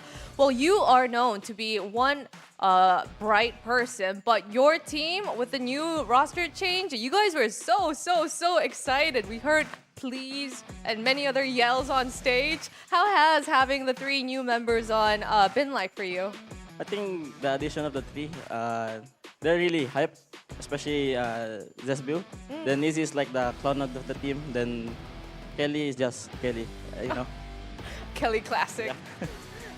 이 새로 합류한 선수들 셋 다 엄청나게 텐션이 좋은 선수들이기 때문에 뭔가 분위기가 더 한층 더 살아 올라간 것 같고 의외로 또 제스비우 선수가 엄청난 분위기 메이커라고 이야기를 해줬습니다. 니지 선수도 그렇고 켈리에스 선수는 뭐 워낙 퍼시픽 팬들이 많이 아시듯이 켈리에스 선수답게 밝음을 유지한다고 이야기를 해줬습니다.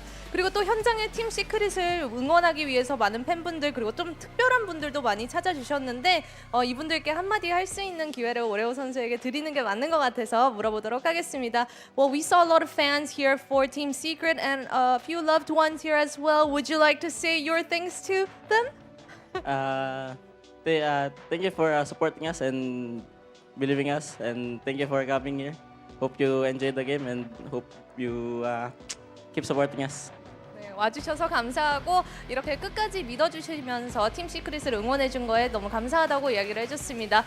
팀 시크릿의 와일드 오레오 선수와 인터뷰 만나봤습니다. Alright, Wild Oreo, I'm gonna ask you for one thing. Thank you for the interview, but we're gonna send it over to the desk, so I need you to throw with me. Okay, on count 3. 1, 2, 3. Let's hope they catch that. Alright, thank you. Thank you.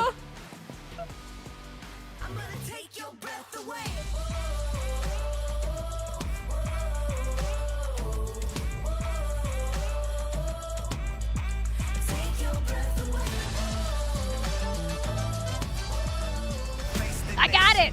Wild Oreo and Bella, I got it. Thank you for the toss there. This ended up being a really long Lotus, and the craziest thing almost happened.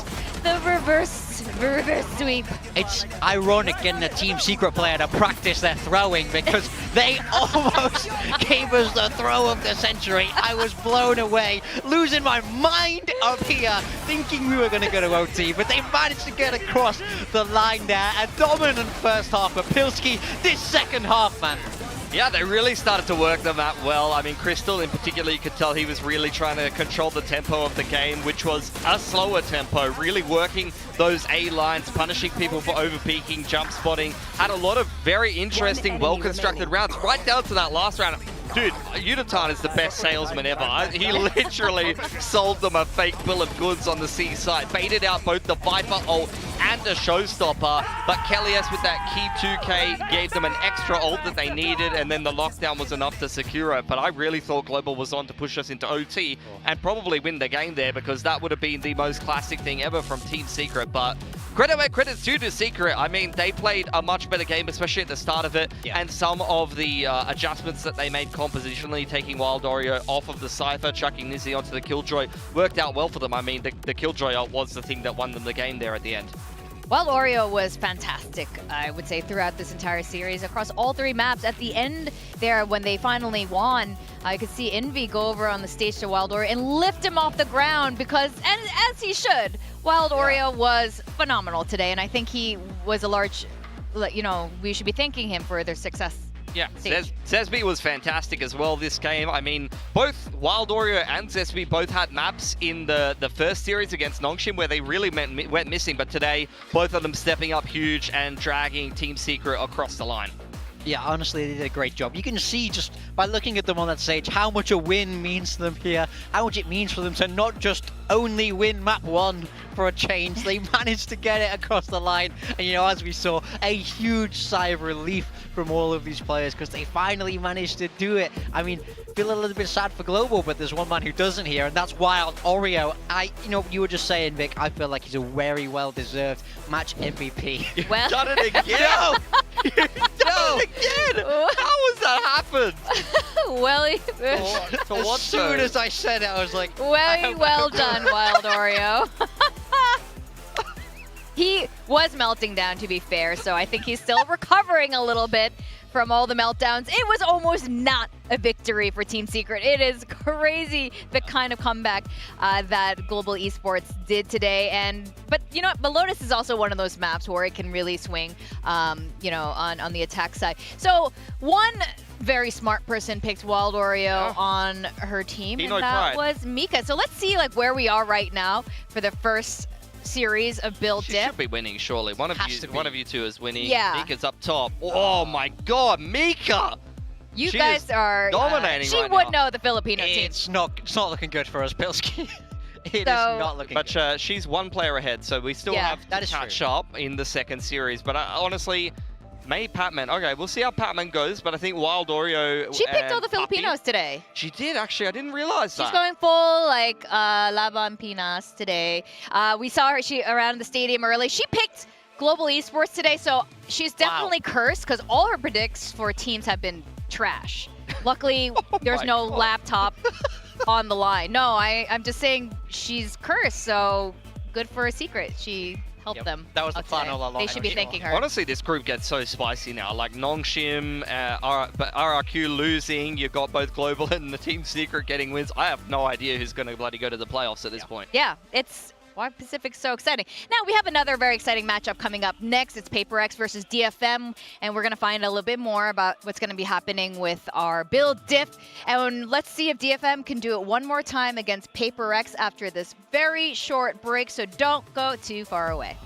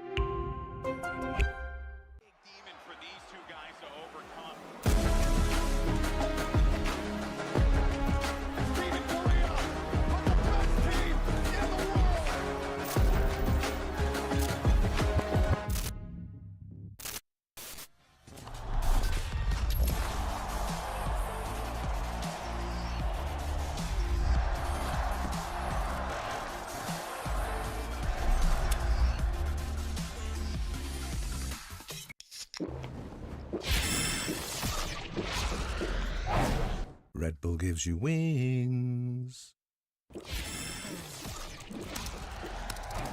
Red Bull gives you wings.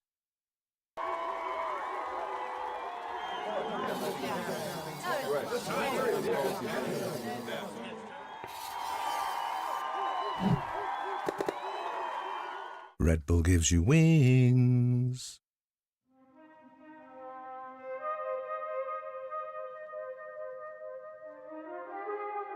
You ready? Are you ready? Yes. Are you ready? Let's go. I'm a winner, not a sinner.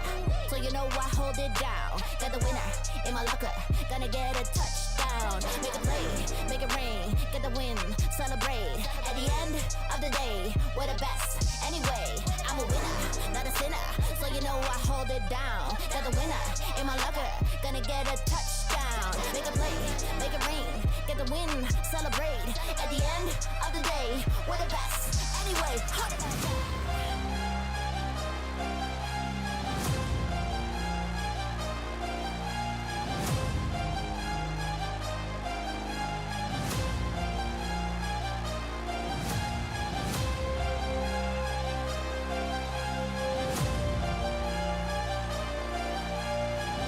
Are you ready? Are you ready? I said, are you ready? Let's go. I'm a winner, not a sinner, so you know I hold it down. Got the winner in my locker, gonna get a touchdown. Make a play, make it rain, get the win, celebrate.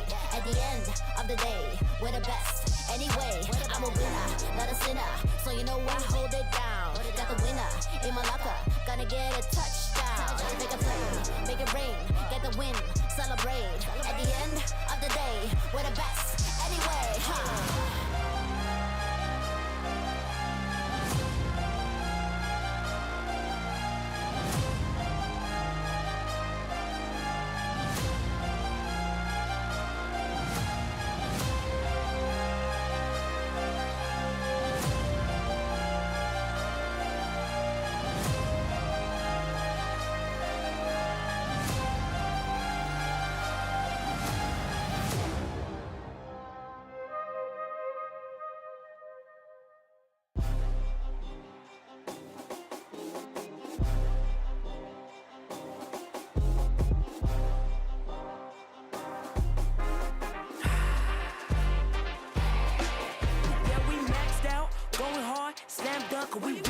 Don't care what you say, how you play, better know the game. We win it. It's a checkmate. Spot kick, it's a goal now. We win it. It's a win. Every day we win it. Maxed out, going hard, slam dunk, we win it. Don't care what you say, how you play, better know the game. We win it. It's a checkmate. Spot kick, it's a goal now. We win it. It's a win. Every day we win it. Every day we win it.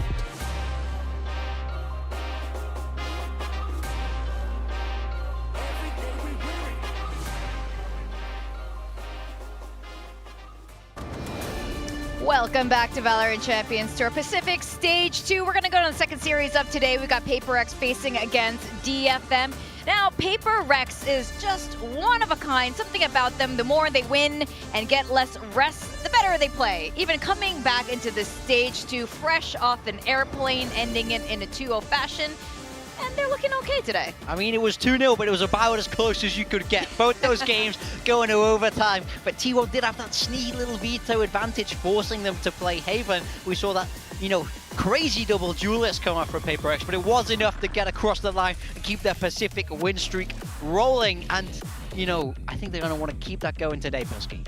Yeah, I'd agree with you. I think for PRX, though, there's just too much quality in terms of individual players, in terms of confidence. They do play a bit more of a free flow style. They can make things that aren't meant to work. So that fro style, yeah. that fro style is crazy in Toronto. Yeah. Unbelievable. It's that kind of week. Thank Super God weeks it's not- are a little bit crazy. Not our job to talk, so that's good. Yeah. Now, they are playing against DFM today, and this is so crazy because a year ago, a PRX DFM match would have been like, PRX is going to win this. But DFM has done the craziest thing since, and this matchup is going to be very exciting. May also broke records, dropping some insane number of kills, 39 kills, 509 ACS the last match. I don't know if he's going to be bringing in that today, but he must be feeling so good from it. Yeah, I don't know if he's going to be putting up those kind of numbers as much because PRX shoot back a little bit more than Zeta Division do, at least watching that Icebox game. May will be putting up numbers today, though. I mean, honestly, you look at it, that says it all, honestly. 190 ACS Stage 1 average, which is quite low for May. You're expecting 200 plus from this man. Even when DFM are losing, he's usually one of the top stat duelists inside of Pacific, but 300 plus average from him across a 3-map series is very impressive. And DFM, Jinbong had a big game. Akame made Harbor look like an agent you could frag on, which is, you know, pretty difficult to do, honestly. DFM looking great at the moment. Now, the last time they played with CES was back in Chengdu, where they also beat PRX. That was the first time we saw DFM beat PRX ever, was in that off-season tournament, and they brought him back onto the roster. But first, let's talk about May a little bit more, because this guy, it's so good to see him back in form. I mean, this whole series was absolutely ludicrous, right? It was a 13-1 into a 13-1 into that 39 kill game. Just focus your eyes on that third column. None of those numbers are human, basically, is what we're trying to get at. He put in a legendary map 3, and, you know, he definitely got them. You know, he was a big reason, at least, why they got across that line in that map 1 in such a dominant fashion, too. Yeah, and if you're looking at the map 1 and map 2, being a little bit confused, 13 kills, 8 kills, it was a 13-1 and then a 1-13. Yeah. I mean, DFM, not very consistent team at the best of times, but we'll see what they're able to put up today against PRX. I mean, this says it all. This really says it all. Quality meme once again from production. All of the games thus far this year, going back to kickoff, DFM knocking PRX out of kickoff. That was a low point for PRX. Since then, it's been sunshine and roses for the most part, but even in Stage 1, very nearly knocking them out before they were able to take the train all the way to a championship at Toronto, or Toronto as some say. Morgan's just dropping his head right now. I kind of wish there was Pearl for them to play. Just one more time, you know, just one more time to see what's going to happen the third time around here. Did you prefer the 0-10 win or the 13-1 on Pearl? I mean, when we take a look at this, Pearl, I just want you to really absorb PRX's economy in this moment. Look, they have no credits. If Jing doesn't win this clutch, they're having to eco the next round. I can't undersell how important this clutch was for PRX and how crushing it was for DFM. I mean, this should have gone the other way. The Toronto run should have never have happened. And then this is the watch Jinbung in this clip. He almost pulls off a miracle performance here. Everyone forgets about this round, but honestly, he could have won it. Yeah, this was the very next round. Could have been series point converted there for DFM, but as we do know, PRX did get it into overtime. They did climb it into overtime, and then they went on a run. It was crazy. I think, if I'm not mistaken, is this the one where Alex goes, oh my god, we've lost it. We've lost it all. He just, clear as day, just like we threw the whole thing in. Jing did the most amazing thing there. Both of these teams had these star moments coming out. And now with Pearl out of the, out of this whole map pool, how are you guys feeling now with Corrodin? Haven might need to be played again. I mean, we've already seen PaperX have issues with the fact that Haven, their permaban, is back in the map pool. Is it still in the map pool? And then Corrode, a map they haven't been able to prep at all. Already, T1 has forced them to play Haven thus far. DFM, I'm assuming they're going to be doing a similar thing, but DFM is the kind of team they're just not very creative with the map pool. Like, I hate it, honestly. I mean, for me, I'm very curious about which direction PaperX go. They've had a couple of days now, so will they have scraped together a Corrode, or will they be trying to run that comp that we saw them run on Haven? I think that is the big question for me heading into this veto, and what way DFM want to take it. It definitely is the big question, and it wouldn't be, they're the total opposite of what Pilsky was saying about DFM. If they needed to change an agent comp overnight, they would do it, and they've done it in the past, sometimes working, sometimes utterly to their detriment. But so I'm curious now, same question, Jason Forsaken did hint at this in his interview the other day, saying like maybe we'll see Corrode this weekend. But I hope we do. Let's get that map draft in, and like let's just get the answer now. I would be very excited to see their Corrode. A lot of really tight corners on that map. So Nope. Okay. Nope. Well, Forsaken's they don't a like liar. fun. They don't like fun. Bloody liar, that guy. No bind. DFM taking out bind, it just makes no sense to No, me. it It's like, doesn't. why are you not taking advantage of the fact that PaperX hasn't had the time to prep a lot of these maps? PaperX will get to pick Lotus. PaperX 15-3 in the last 3 to 4 months on Lotus. DFM 0-5 on Lotus, and they just got 13-1 by Zeta. Yeah. So that's a no-brainer. Well, they didn't show very much, I guess. Whoa, okay, that's what that was about. My bad. That's logical. They were saving it for PaperX. And GFM picking Haven, we're not too surprised about that. PRX looked much better on the defense, and they'll get to start on the defense. That's when they were dominating until we had to watch them play attack. I mean, the question is, do we think PaperX stick with that composition? Because honestly, it did look good in that first half. I felt like they had really nice ideas. So I'm wondering if they'll have more time to flesh that out. But, in that second half, it did slow down. They need to fine-tune the attack a little bit more. The defense was amazing. Icebox, the third decider, may just drop 39 on that. So, look, I don't even know if they're going to make it to a third decider if PaperX fine-tunes up their Haven a little bit more, because this says it all. This isn't even all of the success for PaperX, guys. There's a bunch of off-season events and other events that aren't included in this data. They do be winning on Lotus a lot against some of the best teams in the world. And DFM, yeah, there's that. We're about to have a Mitchell's meltdown moment here, the Pilipowski moment. So this is an interesting, like you said, you guys have already, it's not promising for DFM right now, but the crazier things have happened when we don't believe in a team. I mean, just look earlier today. This is Pacific Valorant. Anything can happen over here. So part of me wouldn't be surprised, but yeah, I have to say that the cards are stacked against DFM for this map one. Okay, so let's talk about predictions. It's not a clean sweep like it was with the GE game, which all of us ended up being totally wrong. Well, totally wrong, but it was close. It was kind of close. I would say most of us are predicting for PaperX today. What did this say for Paper Thin? Paper Thin. Paper. Oh, look at this. Oh my God, that's. He's so focused. Did he rehearse that? Did you rehearse that for this moment? I really hope It's so. just. He was in the bathroom, just like. In his mind, that looks so cool. But anyway, he can explain himself later if this is a real predict or this is the biased pick.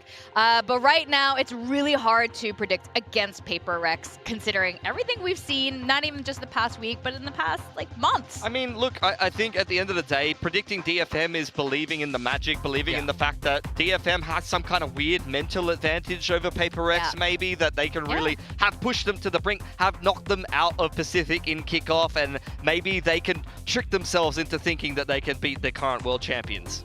Well, I definitely do want to see the Haven. We're going to get it on the second map today. I'm quite excited. I did see people ask, if Coach Mini is still involved with this. He's absolutely not involved with Stage 2 at the moment. No. I'm sure he's watching, but not involved with it. So everything is just Paper X being Paper X, which would explain the comp as well. I don't think it's a comp that most, especially Coach Mini, would approve of. It's just not, you know, that Fnatic style comp there. So Paper X 2-0, 2-1? 2-1. I think they might struggle on Haven. All right. Well, we're going to send it down the stage and welcome the two teams. We got DFM versus Paper X.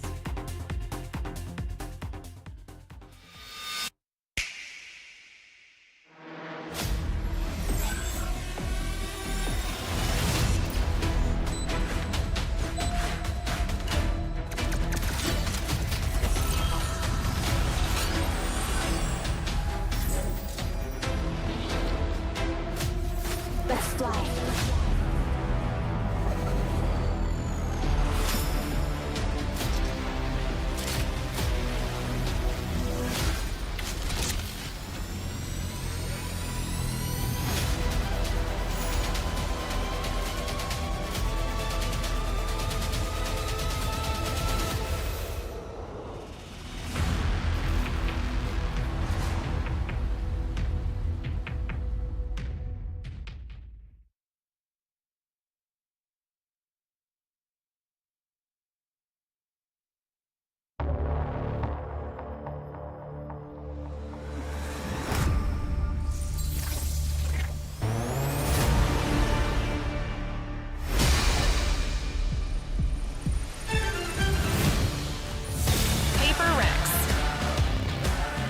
Paper X. This is the team at this point needs no introduction. Finally winning that Masters Toronto trophy. Looking really good, landing back in Pacific soon after. Still winning 2-0 against T1. Yeah, they truly are the princes of Pacific. I think that week 1 opener is probably not as clean as they would have liked, to be honest. It was a 2-0, but 2 overtimes there. I think they want to have shored up their defenses, be that little bit cleaner as they head in to play DFM today. DFM, this is the one Pacific team you would not have thought would give Paper X the most trouble back in Stage 1. This is the team that almost stopped the Paper X train from even leaving the station. And the question is, can they do it one more time as they kind of, you know, groove out onto the stage? Yeah, they always got moves in and out of the server, getting themselves a win in the Japanese Derby previously. But if they want to make it all the way to Tokyo for the Pacific Finals, they've got to beat some of the best in Pacific, and this is the first opportunity to do that. May is back in prime form. You got Cess heading up the IGLing duties, stepping in for Art here and playing a lot of the same roles. So let's see if DFM can once again do the funniest thing ever. Well, the very first time, as you were saying, when DFM beat Paper X, it was an off-season tournament in Chengdu, and it was with this exact roster. So this could be the magic formula that gives DFM their confidence. Very possibly. You know, DFM have kind of had their number all year, and I do think stylistically they must just be familiar with how Paper X play and okay with how to deal with it. But ultimately in Stage 1, it was PRX that got the better of this DFM roster, regardless of how close it was. When we take a look at this map veto again, Lotus, Paper X's go-to map pick. This is going to be hard for DFM. Then on the flip side, they have that Haven that PRX have been perma-banning. They managed to beat T1, but in very, very close fashion. So hopefully DFM have taken some things away from that game, learned a lot, and now are able to reflect and bring those solutions into the zone. I think when DFM have been competitive with Paper X, it's a totally different story though. This is a different form of Paper X. Now they are in that World Championship winning form. You know, they should be favorites to be able to take all of Pacific, and DFM have not made strides since then. They have kind of stagnated, they've stayed in the same form. So it's really up to them to try to take advantage of the fact that PRX hasn't had time to prep Haven. They need to win that map, and they need to step up and beat Paper X on maps that they've been world-class on. Lotus, they've been world-class on. Icebox, they're 8-3 overall with their current comp, and they've only lost to Fnatic and Gen G. So it's going to take some serious levels of form for DFM that we haven't seen from them for them to be able to get this win today. Now, you made a really good point as well, being a little bit frustrated with DFM styles, their map draft as well. It seems like their map pool is shrinking while Paper X's map pool is finally only growing. The fact that they're showing Haven twice in the same weekend, if they find success again, maybe we will continue to see Haven. The Lotus is going to be the first destination. Of course, it is PRX's map pick. Yeah, both of these teams playing the same comp. DFM have started to lean into this double duelist a lot stylistically, having Mei and Akame being the 1-2 punch. Akame obviously having a huge series last time in stage 1 against PRX. I think he dropped 70 across 3 maps when they lost. Yeah, I mean, I don't mind them trying to play this new style. I do think they can run that double duelist quite effectively with Mei and Akame. The only thing I'm worried about is PRX have been running this comp for a long time. They're going to know all your moves and maybe all the counterplay. Well, I really want to know what Paper Thin's rationale for the DFM prediction today. I want to hear it all. He's got a big brain in that noggin of his, and they could do the funniest thing one more time today. With that, let's send it over to our casters to take away the very first map of this series. We're going to send it to Achilleos and Paper Thin. Puzzling words there used by Victoria. Why? Rationale, brain. Not sure where these are coming I don't know from. what you're talking about. She's about as off the sauce as you are.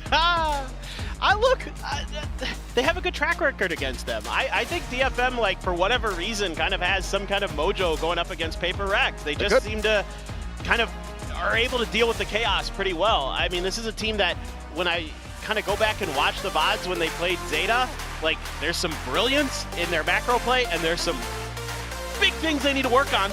So, but they're really quickly fixable things.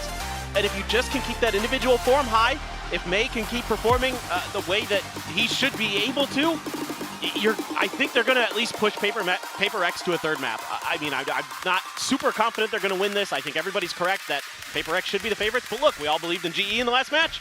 Guess what happened? Very, very true. But maybe you not going with PRX means that the curse doesn't come into play. Probably. The full belief isn't there. So, you know. That's probably. You might be working against So her. maybe I should have picked PRX and then got out on social media and been like, guys, I'm just activating the curse. Don't worry. Yeah, you know, like Big Time tried to do. Yeah. Trying to be like, oh, yes, of course. Secret. It was all just to get you guys the curse. More like small time. Cutting through. Anyway, attack's going to happen on the C site. TP forward. Thorns popped here by Devi. They're able to get past that pretty well with the TPs and the blast packs. A little bit of damage. Paranoia's at the ready, and okay, well, things very quickly spiraling out of control here as Pain Shell's landing right in front of him. Takes him down low. Able to find 2 quick kills. Devi does fall, but eventually will get flushed out. 3 players standing. PRX find the opening pistol. Yeah, PRX just flooding Waterfall there, catching DFM completely off guard. They were not ready for that. I mean, a lot of times, PRX is going to try to flood you from Hall or something like that. So this was just a quick pivot around the corner, and they're hitting some nice shots. Oh, what a transfer from Forsaken there, too. And having the trust that his teammates are going to be there to back him up. It's quick. And that was kind of a pretty important pistol around here on this map for DFM if they were really going to get anything going. I feel like, obviously, the 13-1 against Zeta, they were on the defender side to start, but even still, you would feel like on this attacker side, you want to get off on the right foot. Yeah, jump starting the attack would be very nice. Forsaken now in a spot here at top of rubble, able to find 1. Paranoia going to be sent. Haunt reveals him. Jing swinging around the back is smoking. Dissipate. That's an immediate little snap in. Mei that TP'd in behind, but Forsaken still able to go ahead and find 3 for himself. Jing with the others. As that is going to be overall a clean little anti-eco here. Yeah, I mean, they're looking really sharp right now, especially Forsaken. He's hit a couple nasty flicks to start off this map. So definitely scary, but I like some of the things I saw from DFM in the pistol round in terms of that execute to get past the Vice Util, just kind of not ready for that waterfall flood here. This is, I mean, it is what it is. Mei TP's way in the back, and sure, he gets 1, but nothing else doing, so very well handled here for PRX, but the energy coming out early. You know, that's a big part of that Toronto run, was them just standing up, letting everybody know. Jing looking for that aggressive C play, but bonus crunch is going to be avoided. Trying to go for that big play outside of mound. Let's see what they want to do with Mei there. Just opening the door to try to create a diversion. Was expecting some kind of response from PRX at the door. TP back, but for now, PRX happy to just play contain. Sure, we're giving you a little bit of rebel control, but This to me looks all like it's a, yeah, don't worry guys, you can go B, it's open. And then they're just gonna crunch on him from the door, from Forsaken's position. So these Razorvines slowing him up. It's all going according to plan. Something looking for a timing here. Shots avoided. Jinboom needs to go huge. Tap of the door. Does manage to win out the fight there versus Jing. Takes him down, May. The readjust finds something, but just like that, Patman now. 2 kills found. Spike never getting planted. Good read here from Jian to be able to find Forsaken there within the smoke. 30 seconds 3 left. bullets left here. Having to back away, go for the reload, and then try to rescale his way back into the site. Cover going out. Smoke coming through. Devi on the push forward, has the headshot. That's going to be a bonus converted here. 3-0 start for PRX. Yeah, this is, you know, when you can see the big picture, when you can see the mini-map, it's very readable. But when you're in the heat of the moment, difficult to do. Jinboom did what he could there. But Patman, oh, I mean, their PRX is just frying. They are fired up today. I think, you know, they have something to prove here. Let's go! Let's go, nice boys, let's go, let's go. You know, you're always a little worried that a team might come back after a Masters or, you know, any kind of, trophy win and look not so good. It happens pretty much all the time. But, I mean, for me, you know, my big, oh crap. But my big I was waiting for you to realize. It's like, this is not a. All right, well look, I got something to say here though. Go ahead. Yeah. Whoa. I just got real loud in my own ear. What the heck? Did I turn a knob? You might have. Yeah. So anyway, there we go.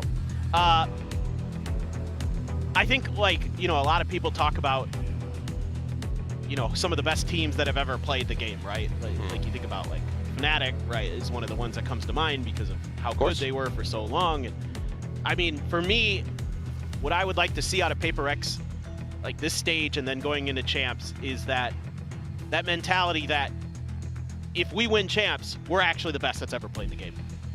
Sure. They are. If they win champs, given, you know, the crazy amount of second and thirds they've had at internationals otherwise, this is the best team that's ever played the game. I mean, that legacy, if I'm Coach Alex, that's something I'm like dialed in on. For sure. I want to be the best. I think dialed in is probably the best way to kind of just assess them ever since the run had begun. Yep. You know, with the qualification over to Toronto and the entire path to be able to lift that trophy. So. And it all comes from Forsaken for me right now. Like at least in the run up to, you know, their Toronto win. He's become the emotional leader. You know, he does the IGLing is still kind of, if you listen to their comms, kind of all over the place in a way. But he does often have kind of the final say, and he's the guy who's, you know, the one standing up, making the yells, you know, getting people pumped up, telling Devi to stand up sometimes, you know, like, and that's so cool to see Forsaken coming into that kind of leadership role, stepping up here. You know, still pretty young is Forsaken, even though he's been playing Valorant since basically day one. I think we're just about ready to get the all clear here on stage. Looking like it was a minor gear issue there on the side of DFM, but admin's backing off. Should mean that we're getting ready to jump back into this one. And yes, the timer is in fact ticking down, so thank you for bearing with us. Quick little one. Hopefully the only little hiccup that we do see. It's DFM going to look to try to pull off a thrifty to get themselves on the board here with this attack. Full sheriffs, no armor, no ults to speak of.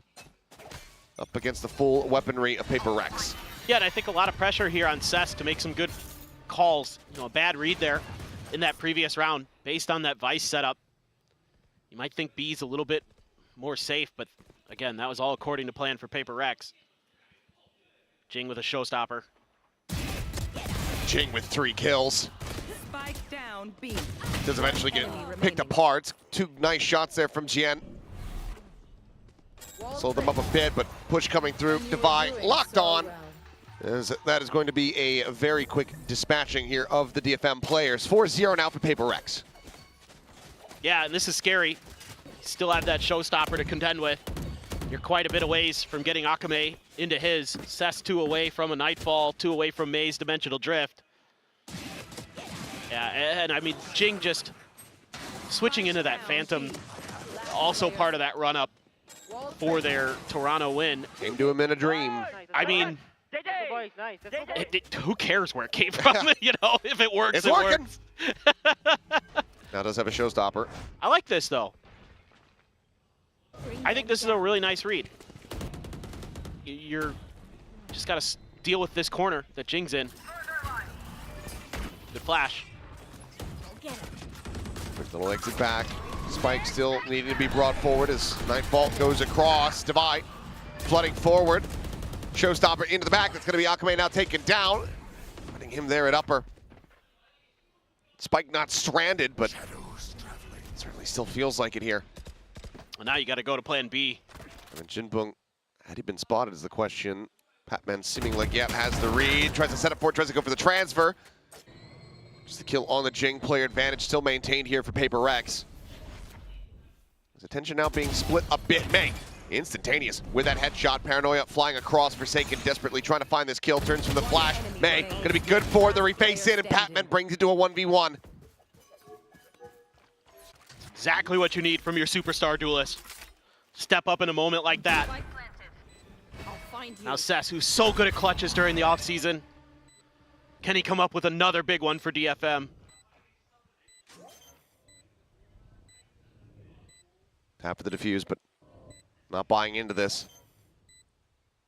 Retaps it and a headshot. Instantly there. Great round from DFM to try to get themselves on the board. Costly, yes, but it stops the bleeding. It slows it down a bit. Let's see if that can give a little bit of confidence here to DFM, a little bit of momentum. I mean, you weathered the showstopper round, then the Nightfall round. That could be a big momentum swing. I mean, their defender side of the map yesterday was not good, but who knows? Maybe they've made a little bit, you know, those little adjustments that they need to, and it's PRX. Very different opponent than Zeta Division in the style, the pacing, all those things, but it's operator time for something. That has been a challenge for most to go up against. May's gonna go quite deep, leave the TP back by the door at C. Spot out, quick exit, snaps back over to Mount with the rest of the team, and Forsaken on a lurk forward, still able to find one. Showstopper now, invested, Akame. Saw the Thorns get lobbed in, so knows position of at least one. Had he been able to just send it over towards Waterfall, that almost certainly would have been Patman dead as well. Holding the close angle, Jing trying to push forward, the flash not connecting, Akame's headshot does. Clone sent, Devi swings off the back of that, Akame dead. Jen not biting it, but Devi, he's just ripping them apart. Patman, the quick shot, gets the reveal now. Cess once again having to get a clutch. 6 bullets, 2 per player, but Devi will just go ahead. Charges out in front, eats the shots, and cleans things up. Operator going to be recovered as well. 5-1, DFM denied any follow-up round win. Yeah, don't mind the initial push out from DFM. Would have liked to have seen them fall back a bit. You know, Akame gets that 1 kill. Yeah. But this right here, boom, get out. And I think you give yourself a much better chance to win this round.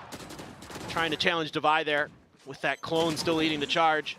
Nice shot, Pet. Nice shot, Gonna Pet. give him the Go. safety, the Nice, comfort nice util, yeah. How the fuck? to take those angles.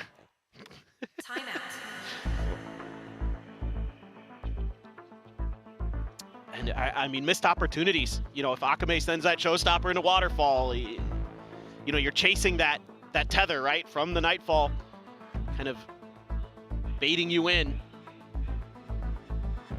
Just little things like that you got to recognize that your opponents are too smart to give things up like that. They're going to know the distance that you can cover with that showstopper. They've been there. They've done that. So you got to try something a little bit different. And definitely some DFM fans there. Some clean handwriting. Much better than mine. It's in Korean and in Japanese. Well, let's see what the call ends up looking like here.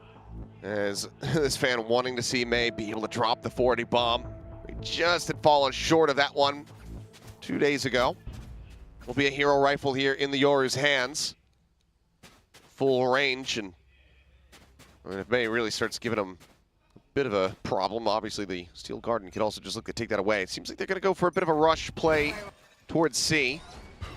Let's quickly try to take some space over towards Mound. And Jinbung does have his ult as well. Potentially neutralize the weapon advantage, at least momentarily. Devi. Well, Vandal now having to be passed over. Devi finding Jinbung before the wall would have actually saved his life. Devi comes up with a third, and, well, it's going to be a flawless. Devi just owns this site. He's just owning this map. It's 10-2-2. Kind of what you expect from Devi these days. His Vice play has improved significantly. Some of the stumbles we saw early. He's just in the groove. You know, the confidence is there for PRX. Gotta find a way to take it away from him. Take it again. Opening the door.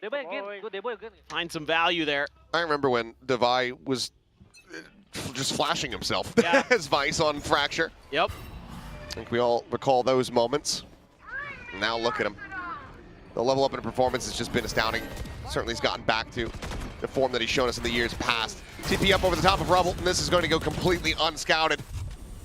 May able to find one before getting taken down. Akame swinging back out, and Cess with 2 nice kills. Suddenly pulls them into a player advantage. Just rotate off that Prowler contact. But they're a little Something slow. watching, equalizing. 2-2. Devi swinging back around, watching here. B main, in case they rotate out. Something trying to get onto the angle. Goes for the flick. Narrowly unable to find it. They just stuck around a little too long. And now you've got to contest potentially. Oh, Devi actually pulled back. I think they're suspecting that they had gone back to the other side of Rubble. And that's good. Devi might hear these footsteps. It's just a hair out. If he cuts over towards the door, would be able to hear this. Hear it now. 30 seconds left. Just on the edge of it, though. It's not super huge, so yeah, Thorn's going to get cleared out. That'll be the alert system here for it. Spike planted. Door tapped, the scope in. Face out, splits the difference. Cess able to find Devi, the peak, something. Kill on a 1. The push out of the door, and Akame able to find it in the end. So, a second round win going the way of DFM. It's by the thinnest of margins, and barely getting past Devi's sightlines at B main is huge. Just finding the perfect timing. The nice little crunch play set up here off the back of the Steel Garden. Getting Forsaken up on top of Rubble, but it's Sass with a nice transfer. The operator gone as well. So pretty nice round there. Good read at the end. Nice. So still some hope here. It is going to be a Guardian for Cess though. For all that hard work. The IGL selfless. Letting the other players take those rifles. Setting up for this attempted B push. Completely open for the taking here.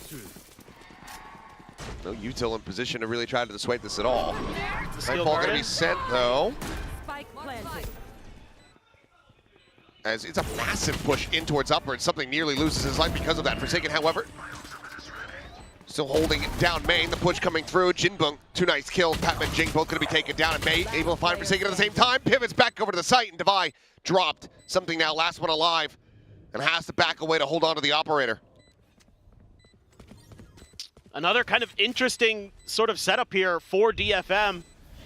Everybody just flooding upper there. It opens up some space for PRX, and it looks like they might be able to just kind of counterpunch, but they hold on. A little bit of extra space bought by the Steel Garden, nice.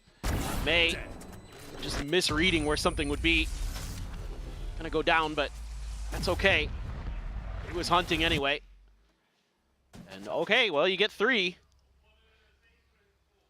And they're looking a little bit more solid here. I thought this might have been the round over there where Forsaken creates that extra angle, but then Jinbung with a nice 2K. May TP's over. That's beautiful. Great job creating that extra angle.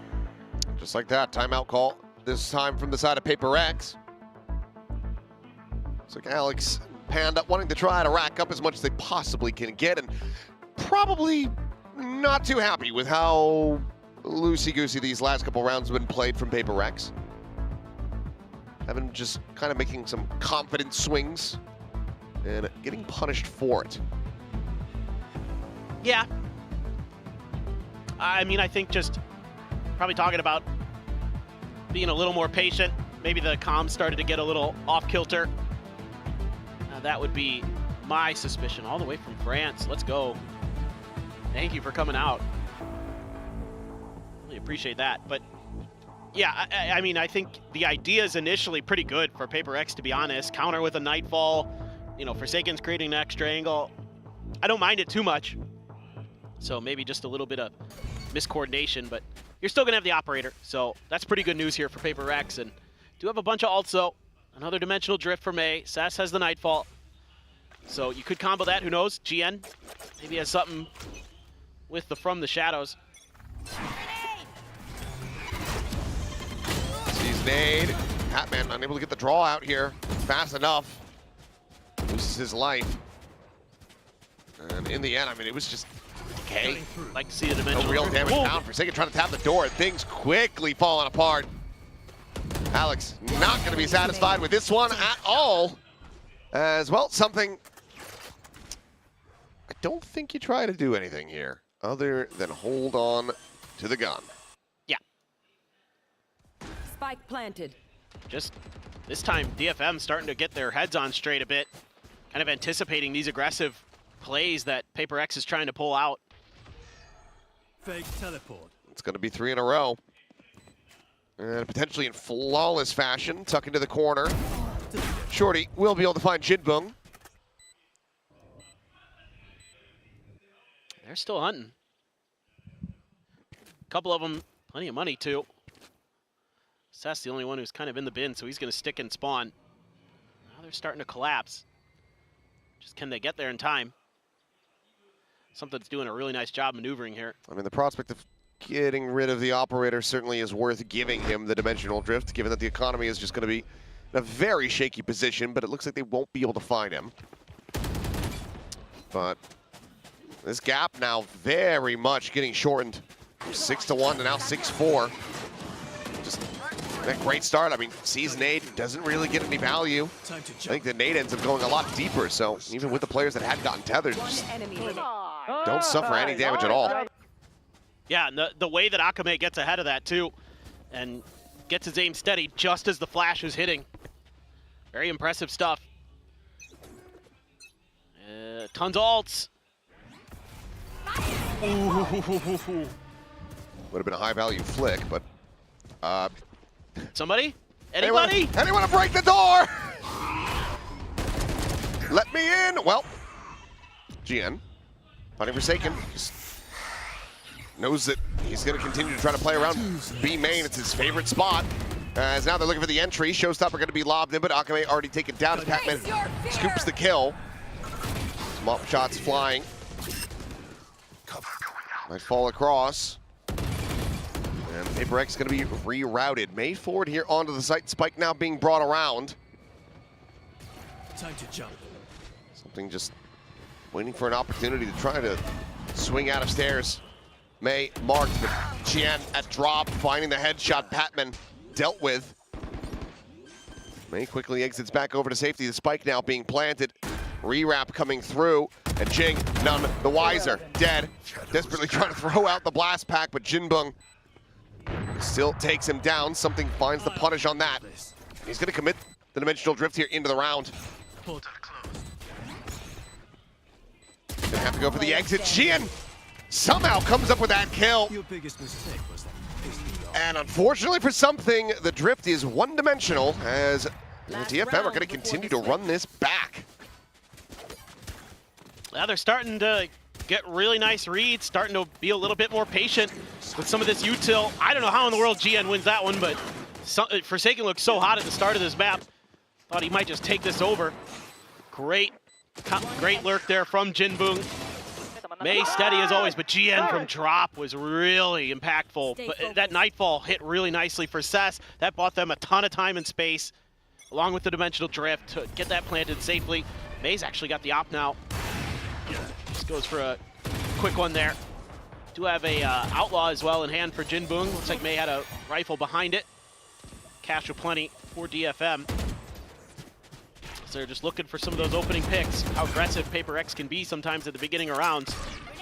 Just looking to see if maybe, you know, it was attempted kind of cheeky play. You can see that Patman and Jing working together as that B duo, hoping that maybe DFM will say, we've gotten this one to go.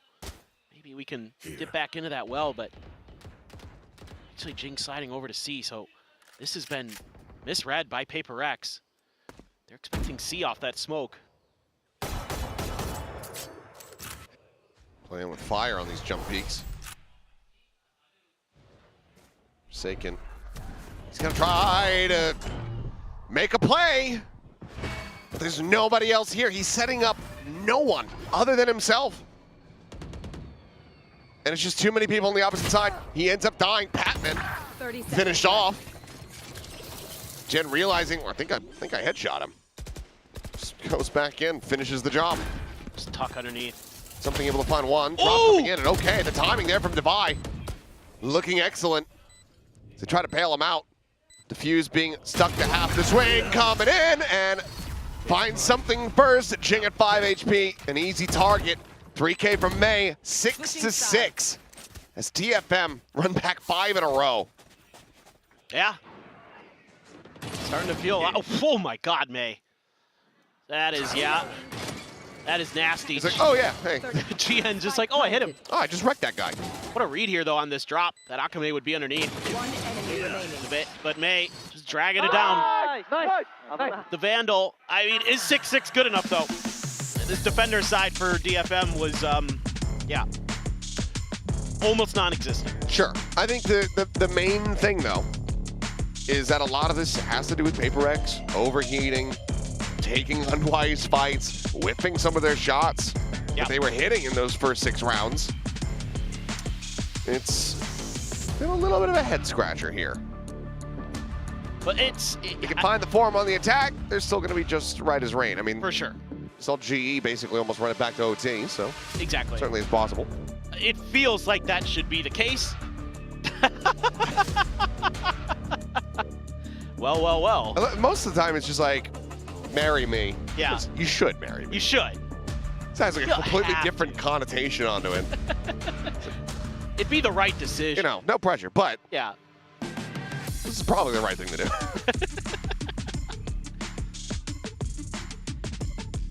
Yeah, I don't know. I mean, DFM just, it's something that about PRX that they seem to have decent reads on. Like, they just kind of react well to the way that they play. They're able to sort of make some, you know, past those first 4 rounds, start making some much better reads in the macro game. But this is a big pistol.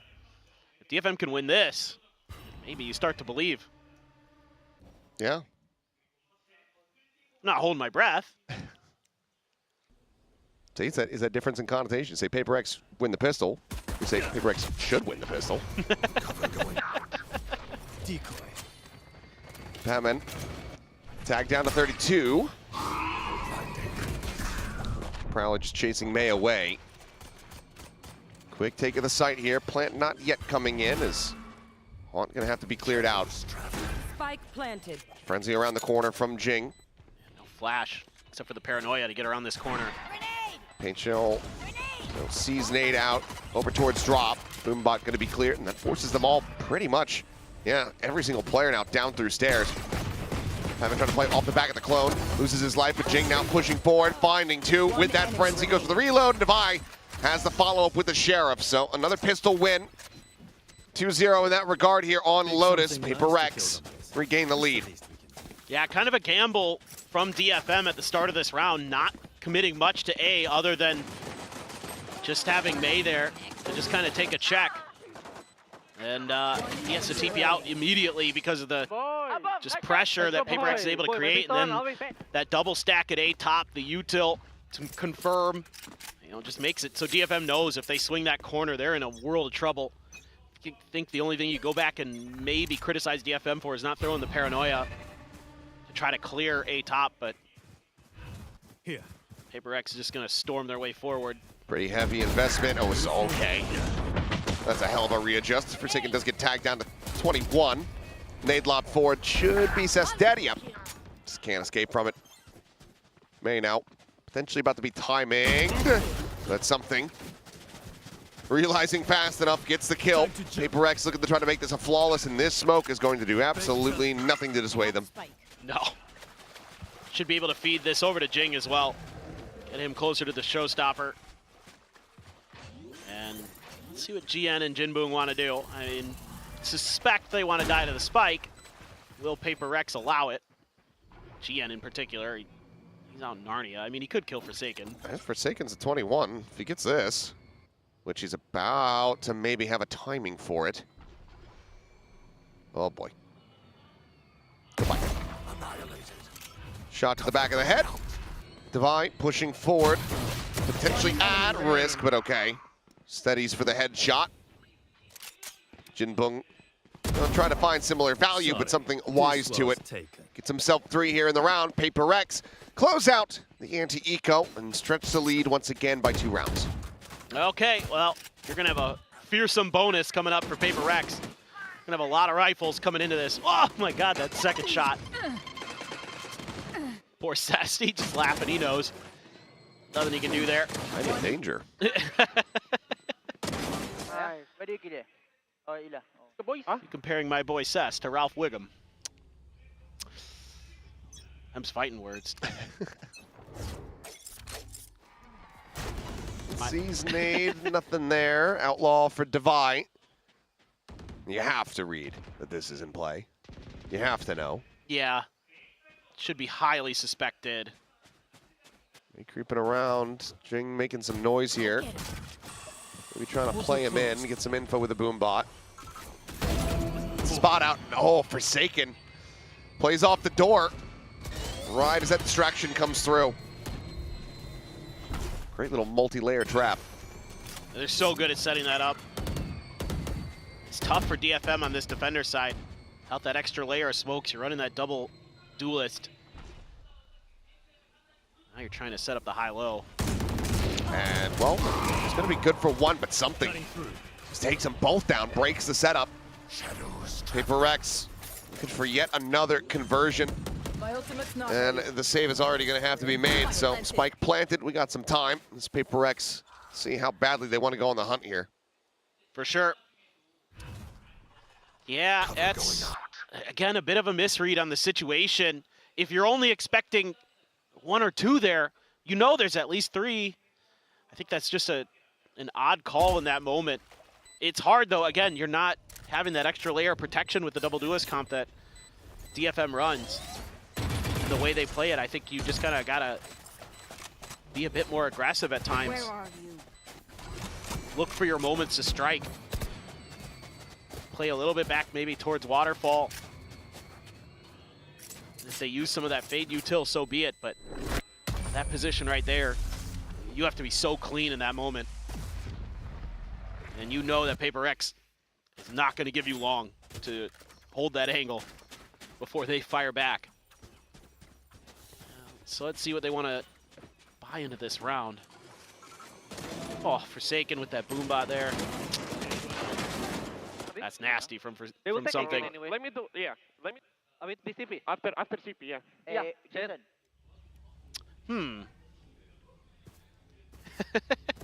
Well, let's see what this looks like. Yeah. Some minor insights. As TP across, Tether's there, double TP gonna have to be used. Forsaken avoiding the damage.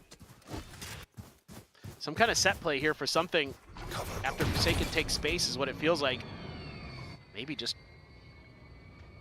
might be able to kind of bully his way through here. Clone leading the way, but how come able to go ahead and get the shots around it? Finds a kill there, looks to try to hold this down, but Forsaken fights back. May arriving at drop, just the classic in hand. As it's Gian for the moment here with the hero rifle. Attempt from Cess to find some value, to find a kill, but does end up getting taken out of the equation here pretty quickly. Getting now ready for the entry. Jinbung gonna try to see if he can recreate some of that magic there at upper once again, but it's gonna be Devi out from main. Just a little bit overeager. And you did scoop up a rifle for May, but it's a good use. It's gonna be tough. This Spotted one, Jien. A nice shot. As Paranoia going to be lobbed in. Jien finding a second kill, giving May an opportunity. Flashes in over the top, looks for the peak, finds a headshot! And oh my goodness, the transfer! May continuing to be absolutely electric. Clutch.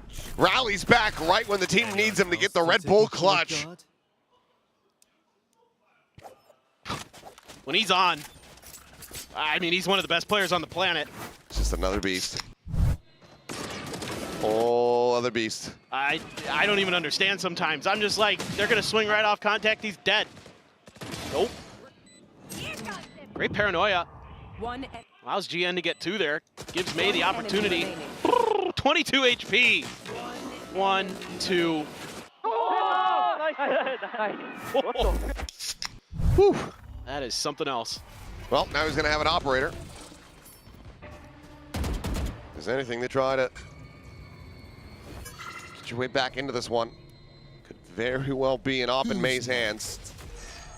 As okay, TP 4-dimensional drift going on the scout. Jen spotted. Jing able to go ahead quickly deal with him. Now it's going to be the enemy raise as he nearly finds a transfer of his own. Something at the same time. Just gets in on top of May. Takes him down with a shorty. Oh boy. Gonna have to see that one on the replay.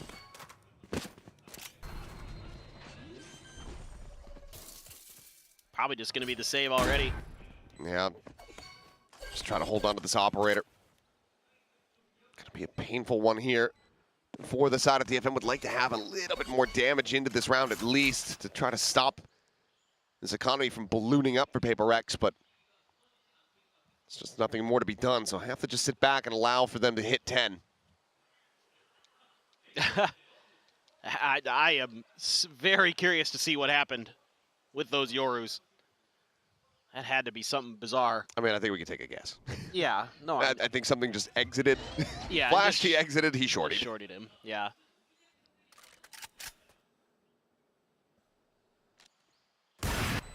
Well, spike goes off. Let's see if DFM can steady themselves a little bit more. But, I mean, outside of May's hero play, you know, it's been all PRX, and you're going to have to figure out some better answers. Now the economy's back in the gutter. Just crunch play there. GN just, nothing he can do. I mean, the util usage just better. Oh, he just caught him. Oh, yeah. Caught him rotating out with the classic in hand. Yep. Take my gun. Just trying to get out of there. Now Jing's got a judge. Do have a showstopper for Akame.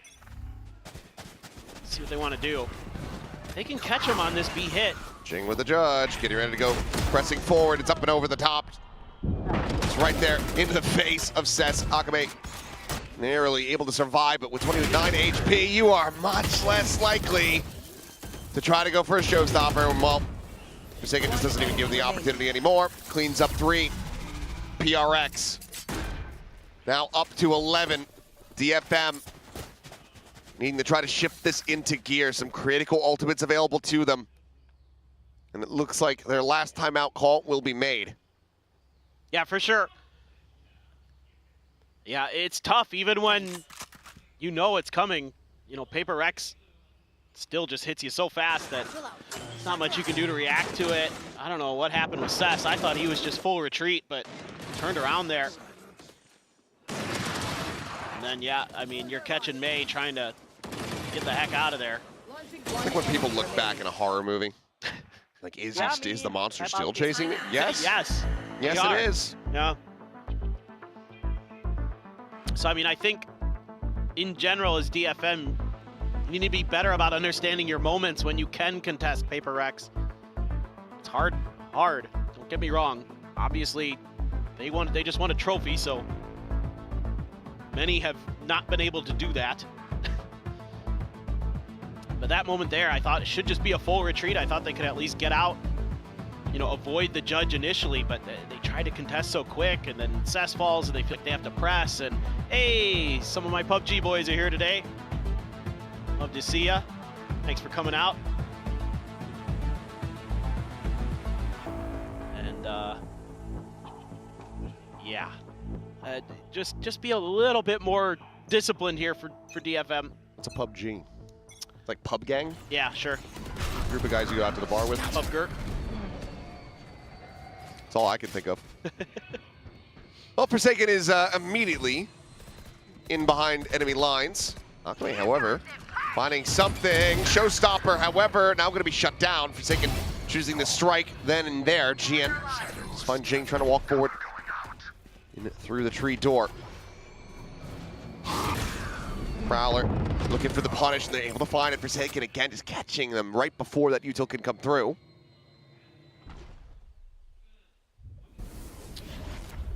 Just waiting here. It should be a full rotation from PRX. Vi's going to stick around with that op. I think you're kind of aware of it. Can't really peek that corner. You're just going to lose a player for free. So you have to rely on that Vice util. Jinbung's got to play his life so they can get the information, get the read, and get around to the other side.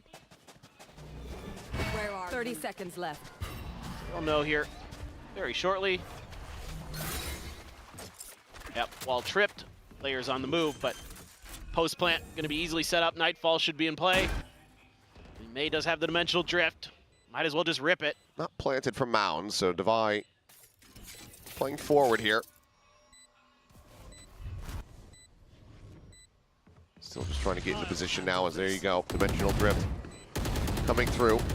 Push forward should have gotten the spot on the Forsaken. Face your fear! As well, it did. He tried to just skirt around the side of that smoke, never actually really identified him. As C's going to be thrown down, Haunt getting the reveal, Cess once again needing to deliver a clutch. But the time is just not going to be there.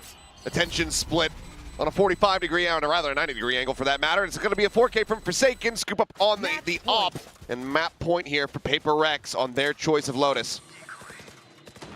Absolutely, another decent start, but the showstopper, and they had no idea where Forsaken was. He just gambled that Forsaken was maybe back in spawn or something, and he had enough time to get away with it. Yeah, that miss on the spot, on the position of Forsaken. Maybe he thought he had already bumped into the box or something. Not exactly sure what happened there. GN as a judge, Guardian for Cess. Oh no. Looking for, the Haunt crunch, and, well, GN getting the catch here on a Forsaken. Just continues to love playing around B main. He's not really going necessarily where they had anticipated. There's a swing out, Devi getting a spot, but Akame getting the kill. Jin now finding another as Patman's going to be struck down in this round very quickly. Has gotten out of control. Something in around the back is Jing, okay. They're wrangling it. It's Jin, where does the TP to? Forward into tree. Blast packs from Jing. Bounces forward as Showstopper to try to flush him out, and he is absolutely dead to rights. May now needing to do it all. Finds the kill, Spike planted, 33 health versus 45. Flashes his way into the corner, the swing out, and Jing just immediately finds the kill. A 4K to get them over the line. 13-7, PRX start off this series 1-up. Yeah, this is kind of what you expect from PRX, especially on their attacker side on this map. Some fast hits, some good reads, some tricky plays. This map had everything you were looking for. A few new wrinkles in there. I like that aggressive steel garden we saw from them on their defender side. That was kind of neat. The TP from Forsaken in the stairs caused a lot of chaos. DFM just could never really get that good read. Yeah, PRX just a really strong Lotus team. No doubt about it. Yeah, continuing to be a very reliable yet still stressful map for them at the end of it all. Well, that's every map. Yeah, that's a good point. Even Sunset. But yeah, I think for DFM, not going to be kicking yourselves too hard. No. You do have Haven coming up next. That needs to be the turning point, though, as they look to try to push this over into a map 3. Yeah, there were good moments here. A couple nice clutches, but some decent rounds that you're able to string together. I mean, I think they just don't really have a great grasp on how to pilot a double duelist comp and make good map reads at the same time. I think they give up a lot of space, and they don't really know how to re-clear stuff well, and they kind of take big risks that PRX is more than happy to punish, and a few little micro mistakes. But yeah. All right, well, PRX able to go ahead and find this win. Certainly some ups and downs there for the team. I'm sure Alex is going to give them an earful, but they still got the map win. We'll see what their Haven looks like and whether or not DFM can give us a map 3 when we come back. But for now, we'll send it back over to the analyst desk to break down Lotus. Well, that was a fun little Lotus to start the day with PRX and DFM. And DFM gave us a really good start. At the halftime, it was a 6-6 scoreline, and it looked like things could have gone in their favor if they had only gotten that pistol round.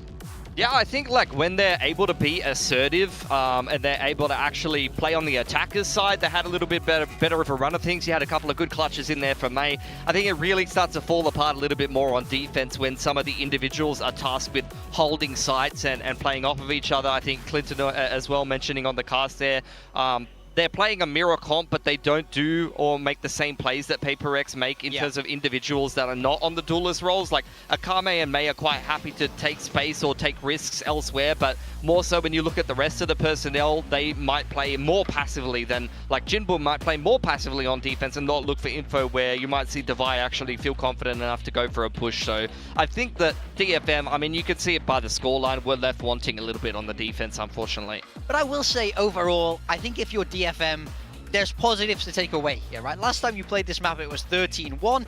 Now you're getting 7 rounds on PRX, and they know that they weren't the favorites heading into this map. They know Haven is the one where they're really able to springboard that comeback, so they managed to settle themselves into the game. And in my mind, that's all they really needed to do in that map 1, so I don't think they'll be too disheartened backstage. Oh, definitely not, especially because Haven is going to be the next destination after this, and PRX, you know, first time surprise T1, so I don't know if it's going to be happening again against DFM. But we had some really, star highlights in this Lotus map. Yeah, I mean, I would just take a look at some of these rounds on attack for DFM. When they were being more assertive, when they were taking matters into their own hands and just had a straightforward approach, it went a lot better for them. They did a good job of shutting the op out of the game. A lot of the time, something was forced into a lot of retake scenarios where he wasn't having a lot of impact and was forced to save. You can see DFM with a very clear plan here. They go for this B execute and they go straight and take that heaven control, and it works out beautifully for them. Yeah, I liked it. I mean, PRX fames were playing fast with these double duelist comps, so DFM did it right back to them, and like you say, iced something out the game for a while, which really did make me optimistic. Yeah, straight in towards the C mount control as well, just a straightforward approach. You see Akame sent forward with a little bit of a util combo, and then they're not gonna slow things down, they're not gonna explore the rest of the map, they're just gonna go straight into C, and it goes well for them. I feel like every single time they just had a straightforward approach, they didn't overthink things, it was a lot more effective for them. Yeah, this to me shows strong game planning, so especially if we look forward towards Haven, that's what I want to see. You don't have to overcomplicate it, stick together as a group and trade out, but of course we have to look at May again. He was once again trying to keep DFM in it. I mean, just pulling out some great shots, and then this 1v2 right here, crazy! What a shot! So good.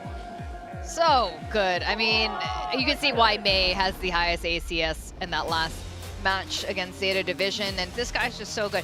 Now Jing, especially ending this particular map of Lotus in such a bang with those 4K to make sure they just close this out. Yeah, Jing, as expected, on the raise, just doing damage, and look, was the man to, inflict that clutch on DFM, keep PRX in the game back in stage 1. So I think, honestly, MVP goes to Jing. 300 ACS on the raise. Might even be a tame performance from him, and PRX did do it by committee here, whereas you look at across the rest of DFM, I think unfortunately not having able to step up to the same level of fragging impact as PRX as a whole. It was more of a May carry as usual, although GN actually did have his moments. I was pleasantly surprised by GN on the Omen here, and I remember going back to kickoff where DFM was doing a little bit of damage. It was actually GN on the Omen on Abyss back then that was actually interesting to watch, so maybe a signature agent for him. Yeah, definitely. And one thing I've noticed for sure in PRX coming back into stage 2 that's so different than stage 1 is just how synchronized they are. They are on, like, their chemistry is on a whole nother level. Even though the core of the squad has been together forever, especially between Forsaken and Jing. In that last match against T1 and again today, we saw that happening. And as we go into Haven, this chemistry is so important because, as we said last time, this is a slightly less prepared map. Yeah. It's a map they love to permaban. It's a map they don't particularly do well on both halves anyway. So that chemistry is super important. I mean, totally agree with you. That's what it's like to play against PRX. It feels like you're fighting bloody World War V sometimes when it's like, it's not just one person going for an aggressive play. When they make moves on a map, they make moves together. And you're going to see that on this defensive side where you do have, you know, the Waylay and the Yoru diving into Garage. We saw that against T1. It's not just one player that's going to be aggressing on you. You have Jing pushing front B while they're fighting Garage, and then you have someone flanking you from C long or something like that, you know? I'm curious to see how much they're going to be able to limit this fade's impact, because we saw so many scans, so many shots through the smoke because they didn't know where to expect the eye. So I'm really hoping that DFM have done their homework here and they're able to kind of shut down this aggression with this double duelist and this fade in particular. Well, I'm also getting some news that we might have to go on a very short break because of a PC issue. Who's maybe your PC? Is that why you need a laptop? Yeah, that's why. That's why I'm trying so hard on the build diff. I'm having PC issues out here. Yeah, you're having build diff issues too, though. True. You are doing better this time around. With that, we're going to go on a very short break. When we come back, we will be going straight into Haven, which should be a lot of fun between these two particular teams. So guys, quick break. We'll be back.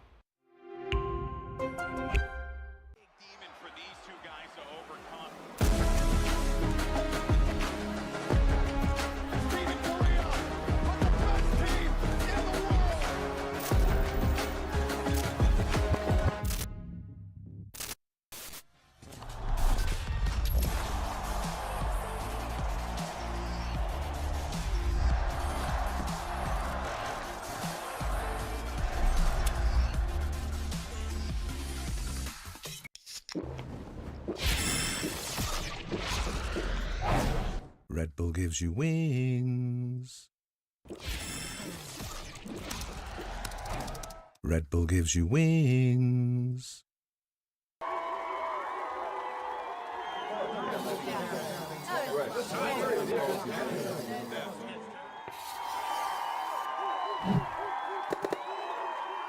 Red Bull gives you wings. Du mår mycket bättre nu, som du trodde, eller hur? Och lev i lögnen om du vill. Jag hoppas att det räcker till. Ta fly från sanningen.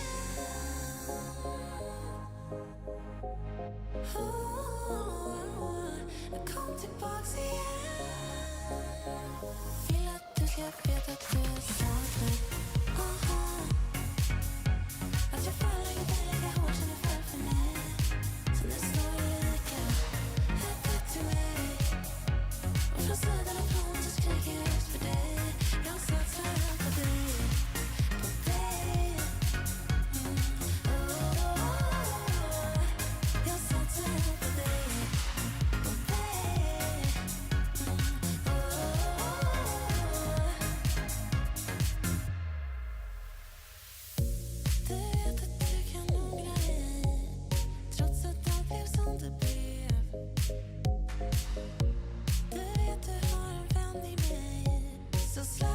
inga känslor mer. Så fly från sanningen.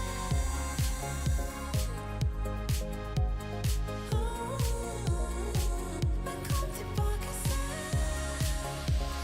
Vill att du ska veta att du är saknad. Att jag följer dig lika hårt som du föll för mig.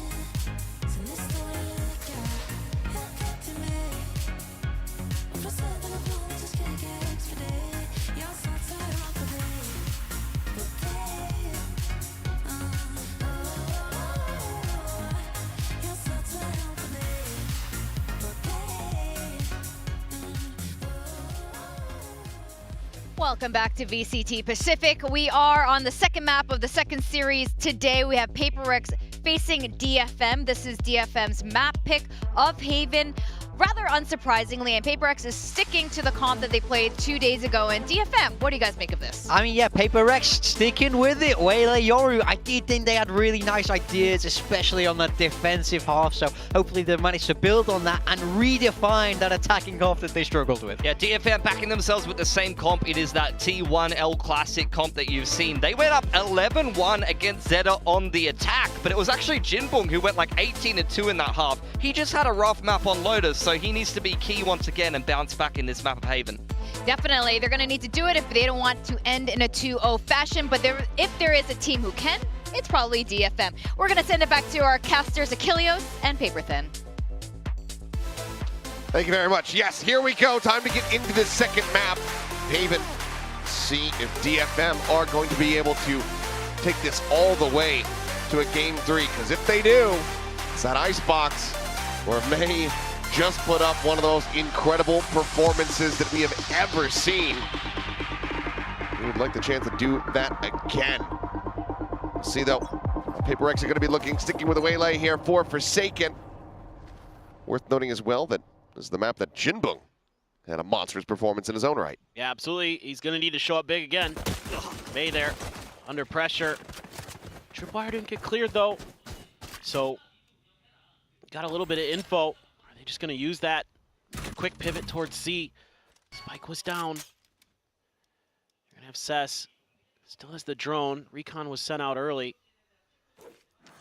It's a slow creep over in that direction. Just checking for a push out from Garage. This is a great read. Seems like DFM really understands this map a little bit better, but they weren't able to get a pistol on Lotus. Can they do it this time? Revealing area. And this is fast from PRX. Thought for a minute they might just try to get in on the plant and try to prevent it. Jinbong gonna be the one to put the spike down. We're gonna have to give this a little bit more time because a lot of this is gonna be contingent on Forsaken here with his flank. Like you mentioned though, that tripwire never gotten cleared out. Well, pot shots into the back. It's Forsaken spotting out Cess, who's just gonna be sending the drone to Vi, able to find Alchemy at the same time. First kill to be found now. Patman getting involved. GN dead. Devi just massacring them. Cess is now the last one standing, and he's just been trying to contend with this Waylay the entire time while the team dies over on the site. Flawless pistol, PRX. 3-0 in that regard. Once again, with a very great start here to the map. Yeah, don't like this pistol post plant for DFM. You offered up way too many 1v1s. Just played off the Prowler. Okay, just played off the Prowler. That's a little unfortunate. Not sure why you're pushing forward there. Oh. That's just disgusting. And it makes it a little too easzy. But some bad reactions there as well. I think just turning all of your attention away from the site to try to deal with Forsaken as the Waylay kind of opened that up for Devi. You know, PRX is in full confidence mode right now. They're just going to come at you. And they do not miss.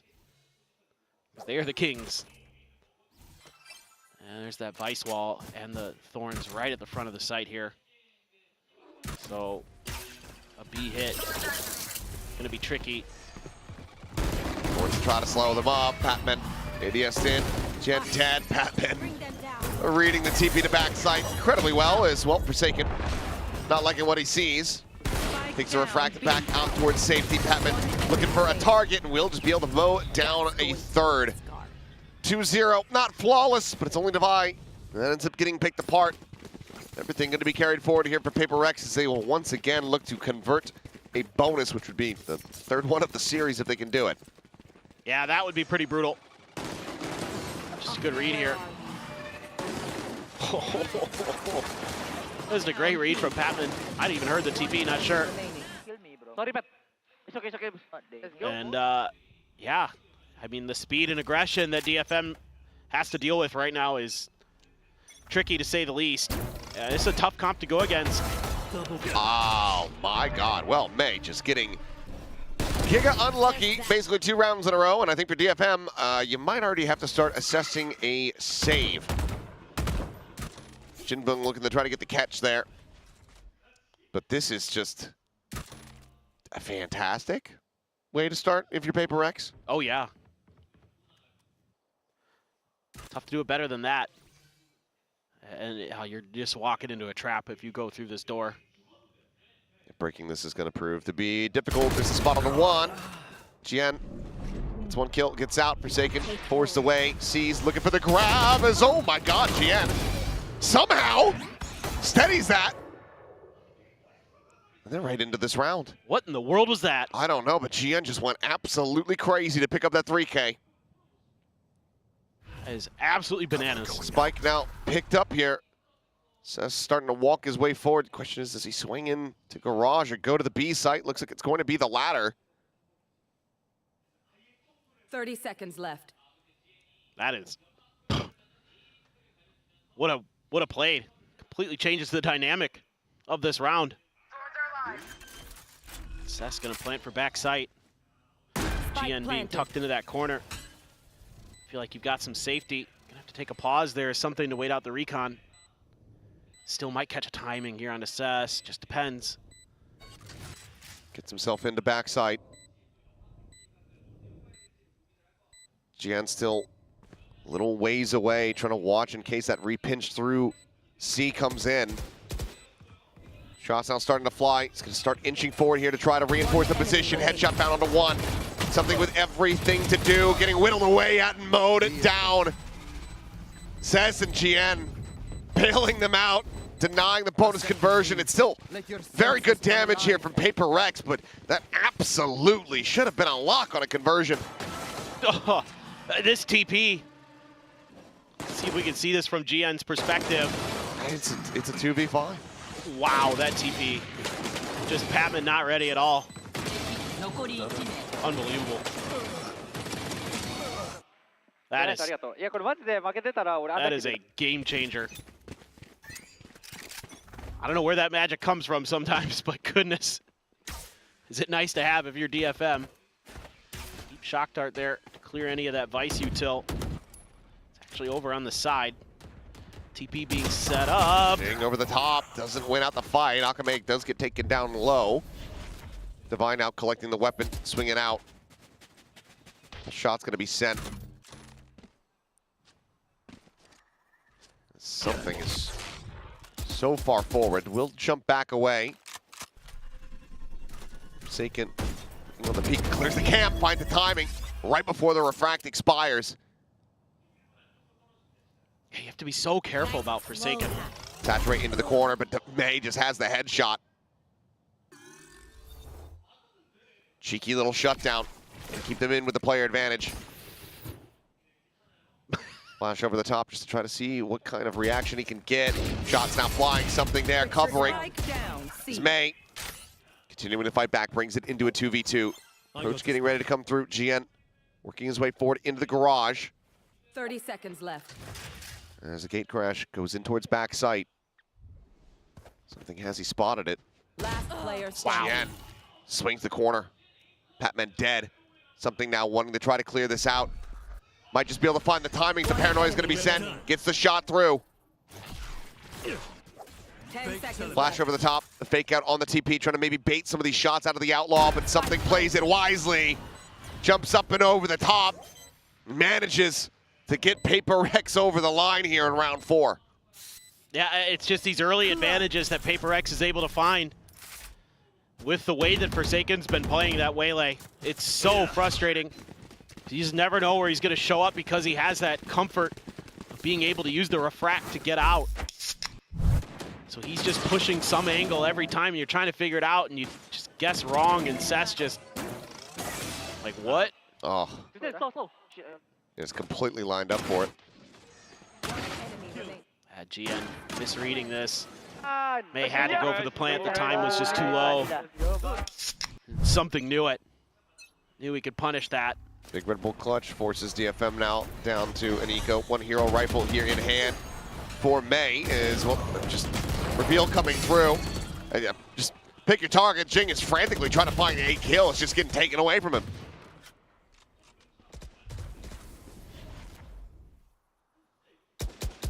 They're over the top of the box, and the spike is in hand, but it's going to take a lot of effort to try to get out of this position now. Forsaken trying to get himself a 4K. Patman will go ahead and find the final. 4-1.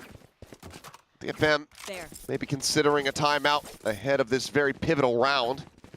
They nearly have 5 ultimates to work with. Yeah, I mean, you have a Nightfall along with the Convergent Paths. I mean, that's a really scary retake combo, or just who knows, they might just come at you at a lobby again with it. Stuff like that has to be thought about. They need to find ways to shut down this early aggression. It has to be here. Doing a thing. Otherwise your economy is going to be in the bin again. Forsaken going for it again.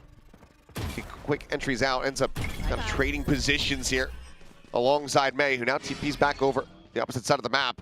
Something just trying to hug in against this. Actually is made it past that tripwire, but does get caught. Jinbook now having the reveal here off the neural theft. Sure, while holding back that spike for the moment. Eventually allows for Divide to get in. Yeah, finds the punish.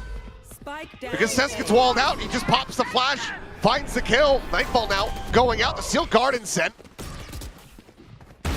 Trick shots. Jinbook still holding onto a weapon, but the spike is lost. They're both contained here at Sewers. Cage triggered. Still have one flash to play with, but it's going to need a little bit more than that. He's going to try to go back over to long. I mean, Cage does nothing more but maybe make them think that you've crossed over, but you're still no closer to getting the spike in reality. May needs to have a huge opener, but it's being watched for. 30 seconds left. Jing here on the angle. Swing in, May trying to re-challenge. Reads the corner correctly, but again, cannot find the punish. They'll both get cleaned up in the blink of an eye. 5-1. Dimensional Drift, Neural Theft, now expended. PRX continue winning. Yeah, this is tough when you don't have the smokes or just don't opt to smoke off a tower, and Divide can just re-clear that space. Something a little bit frustrated, but you know he's up there and you're just ignoring it. Just a lack of awareness of open space here for DFM. Let's go! This needs to be a little bit more understanding here. And that lack of fundamentals is just not going to cut it at this level. Not against Divide. He's going to punish you every time if you leave that window open. Every time.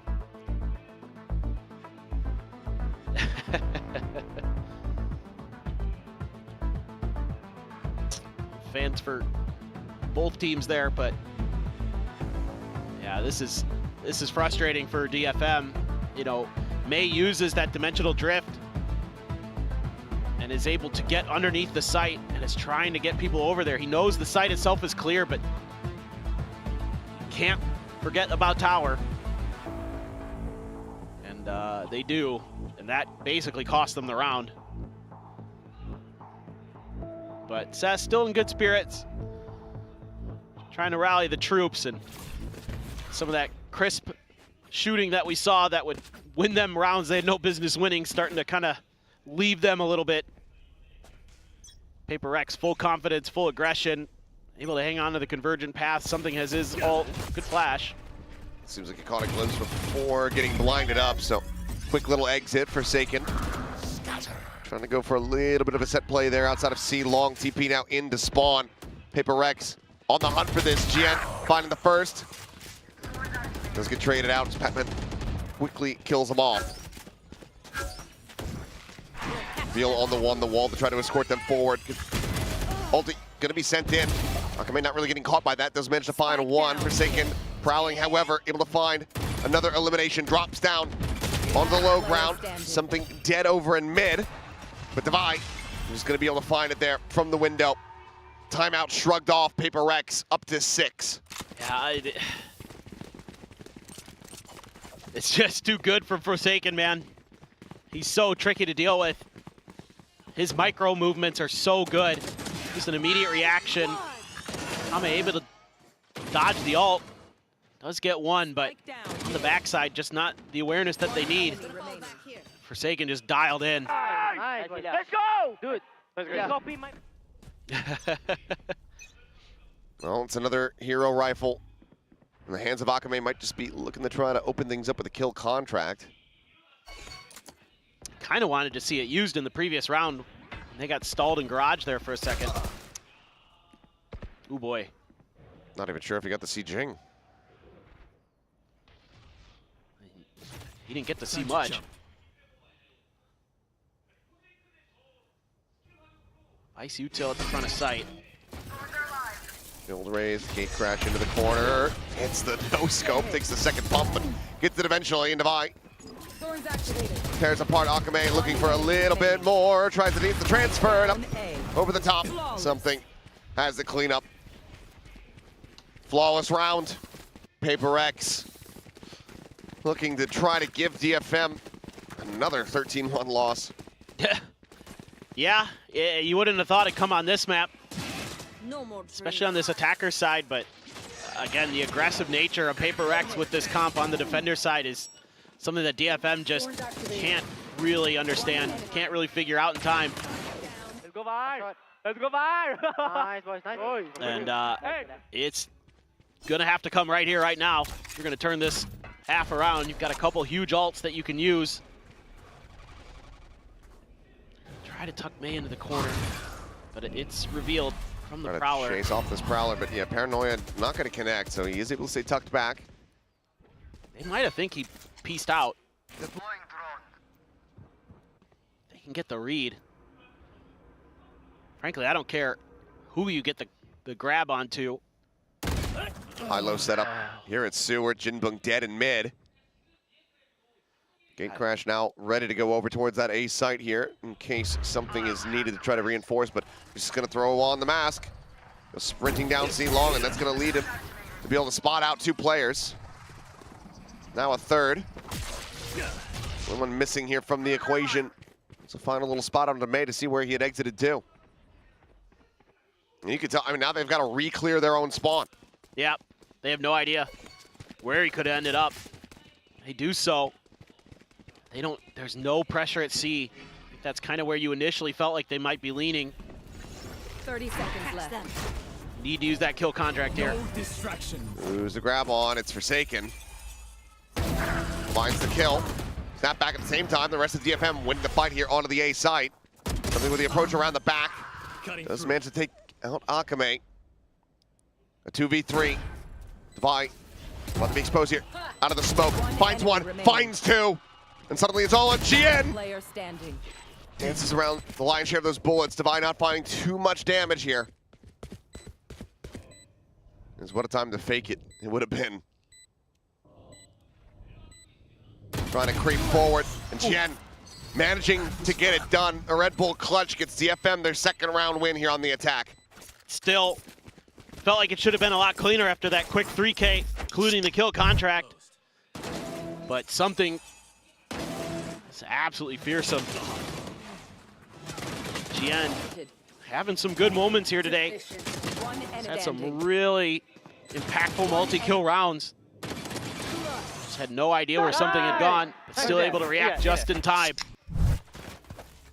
So a win when you need it most. Need to keep Cess alive here so you can get that Hunter's Fear to go. This feels like a fast C hit. And it will be. Forsaken here to contest. Couple shots going through, but damage avoided. Full flash here onto May. Forsaken caught up, flashed out. Jinbung able to find one. Jing looking for the transfer, ends up getting taken down. Hunter's Fury now layered in as they're just kind of storming out of smokes and just very much getting ground to find pace here at PRX. Spike planted. Little signs of life as Shield spotted Batman suffering a similar fate. There's something. Doesn't have much more that he could possibly do.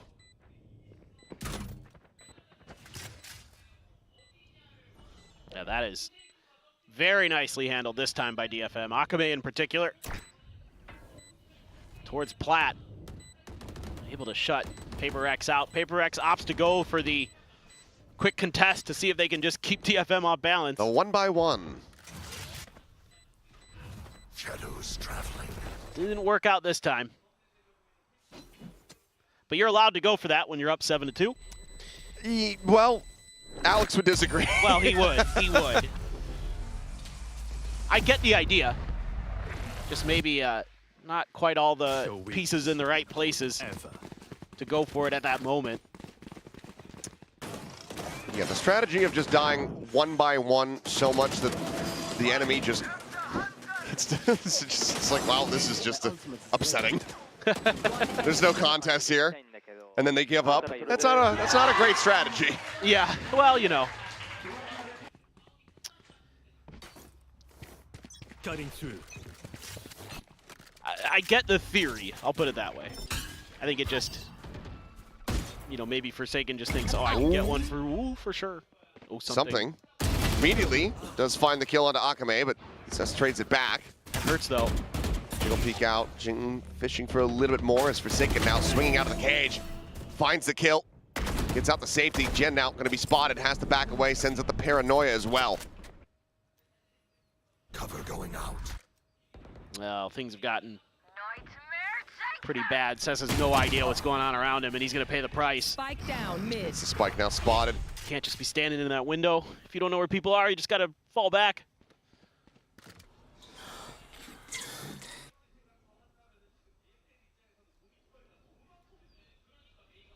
And now the Nightfall out, but yeah, not sure if there's going to be much more that you could try to do here. All right, here you go. GN gets a kill, gets his ult, grabs the spike, TP's somewhere.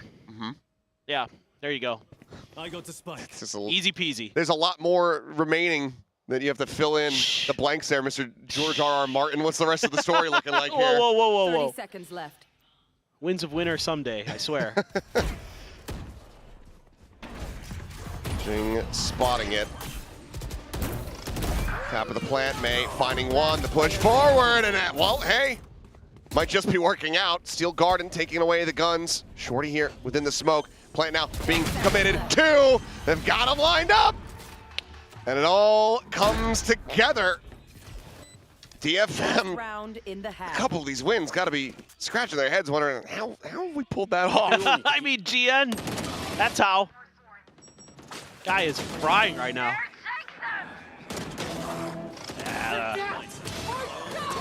Oh, that was crazy fast. 10 seconds left. Pretty nasty there. Okay. Yep. Yeah, I was gonna say, Alex has got thoughts, I'm sure. Probably telling him to calm down a bit. Bit too much fun being had here on stage.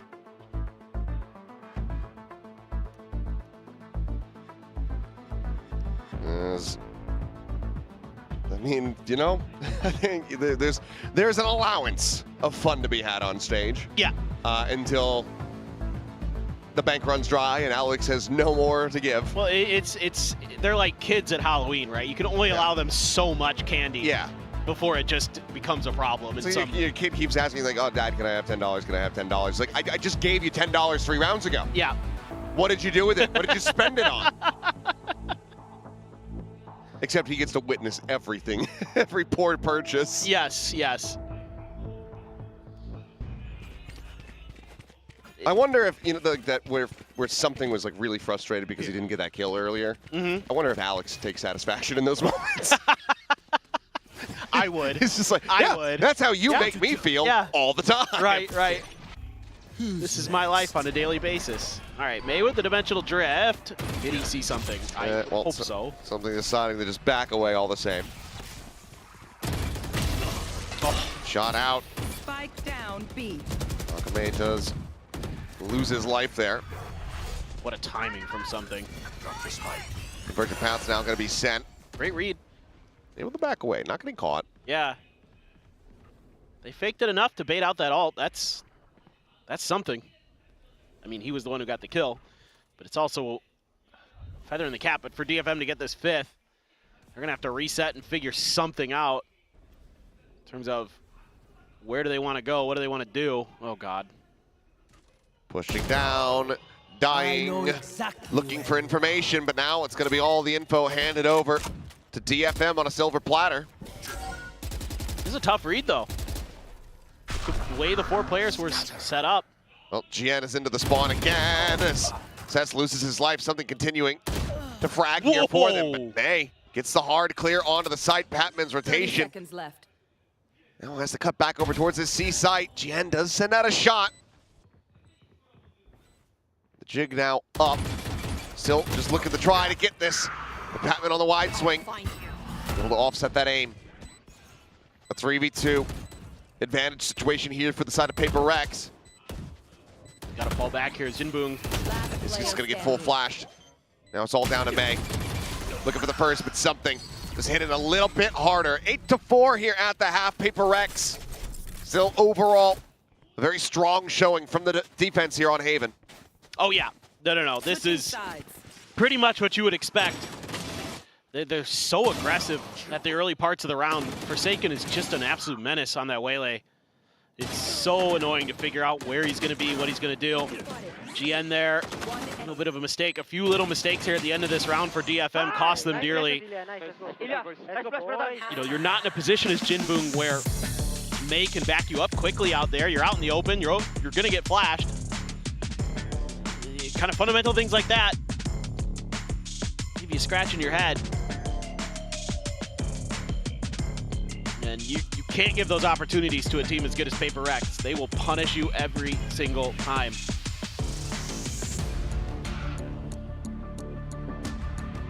And you gotta, I mean, I don't even know if this defender side is gonna be much better for him. Explosiveness that this composition could potentially bring. It can be a little tricky to set up though because of the way the waylay works with the refracts and stuff like that. But I think overall, if you can kind of handle some of Jinbung's utility, I think you should be pretty good to go for PRX. That's going to be the real thing that might slow you down a little bit. But even then, you have the Yoru to get past a lot of it, so I wouldn't be too worried. And you would love to win a pistol here. You haven't done that yet as DFM. Very true.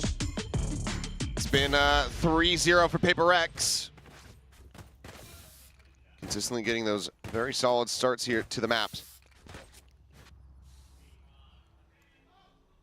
As you know, a very nice sight to see GN hovering at the top of the leaderboard here for the team. He's been tremendous today. He's had some phenomenal moments. As good as you're going to get out of him, we've seen so far. Need a little bit more from May. It's got to be that. Got to be that superstar. Him and Akame, when they can get firing, that's when they're real dangerous. Cess is in a lot of trouble. Prowler does check. He has no exit. Oh, I thought they might try to punish him there. Maybe the sheriff. He said, oh, nice shot from Divine. I think he said he has no eggs. I was like, what? No exit, sorry. Oh, I mean, yeah, with the price of eggs these days, Achilleos. All right, May can't find anything. In fact, takes some damage himself. Trying to back off. And Jinbung gets one, gets taken down. Quick little trade there as Akame spammed, loses out on the shield. And looks like he ends up doing a little bit of a double take, thinking that he had taken out Forsaken. Low HP on 3 of these players. Says with a Sheriff, if he gets some nice shots, could win this one out. Thought Divide might just sneak up behind him there. Might still anyway.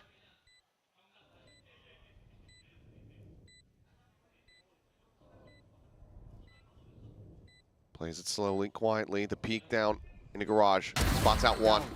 Scanning ahead. Recon not going to get a scan here. Time starting to work against him. Tap. Haunt. Gone. 3 bullets remaining. Finds the first. Has to go for the reload. Time continuing to get away from him. And Forsaken will just go ahead and get the headshot. 4 for 4 on pistols. PRX now up to 9. looking to bring the evening to a pretty swift conclusion. Yeah, no doubt. The duelists going absolutely ham. Divide just an absolute monster on these pistol rounds. He has been breaking things open. He's just so steady today. There just hasn't been much that DFM can do. See if they can maybe do a little bit of damage. They're going to really overstack A. Something just waiting to peek out. Marshall shot. Coming away with it now. Ooh, okay, pulls off the angle into sewer. So the check comes in. Akame now losing his life. I mean, wildly, both of these players are going to have to try to back off. Prowler at the same time, able to get the scout there on the Jinbung. Over by the double doors. May swinging, dead. He gets some good damage, but Marshall just a bit too accurate to contend with. Swinging in, something going to be able to find himself a third. Defy gets the cleanup. That's going to be a flawless here. It's PRX move up the double digits. DFM now down by 6. Needing to really jumpstart this defending side. Yeah, it's been pretty difficult. God, Divide. Just disgusting what he's able to do. Let's go, boys! One taps. No matter what pistol's in his hands. PRX gonna be fielding a pretty decent amount of firepower. A couple Bulldogs, Stinger, Marshall. And Marshall in something's hands. Find those headshots. Could be just as good as an operator. Jinbung maybe gonna be tested. We'll have to see.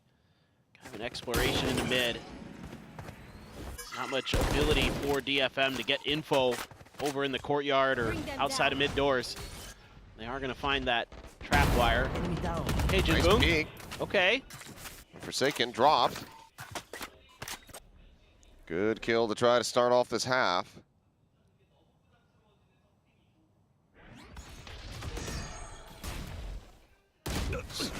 Just clean peek, clean shots.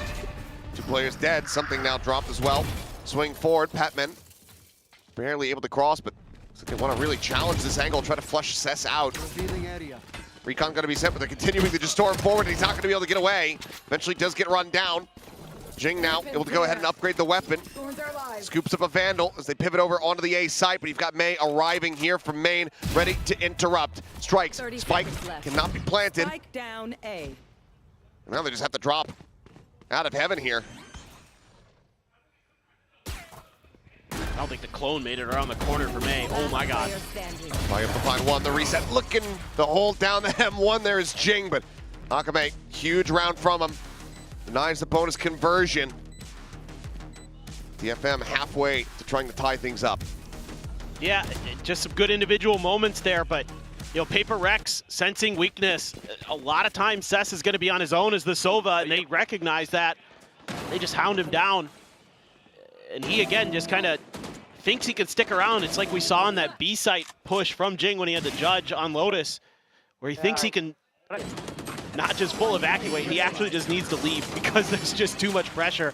Nice. Nice. Nice. But get your duelist going, get your kill contract up for Akame. Could be huge in this round. Absolutely. Early paranoia going to be sent out there. It's up and over the top to refract out. Plenty of scouting going to be done, and that's going to be widely. PRX winning out the fight. The kill contract getting the grab here on the Jing. Kill found. Akame will go ahead and exit back to safety over here at the A link.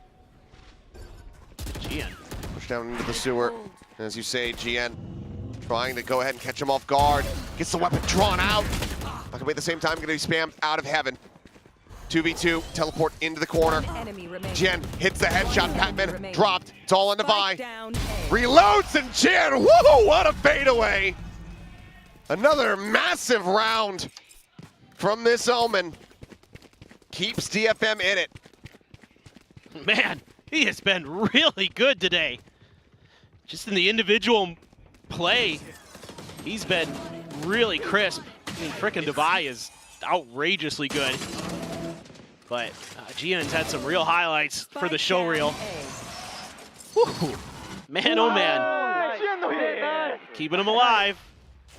Still hope it's going to be a weak bye. Bucky for Forsaken. Guardian for Devi. Outlaw for May. Yep. Spotting them out, and that is definitely going to send Devi packing.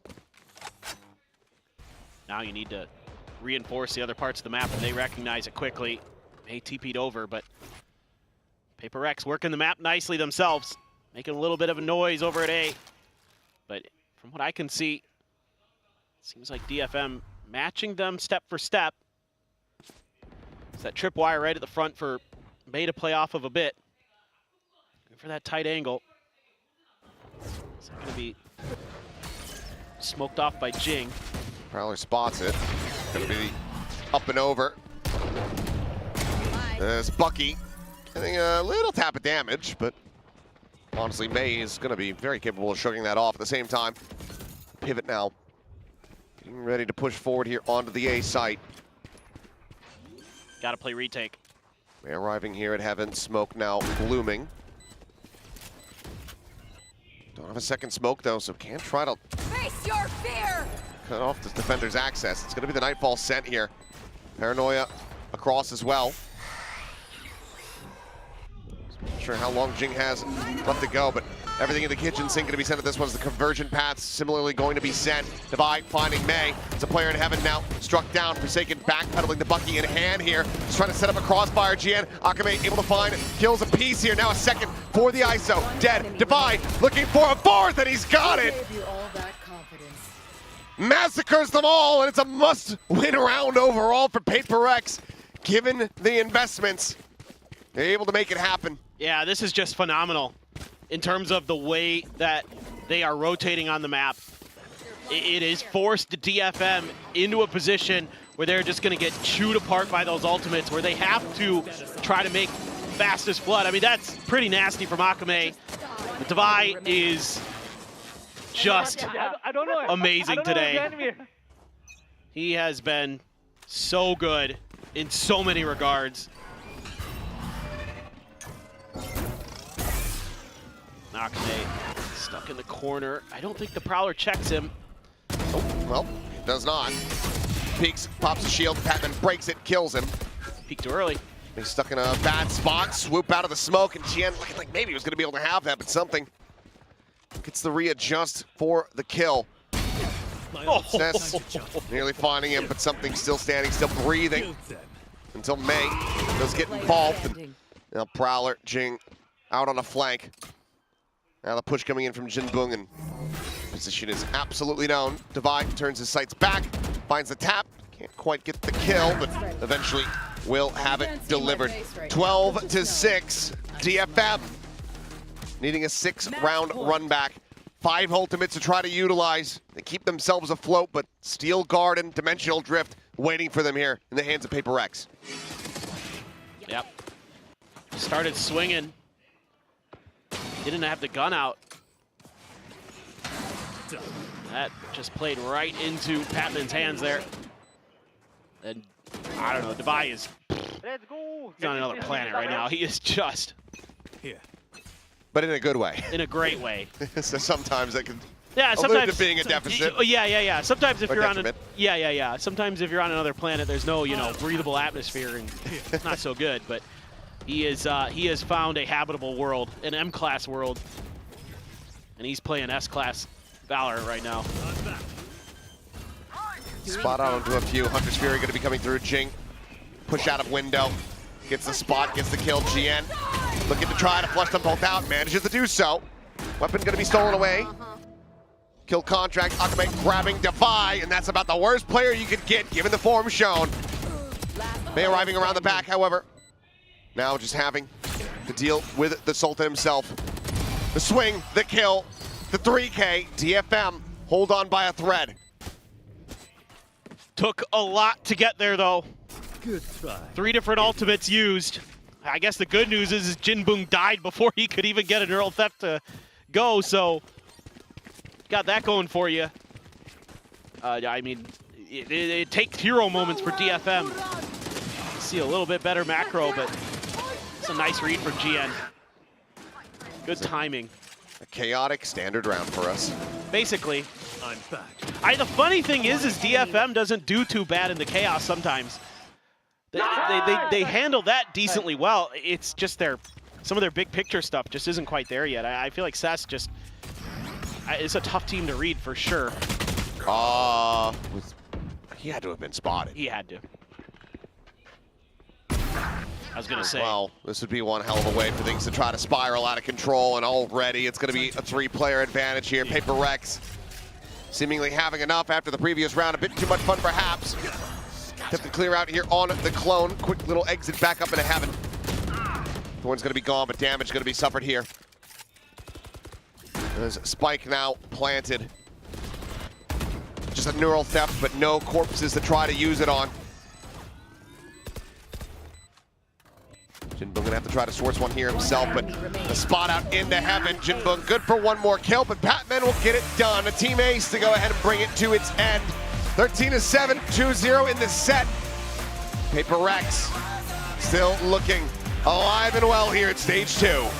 Yeah, this is just great stuff from PRX. I mean, sure, there are a few rounds that are going to tilt Alex a bit, but overall, like, they play the macro game really, really well on both of these maps. Lotus, a known quantity for them, but you're starting to see that they have a little bit more time in practice with Haven. The bigger picture ideas behind this Waylay Yoru composition, especially on defender side, super annoying to go against with the way Forsaken plays. He is all over the map. He's pushing space so early. He has that free escape with the refract, and he makes great use of it, and just DFM could not find answers for that a lot, and it set them off balance early. Devi was incredible the whole day, just absolutely incredible. Yeah, a fantastic performance from Devi. And if he's going to keep playing like that, then I think the rest of the team alongside him, they're going to be just fine. So another battle here for PRX, another victory here at the start of stage 2. They will exit this Super Week unscathed, and now can go ahead and continue to prepare for those future matchups. Bit of a nice little extended break for them ahead of the games next week. We're going to go ahead and set it down though. The Bellup's going to be standing by with our winners interview once again.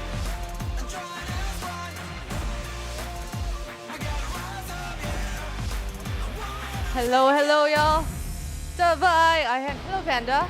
I hand you the mic. PRX의 다바이 선수 인터뷰 만나보겠습니다. 박수 부탁드리겠습니다. Congrats. 오늘도 PRX답게 W게이밍을 보여주며 승리를 매섭게 가져갔습니다. 다바이 선수의 폼이 더 좋아질 수 없이 고점이라고 생각을 했는데 계속해서 끝도 없이 올라가고 있어요. 오늘 경기를 좀 재밌게 한 것 같은데 승리 소감부터 물어보도록 하겠습니다. Another Wgaming fun day for PRX, and you played incredible. Well, how was that? I mean, can't complain when you win 2-0, you know? 뭐 오늘 승리 소감 어때 물어봤는데 뭐 2대0으로 이겼는데 뭐 나쁜 말이 있겠습니까? 만족스럽다고 이야기를 해줬습니다. DFM과 PRX 두 팀이 붙으면 매번 되게 팽팽하거든요. 도대체 DFM이 가진 게 그 무언가가 뭐길래 이렇게 PRX가 열심히 해야 되는지도 한번 물어보고 싶어요. Every time these two teams meet, it's a banger series. Yeah. But I wanted to ask you, what is that X factor that DFM has that makes it less easy for you guys? I mean, especially they have Mei, you know, that guy? like the best aimer I think for Japanese scene. So I mean, not just them, and not just him. Like I think the rest of the team have very good aim as well, and they like to take fight. So I think it's kind of similar to us. So, but I guess today is better day for us since we are shooting harder. So yeah, I mean, it could have gone both way, you know. So yeah. 아무래도 뭐 최고의 타격대로 알려져 있는 메이 선수도 있고 메이 선수뿐만이 아니라 DFM 선수들 전체가 다 에임이 되게 좋고 싸우면서 물러나지 않는 성향을 갖고 있기 때문에 솔직히 오늘 경기는 뭐 누가 이겨도 이상하지 않은 경기였다고 이야기를 해줬습니다. 다음 상대 PRX 붐 e스포츠를 만나게 됩니다. 도대체 PRX 멈출 생각이 있긴 한 건지 한번 무슨 생각인지 물어보고 싶어요. Next up, another one against Boom. Are you ever gonna stop, Devi? I guess it depends on our post plan, you know. Like if we crumble at the post plan, then that's where they stop the train. So if we manage to play post plan properly, I guess then no stopping, you know. 뭐 포스트 플랜트만 잘 먹힌다면 뭐 PRX 트레인이 멈출 일은 없을 거고요. 뭐 그것만 조심하면 우승은 당연히 PRX 거 같다고 이야기를 해줬습니다. 페이퍼렉스의 다바이 선수 인터뷰 만나봤습니다. Thank you, Dabai. Thank you. All right. Well, I heard that there was a little something on the desk. So we are gonna send it over, and that's all from us. Say Thank you. bye. Bye. Bye. Bye. Let's go.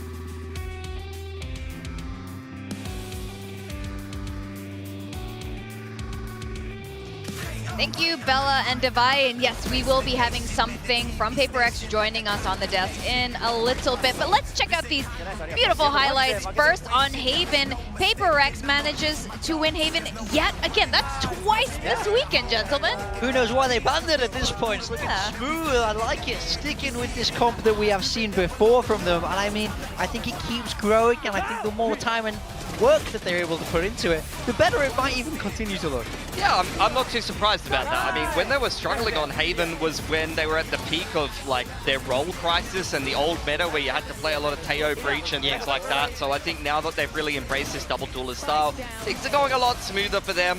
For DFM though, they had their moments. This was one of the better games that I've seen actually from GN in quite a while. He had a couple of really nice multi-frags. He was shooting back hard, so it was good to see him once again on the Omen doing some good stuff. And I think for DFM, unfortunate that they couldn't be as competitive with PRX today, but look, they have still got the rest of the group stage to play out, and they've already got a win to their name.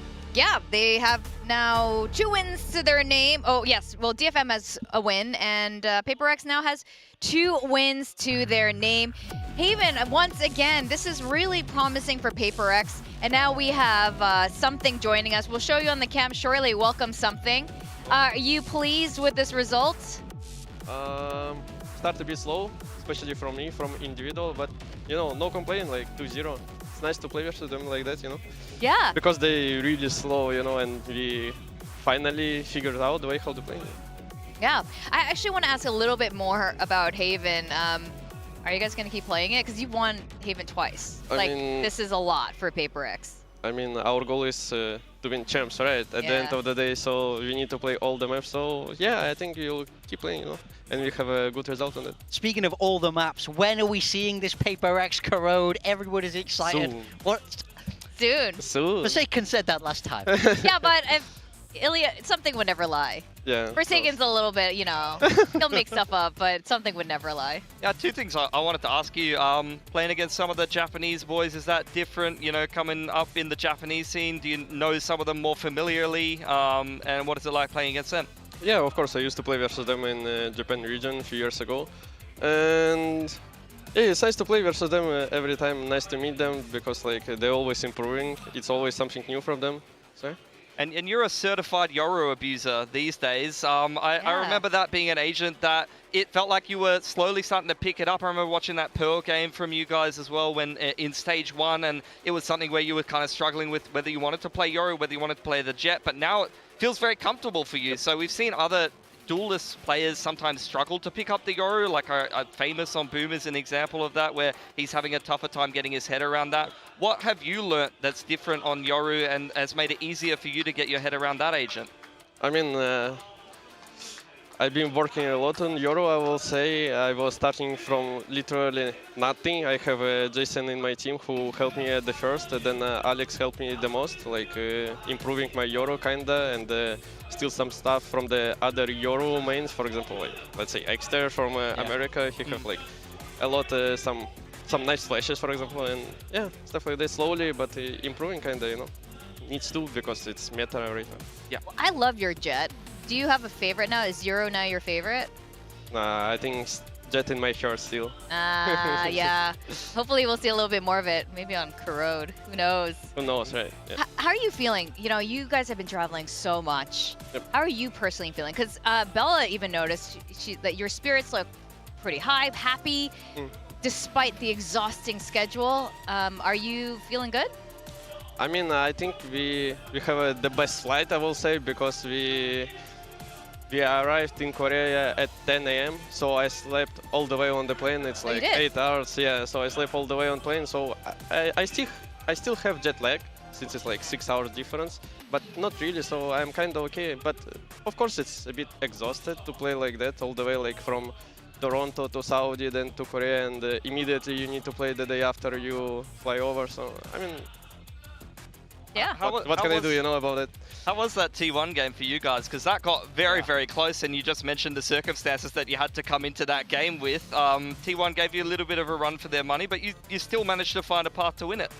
No, I think maybe it's because we kind of like, in terms of like hot, we just came from the LAN tournament. Yeah. Meanwhile, they play from online for 1 month, practicing from home and stuff. Then they also have a new player. But for us, it's like, there's no expectations on T1 game just because like we just arrived, you know. Yeah. So like there is nothing to lose, even though we might lose. It's like it's not gonna be that painful, you know. Yeah.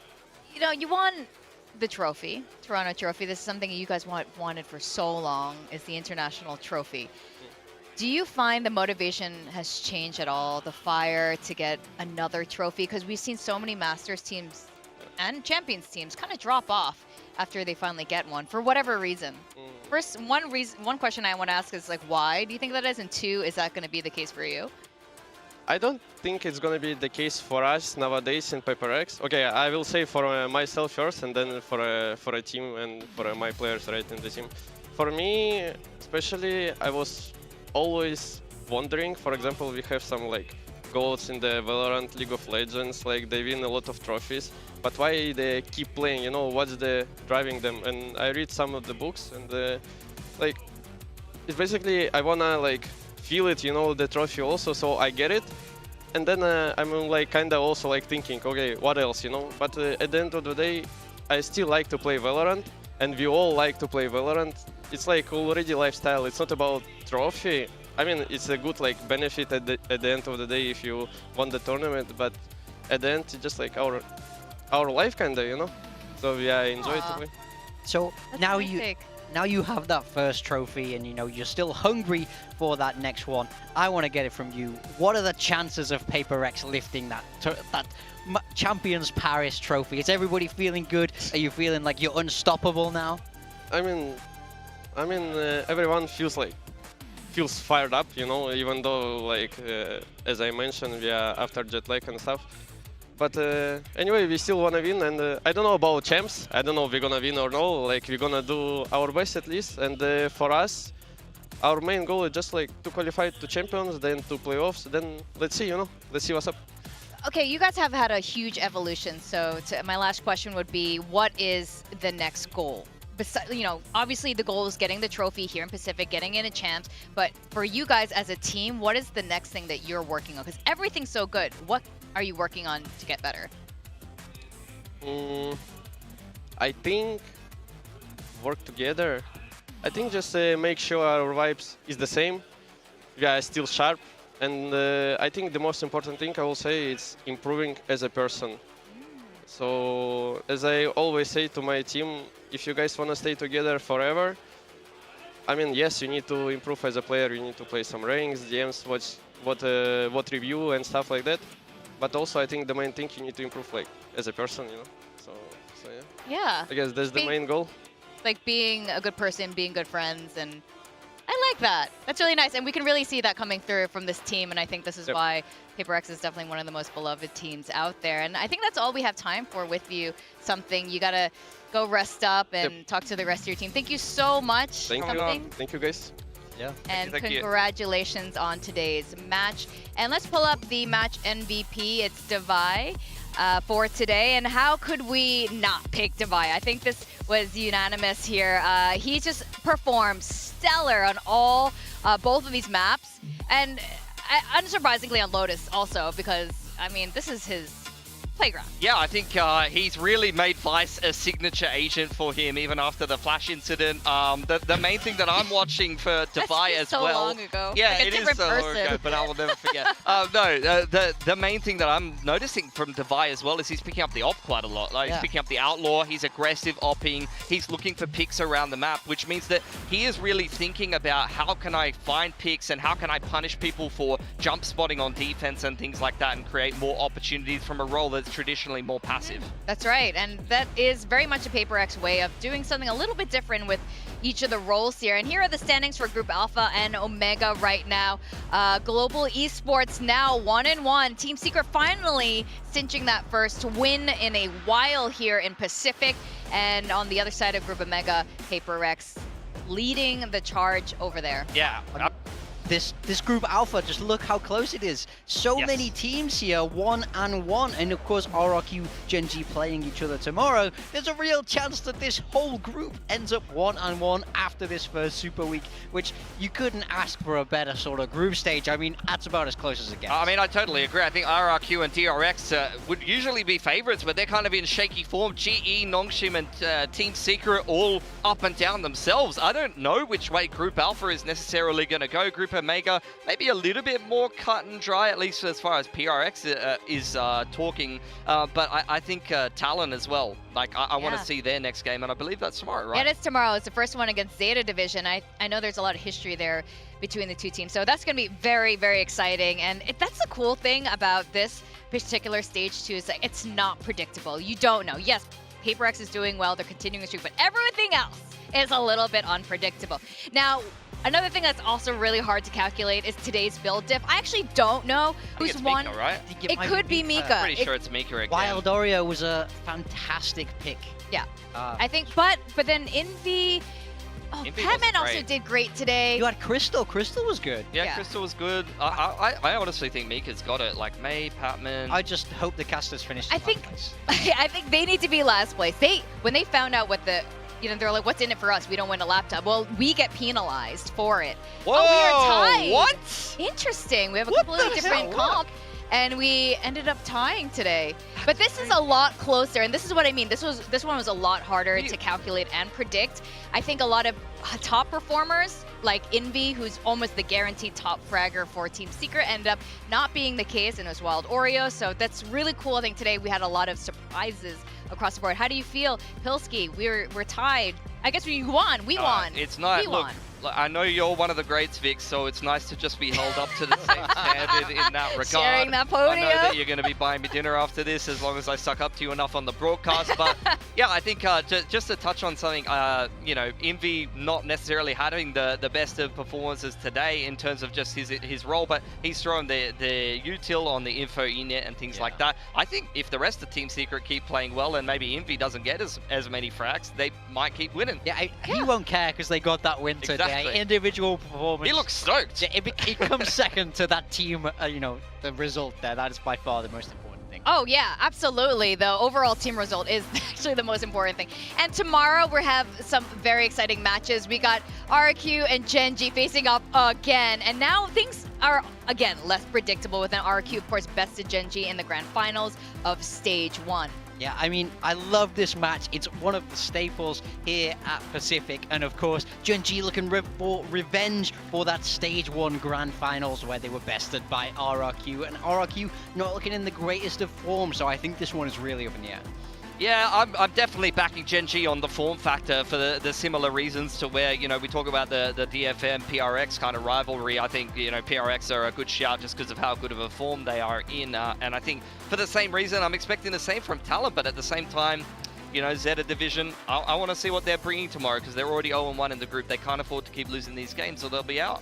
Yeah, definitely not. And they had some good ideas that they showed the other day as well. But we'll just have to wait and see because that's all happening tomorrow. We're going to wrap up today's. It's been great hanging once again with Pilsky, big time. I'm Victoria, Chubby Ninja, and we'll see you guys tomorrow for more VCT Pacific action. Bye-bye. Rep your squad like it's only one squad. Rep your squad like it's only one squad. Rep your squad like it's only one squad. Like it's only one squad. It's only one squad. We go, beast mode, Pushed out there. Still trying to scale forward, and Wild Oreo finds two. Started off as decent damage, a decent look is quickly gotten silenced. Envy, I was going to say low on HP, now he's just dead. Pick together, let's go. Elias able to get out in front of this one, just trying to go for the wall bang attempt. SB in behind. He'll go for the chase. Yeoman once again, he gets himself a 3K, now just 2 charges away from having the ult online. on reveal on the one, but Showstopper at the ready, being sent. Poppy stun here onto Kelly S. Still not under any threat though. Not drop down coming through. The re-challenge into the fight, and Kelly S on the readjust. My God, what a go of it Global has made, but they cannot give us the overtime. Team Secret. We done won back to back. I need a three-peat. Crossover, walk on water in the deep sea. Step back, keep the form. That's a deep three. Jumbotron fans say we need a repeat. We go, beast mode, get dough, ain't no. Something in around the back is Jing, okay. As Showstopper to try to flush him out. Flashes his way into the corner. The swing out, and Jing. They got stalled in garage there for a second. Waves the Kane crash into the corner. It's the no scope, takes the second bump and gets it eventually into Divine. Tears apart Akame, looking for a little bit more. Tries to beat the transfer and up over the top. Something has to clean up. Everything in the kitchen sink going to be sent to this one's the conversion path. Similarly going to be sent. Divine finding May. Kills a piece here. Now a second for the ISO. Dead. Divine looking for a fourth, and he's got it. 13-7, 2-0 in this set. PRX still looking alive and well here at stage 2.